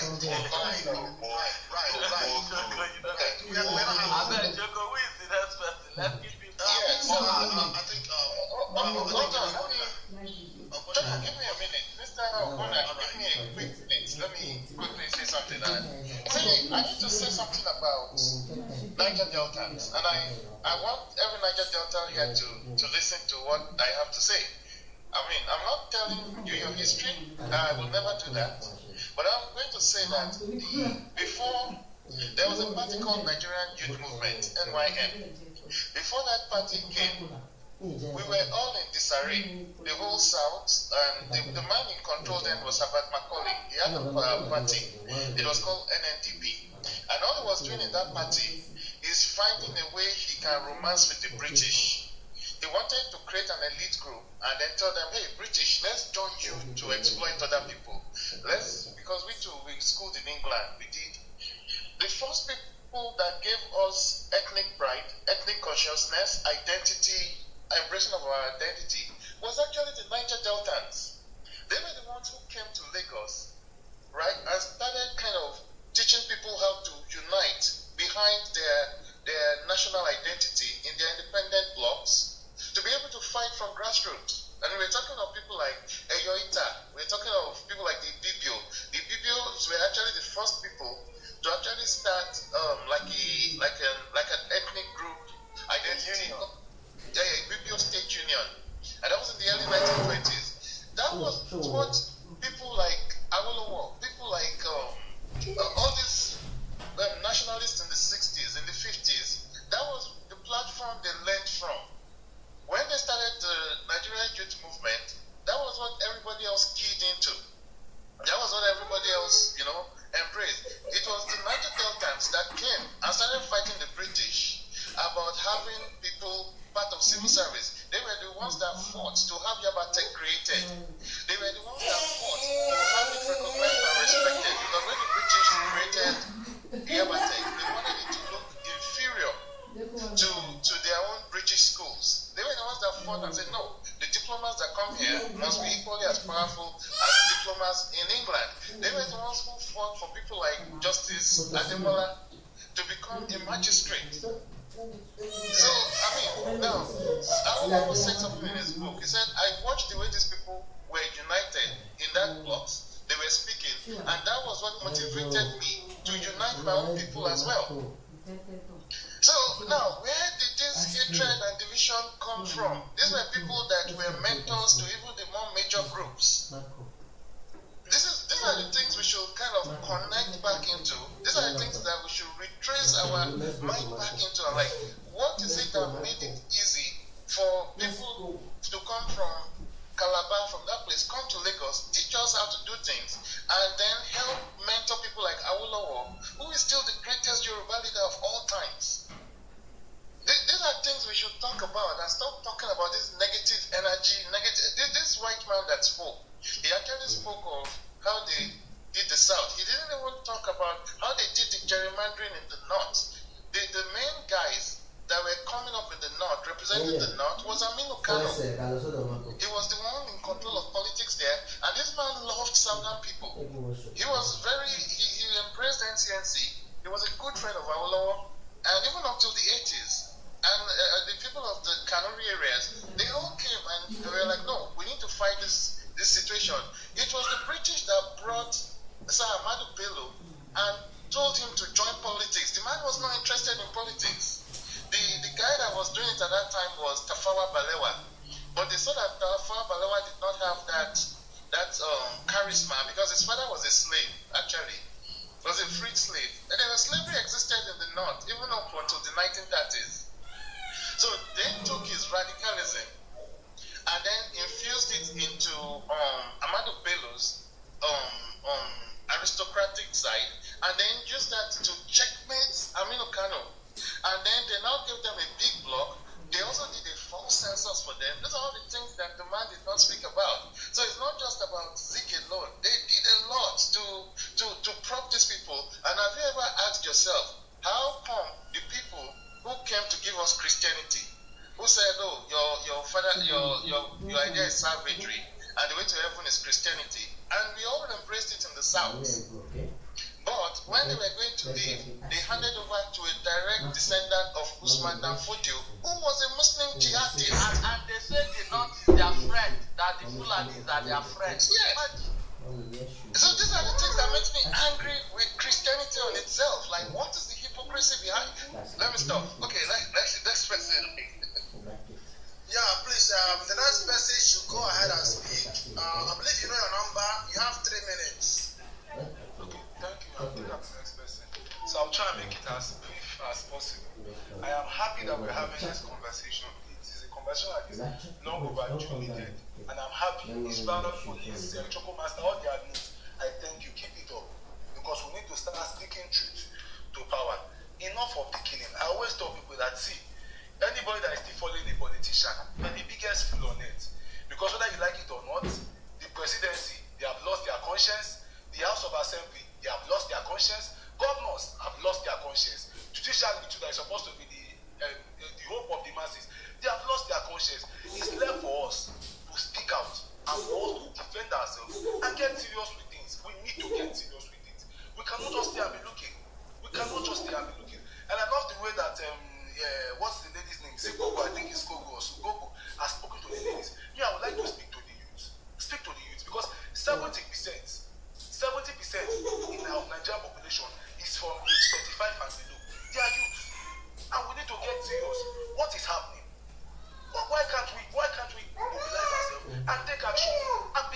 question. Is this the way they are killing women and children for fun, killing adults? Life has become so cheap in Nigeria. It's almost like a tissue paper. You take 50-something people will die. Something people will die. It will not make one agent, right? That's the way these Fulani people they have become in Nigeria. When they kill someone, no, we need to get serious. We need to start thinking of. We need to get. That's why anybody that you behind the politician or all these politicians, you are basically a fool. Prince was in this room. I don't expect anybody to take Prince serious. Prince is a prince. He claims to be a prince from Osun State. Osun State, in Lele Ife, they killed 5 farmers. That was 7 days ago. If you go online, you see Prince. 7 days ago, Prince did not say anything about it. He does not care.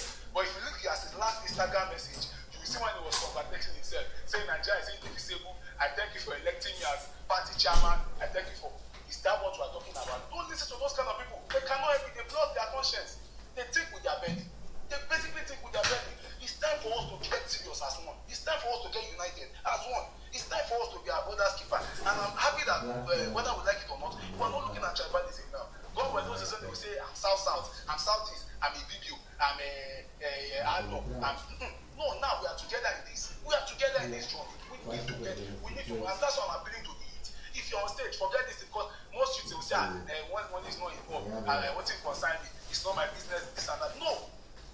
One thing I'm happy for, one thing I always tell people that the reason why I keep on speaking out, whether they like it or not, if you like, say rubbish, if you like, try to intimidate me, it's because I know that when I want to meet my maker, even if I die tomorrow and I miss my maker, I will know that yes, I spoke out against injustice. I said the truth. I took action when I was on it.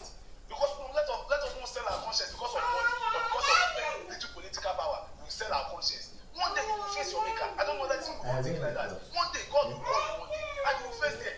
You are talking about your wife and your children. People should not call your wife and children. People that are dying, are they not people's wives and children? Are they not people's mothers?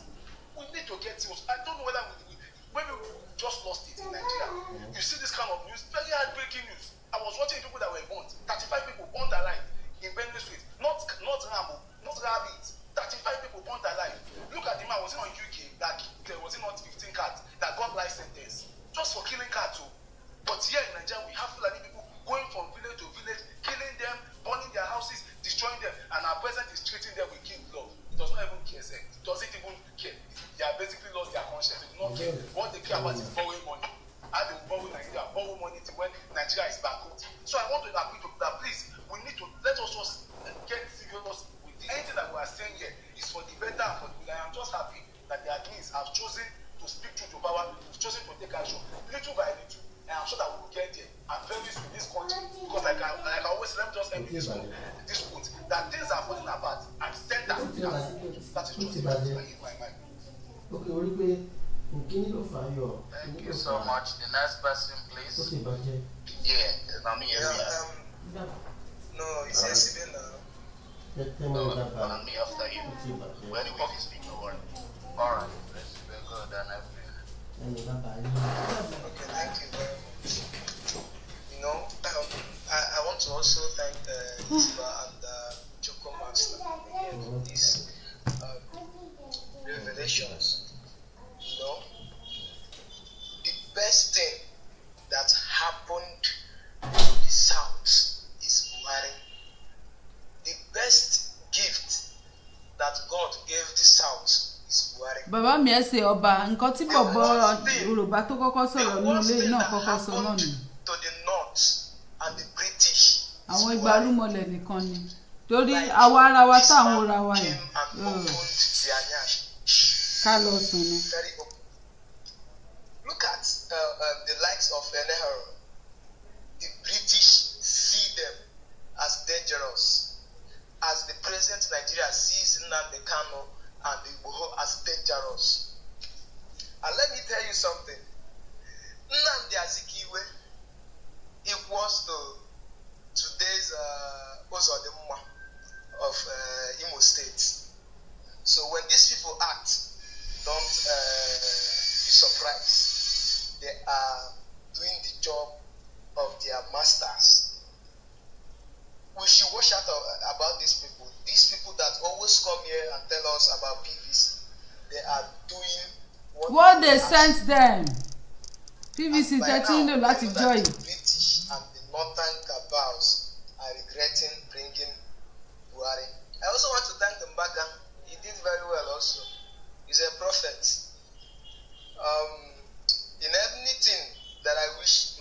rough person. I will never wish you Buhari. And yeah, and Nigeria, the corruption. That look at our major, our airports. Use corrupt name there. Nandaskiwe. Nation building lies. Look at our money. Criminals are the people we decorate in this country. Criminals. Our roads, our major roads. This one road. That one road. But thank God for this information age. For this technology age, you can get information. It is now left for us to sit up and do what is right. This video really opened my eyes. That is why you will see a market in the north will burn. Somebody will come from Lagos and go there and donate millions, but something will happen in Lagos. Nobody will do anything. Something will happen in Rivers, but they won't compensate the people.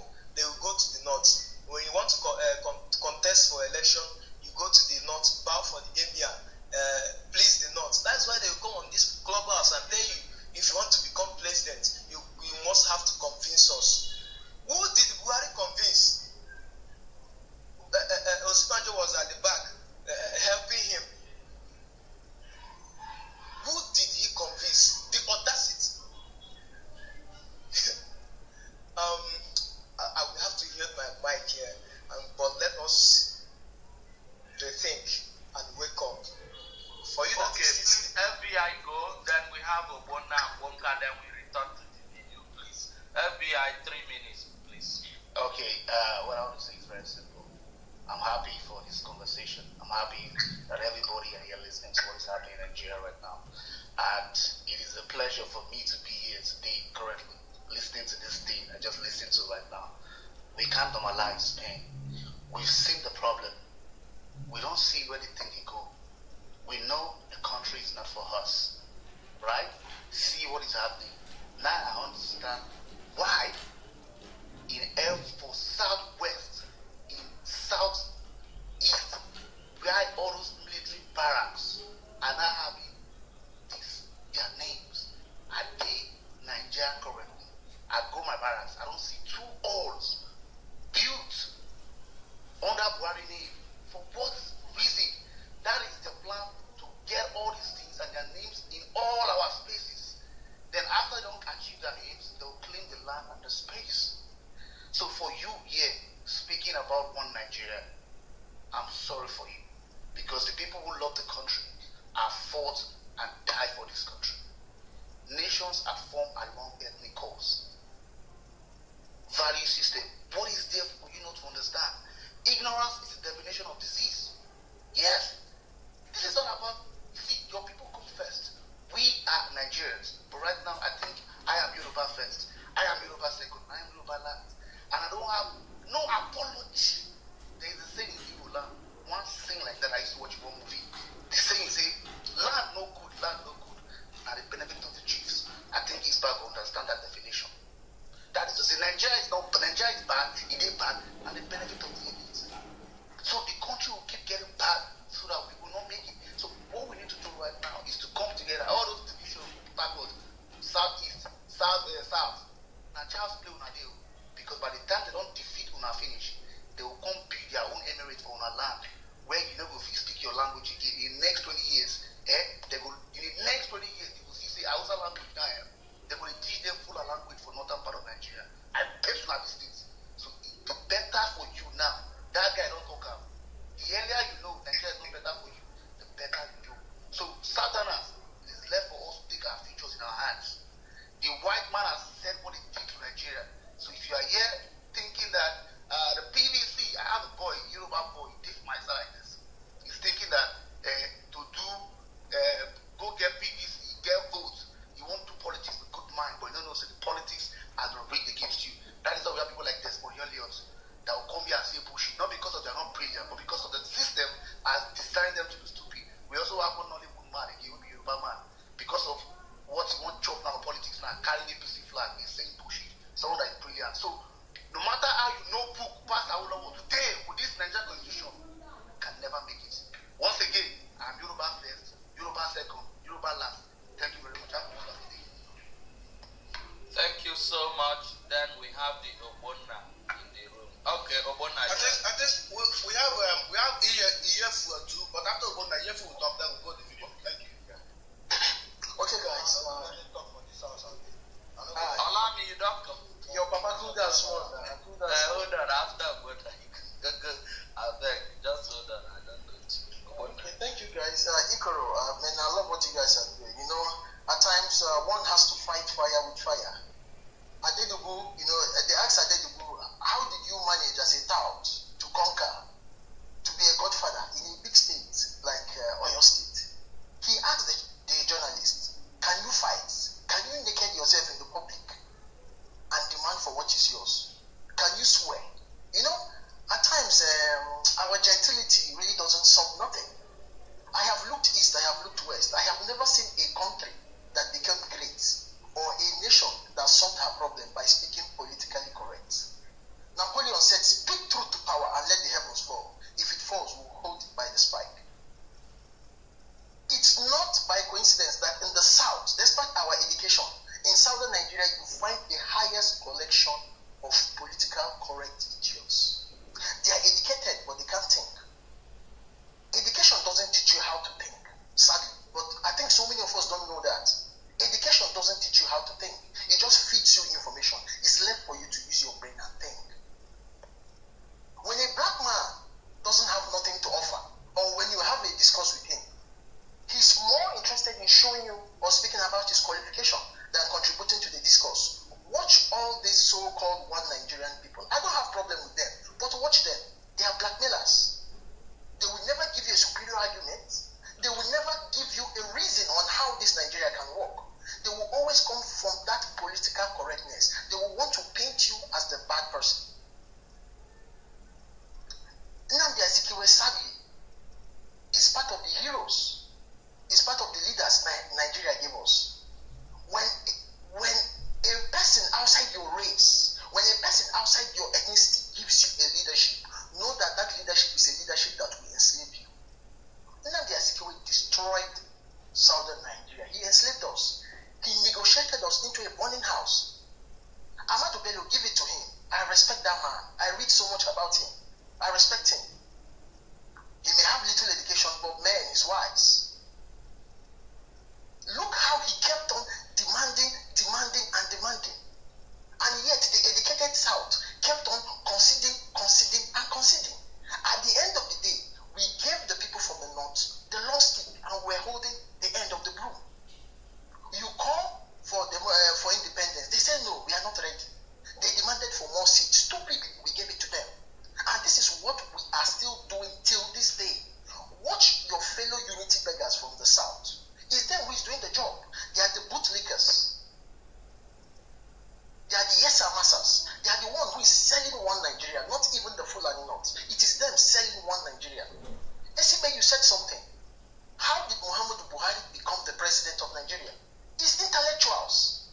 These so-called politically educated idiots from the South called intellectuals. They were the one who sold Buhari. Buhari had nothing to offer. We all knew it.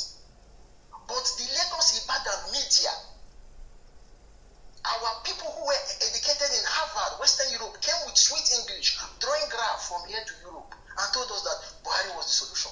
And we killed him. The Souths are not politically conscious. We are not deep thinkers. In Northerner, a person from the core north will suffer today so that in the next 10 years he will achieve something greater. He will lose a battle today so that he can win the war of tomorrow. Do we have such people in the South? The leaders we have in the South were imposed on us. This is why at every given opportunity they will sell you off. You can see what they said about Awolowo. We grew up hearing Awolowo was a tribalist. That was why they couldn't trust him with leadership. But who is he who will not defend where he comes from? What did Ojukwu say about Awolowo? The best president Nigeria never had. Give it to that man. Awolowo was a thinker. I give him my respect. He was a thinker. It was very unfortunate that him and Zeke couldn't work. And the more we reach back to our history, the more we see why Zeke kept on spoiling every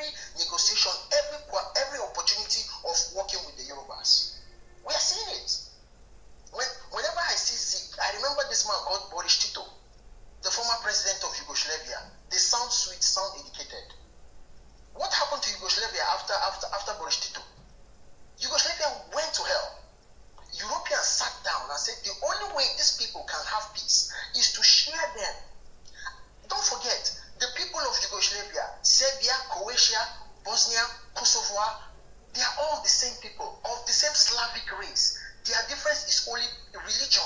Some of them are Catholics, some Muslims, some are Protestant, some Orthodox. They are the same people, but their enmity was based on religion. What did Europe do? Europe took this big empire that was Yugoslavia, that Tito loved so much. They shared it about to seven countries. Today, we have never heard of genocide in Europe. Today, Europe is at peace. Today, Yugoslavia, that was known as the sick man of Europe, we have peace there. To these educated fools in the south, why do you think Nigeria must be one? Why is one Nigeria so paramount? The white man deceived you and told you that Nigeria is the hope of the black race, and you believed it. When were you ever great? When? Tell me in your history when you were ever great. Is it population? Rwanda that has smaller population is doing better than you. Singapore with smaller population is doing better than you. Switzerland with smaller population is doing better than you. Why don't you cut your coat so that you can manage what you have? Size is not everything. Our strength is in the human resources, not the useless size and minerals.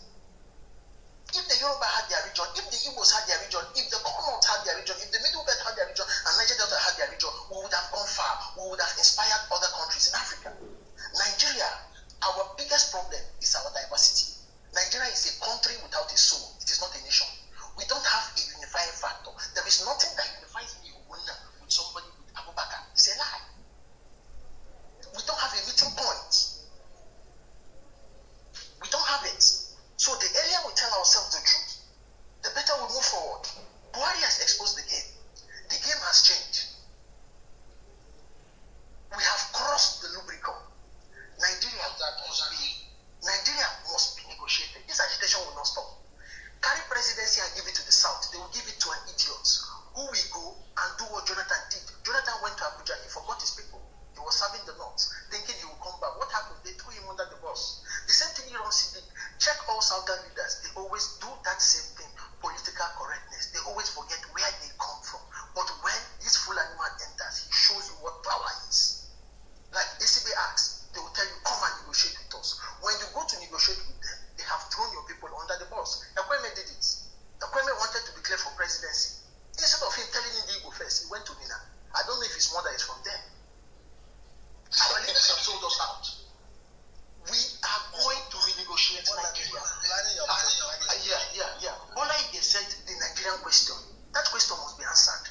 The most important thing is not one Nigeria. The most important question is, do we want to be one? If we want to be one, on what terms? The Fulani North, what are you coming with? Igbo man, what are you coming with? And we shall not accept a negotiation based on the 1999 Constitution or based on this House of Assembly.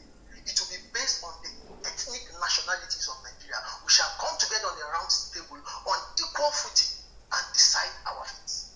I yield the floor. Thank you.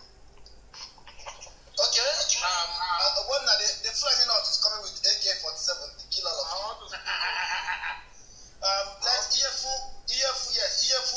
Iyefu, I think you have your testimony to give. You have your submission. Go ahead and make. Okay, please, hold on, guys. Your papa, checkmate, and we also have the other guy that was in the last queue, right? Please, we always give a room for testimonies. Here, people come to say their personal experience with the whole thing going on.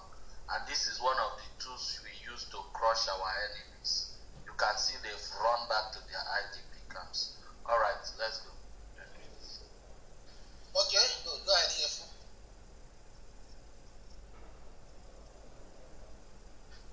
Iyefu, are you there? Yes, I'm here. Good afternoon, everyone. I am glad to be here at this time, like at this season.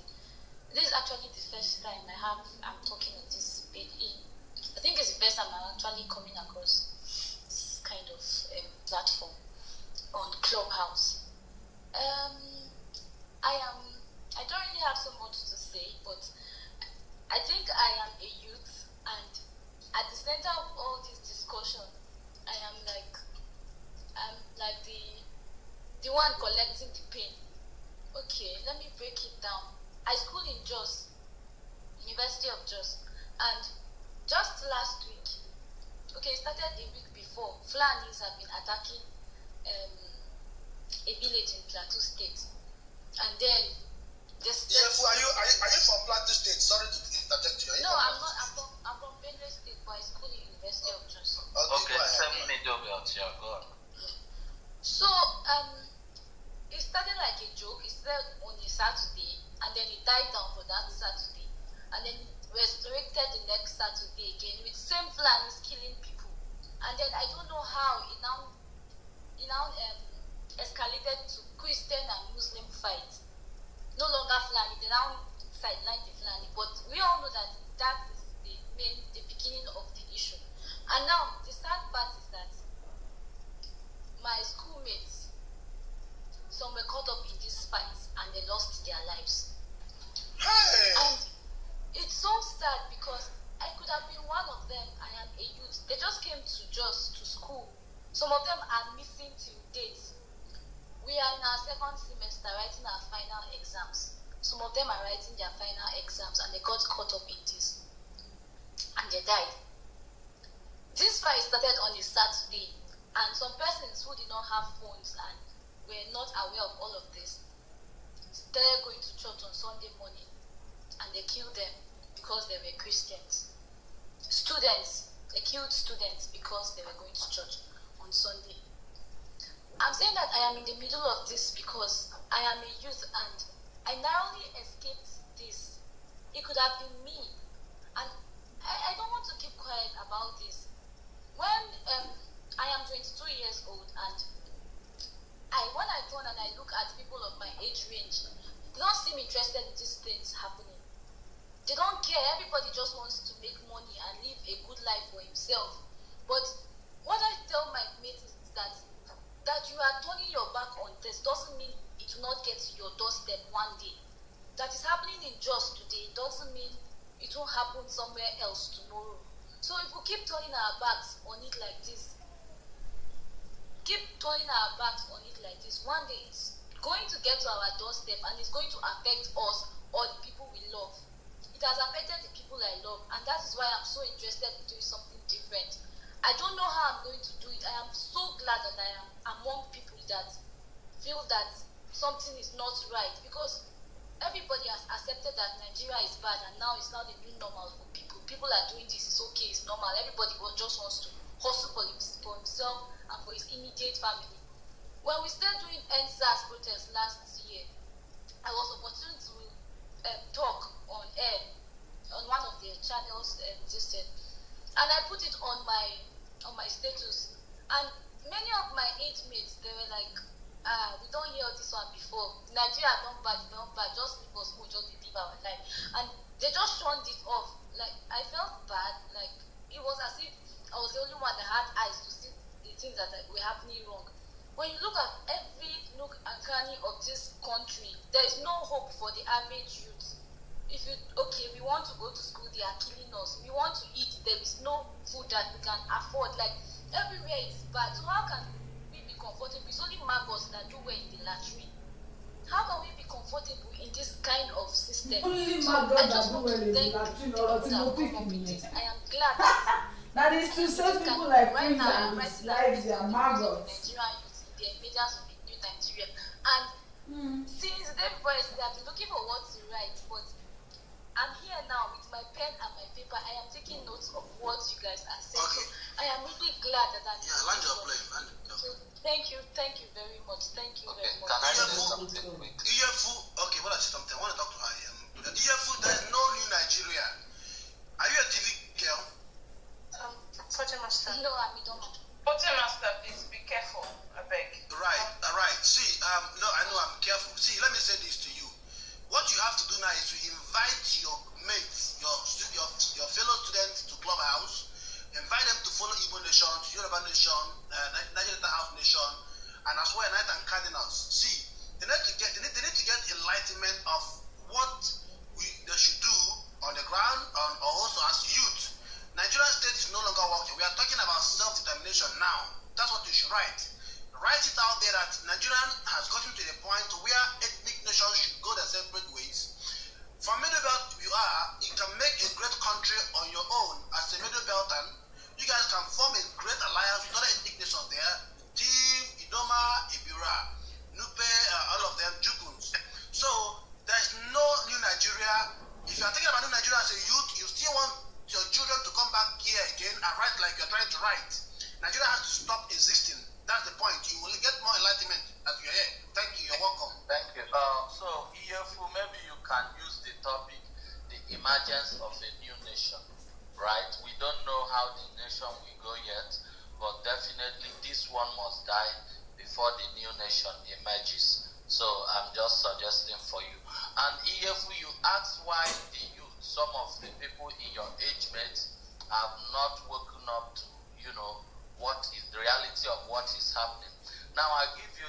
answer. If you look at the room here, you see that we have a lot of people, right? Now, one of the answer is that why people like you and more of your people have not gotten the news, have not woken up, because some people here, when you go down, you look at their names, they are beautiful flowers, they are KJJs, I will call them out, they have refused to speak up, right? They have refused to speak up, they have refused to face the reality. Now, because they are not telling you the truth, most of them represent their family member and even a larger community, right? But because they have decided not to speak to you, not to convey this message, that is why perhaps some of you have not learned the truth. They are more interested in opening rooms and lying to you. That is why you are not, you have not waken up to reality. Your pastors that you go to meet on Sundays or your imam, because they have chosen to lie about all these things, that is why you have not, woken up to reality, some of your mates. Now, you see that your celebrity have turned to skit maker in that country. Some of them, they want to imitate the West, but they don't imitate that. Even the Western celebrity, champion in cause. Rihanna was in Africa helping kids, helping children. They don't have cause. So they choose to, maybe when they are tired of their music, they bend to skit maker. They all just want to arrow and lick asses of the government, of the politician. That is why people like you have not woken up. So when you see that, you know that they are the problem. The ones that are not telling you the truth. The ones that are trying to tell you go and get your PVC. Meanwhile, they know the system is dead. Come and get 2,000 naira. Come and get 2,000 naira. So that is why you are not there. Right? Look at them. The ones that come here, you even, thank God you are now in Clubhouse, you will still see Jam come across their roots. They wear suits, they speak a lot, big English, they love to hear themselves speak. They lie a lot. That is why it has not gotten to you. But we hope you join us in this course to show the entire world. Okay, Baba, me to show the entire world. Thank you.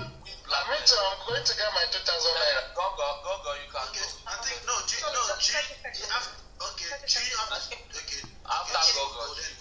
Let's make it snappy, please. Thank you. Thank you so much, Hisba. Again, I'm Quartermaster. Yefu, thank you so much. It's good to have you here. I'm so happy to see a young person who thinks differently. You're the right person. And those people who think they can't do anything and they've resigned their fate, those people are the people that we're looking out for. Because sadly as it sounds, 90% of the youth of that country thinks the same thing. They don't rend their voice. Their voice is to be heard about the things that they go through. They accept it. We've been taught to and if you know that the famous Fela song is Suffering and Smiling, because we've been subdued and people are not allowed to speak because of the current government. I mean, I can go on and on, but thank you so much for the work that you're doing. Very, very interesting topic you have there. Please and please, I'll back channel you my email. I'm very keen to help you with that research, because it is one of the questions that I keep asking myself. Why is it that the current Nigerian youths don't see anything wrong with anything? Is it that they don't have brains, or they can't articulate things, or they don't understand things, or they're not educated enough, or they're not intelligent, they're not smart?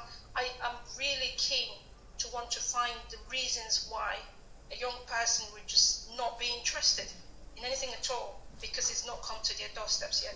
I don't know if she's here, but please, please, please, I would love to see what you come up with, and the reasons that you find in that research will be very, very key in the push for the things that are yet to come. So thank you for what you're doing. This is a young person who thinks differently, and she sat here. She's 23 years old, and she sat here, and you have some people, let me not go there, and they just think that it is about gaining degrees or doing things. We need to encourage these young people. We need to encourage ourselves as young people and put ourselves forward, and not just tweet rubbish because we have the power to use your voices. As a woman, use your voice. As a man, use your voice. That's why you have it. Before you lose it, when you're dead, you have no voice. Use it now. Thank you so much, EFU, if you're hearing me. EFU has gone out. EFU has gone out too. Yeah. Okay, let's EFU has gone out. be back. Okay. When she's back, Bunka, you want to say something? Yes, I wanted to say something, but Bunka, I think I'm next. Thank you. Okay, EFU is here. Don't worry. Yeah. You can go. Okay, I want to say thank you so much to EFO. I did message you. GBOGBO definitely interested in that research, so we can partner together and support EFO on that. There are a few things I've said to her at the back channel. Obviously, I'm sure how new she is on Clubhouse, but I want to thank everybody. The other thing I was going to say, Bunka was, sorry, not Bunka, Hisba, is that one of the major problems we have in Nigeria with regards to our young people not knowing a lot about history is the fact that the history was taken away. And some of these people who acted, who were part of the whole conspiracy, they're still alive. So there's a big fear that if people actually know the truth, people will actually come for them. And apart from that, the British obviously don't want our people to rise up and fight them. So hence, they create this atmosphere of constant fighting amongst tribes, obviously favoring one tribe over the other, but ensuring that we don't actually look at them. I pray one day we get to a stage where Nigerians will rise up and demand reparations from Britain. We're not there yet because we still have a low consciousness and low knowledge of history.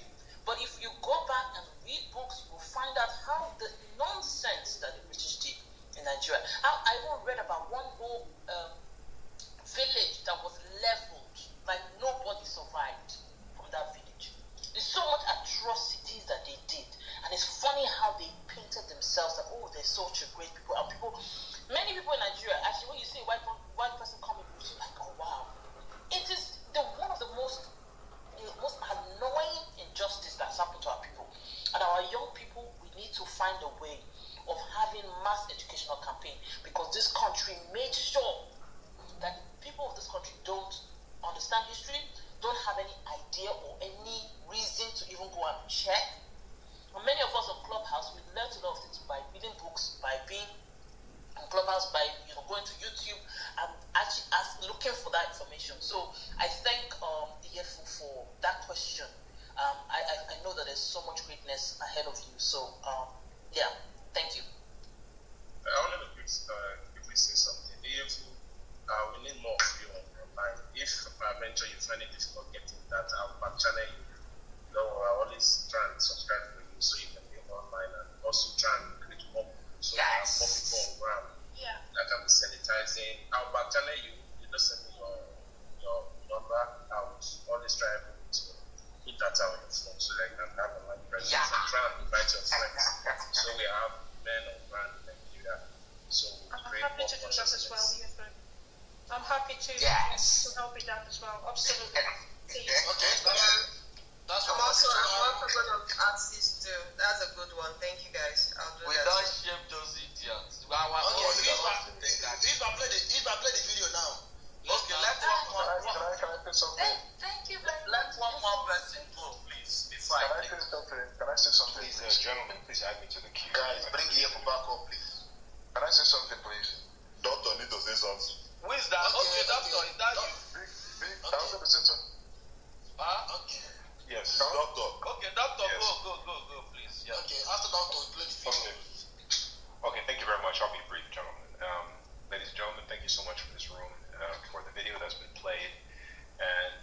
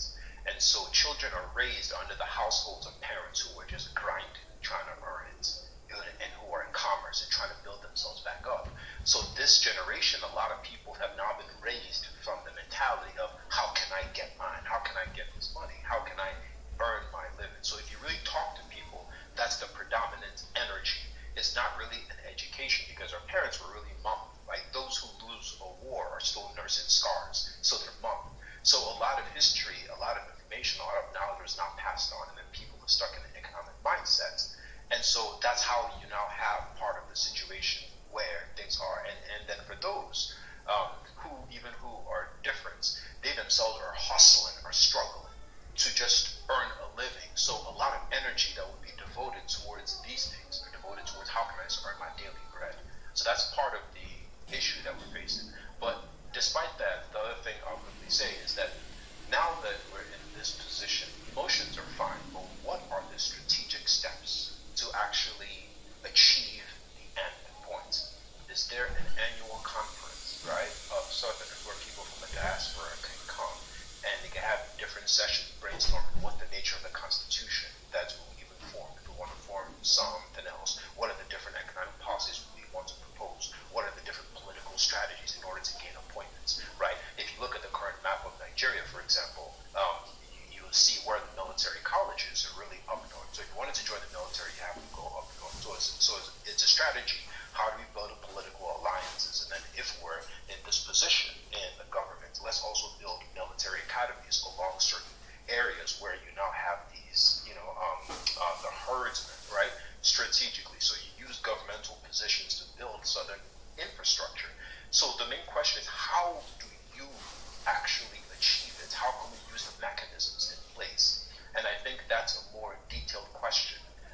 This is nice and this is good, but I think that there are backdoor sessions that needs to happen, even with crafting the holistic strategy. Because with what we're hearing, you see that the British thought about things. They think about things. They project. I'm currently watching this show because I like to tell documentary series, right?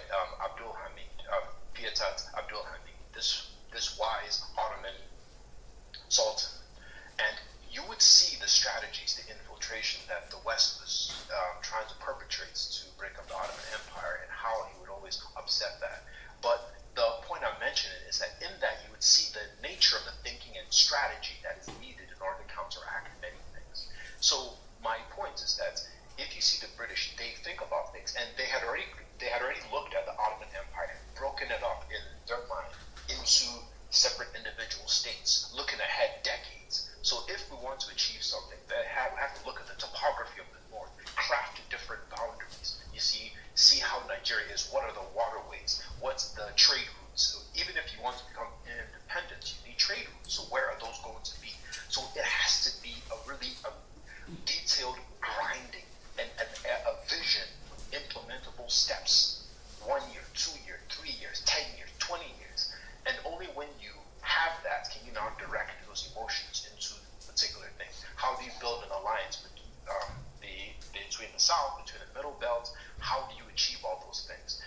That's really what I always think. And so my point is that we have reached a point where there's many feelings and emotions, but how do we do this? There's even one of the things that Ezekiel and them did that I give them credit for. They were in charge of their information. A lot of the problems that we're facing that people don't have information.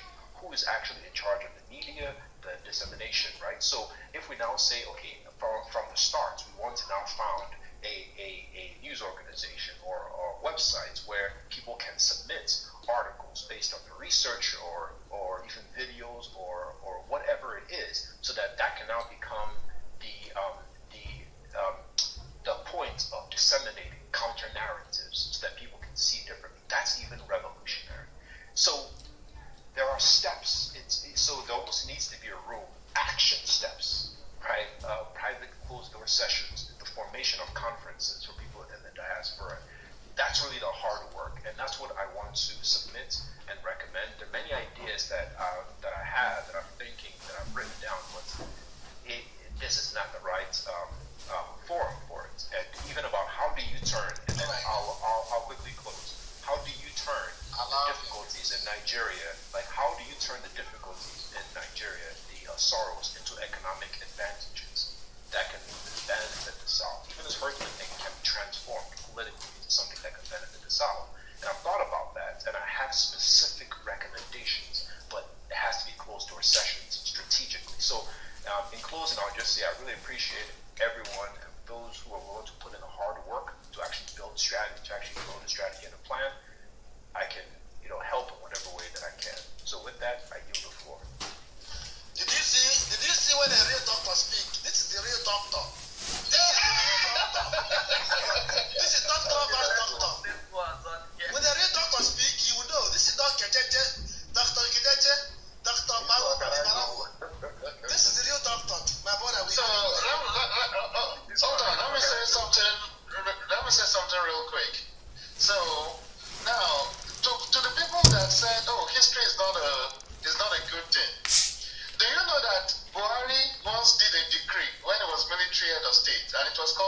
before. And that decree said you should never embarrass the government in the media. You should never say anything that will make the government look bad. Is that not what is replaying today? When you see what he's doing with channels, when you see how he's gagging the media houses? This was the man who tried to kidnap someone like a mafia, put him in a coffin and shove him back into the country in a plane. Umar Ridiko in London. They gave him injection while he was taking an evening stroll, carried him in a crate and put him in a diplomatic seal and was going to bundle him to Nigeria. Isn't that a similar thing that just happened with what they did with Nnamdi Kanu in Kenya and what they were trying to do with Sunday Igboho? So if you keep saying that history is bad, you don't understand how it repeats itself. That's what I wanted to add quickly. I know a lot of people have something to say. Tẹ́bá ti wá ìṣẹ̀ṣe dàgbà lórí Clubhouse room tí mo ṣí nìyẹn ẹ kàn follow room yẹn ni ẹ join room yẹn be a member ọmọọba òrìṣà ńlá you join me ọtí ọba àzọ̀bá mi ò tẹ́gbẹ́ yìí.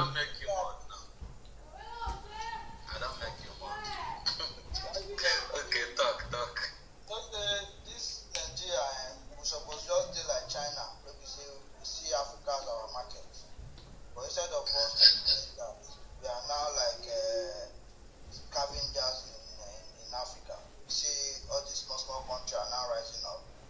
I just read now. Even ready to borrow us money, sir. The new airline, you know, I don't know what exactly is the essence of having a big country that is useless to the rest of the continent. I don't know. The only thing we export to the rest of the world, maybe our foolishness, our human resource. I don't know. We just go abroad. People from the south, we go abroad just to make ends meet, you know. Whereas we have a big country that should be the economic hub of Africa and should also see Africa as a big market for us to. Torí ẹ̀yin tẹ́ ń gbádùn ẹ̀ ní mi nípa kíní yìí o mo fẹ́ pa tẹ́lẹ̀.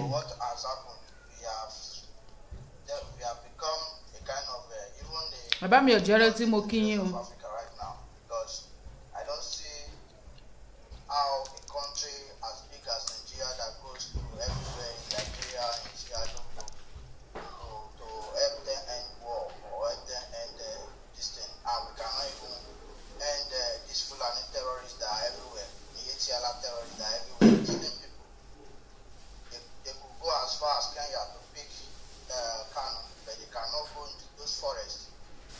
Get out all those criminals.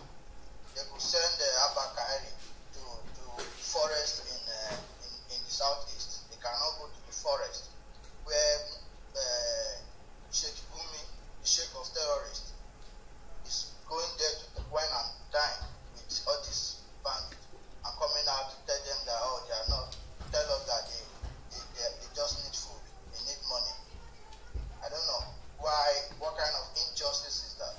Go and kill ESN or these guys in the ẹ jẹ́ bá mi type síbi ṣé kí n end ẹ̀ ó ti pẹ́ díẹ̀ tá ti ń gbọ́ 5 hours ẹ jẹ́ ká end ẹ̀ kó tó wà boring sí i torí àwọn ilé yìí bí lọ́ máa wà dọ́là o wọ́n níbi tó ń lọ o.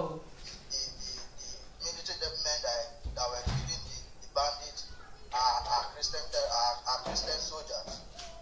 So I don't know why we should kill ourselves to because we want to remain one, we want to remain the country. Because we're not even one in the first place. Ẹ bá mi type yes. Ẹ bá fẹ́ kí n end. That he married a Fulani woman or somebody from Nasarawa does not take his brain away from him. We are not one from the start. We are never one. Yeah, and the British that left us in this mess, they even recognized our individual differences and our cultural differences. That was why they left us with the regional system of government for every region to develop at their own pace. They are not stupid.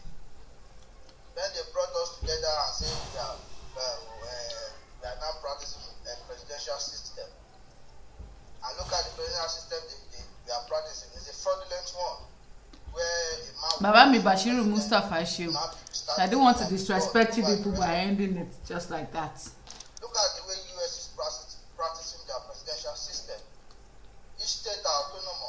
ẹ jọ̀ọ́ ẹ download Clubhouse o kẹ́ lè mọ̀ bó ṣe ń lọ o láàrin àwọn youth yín o.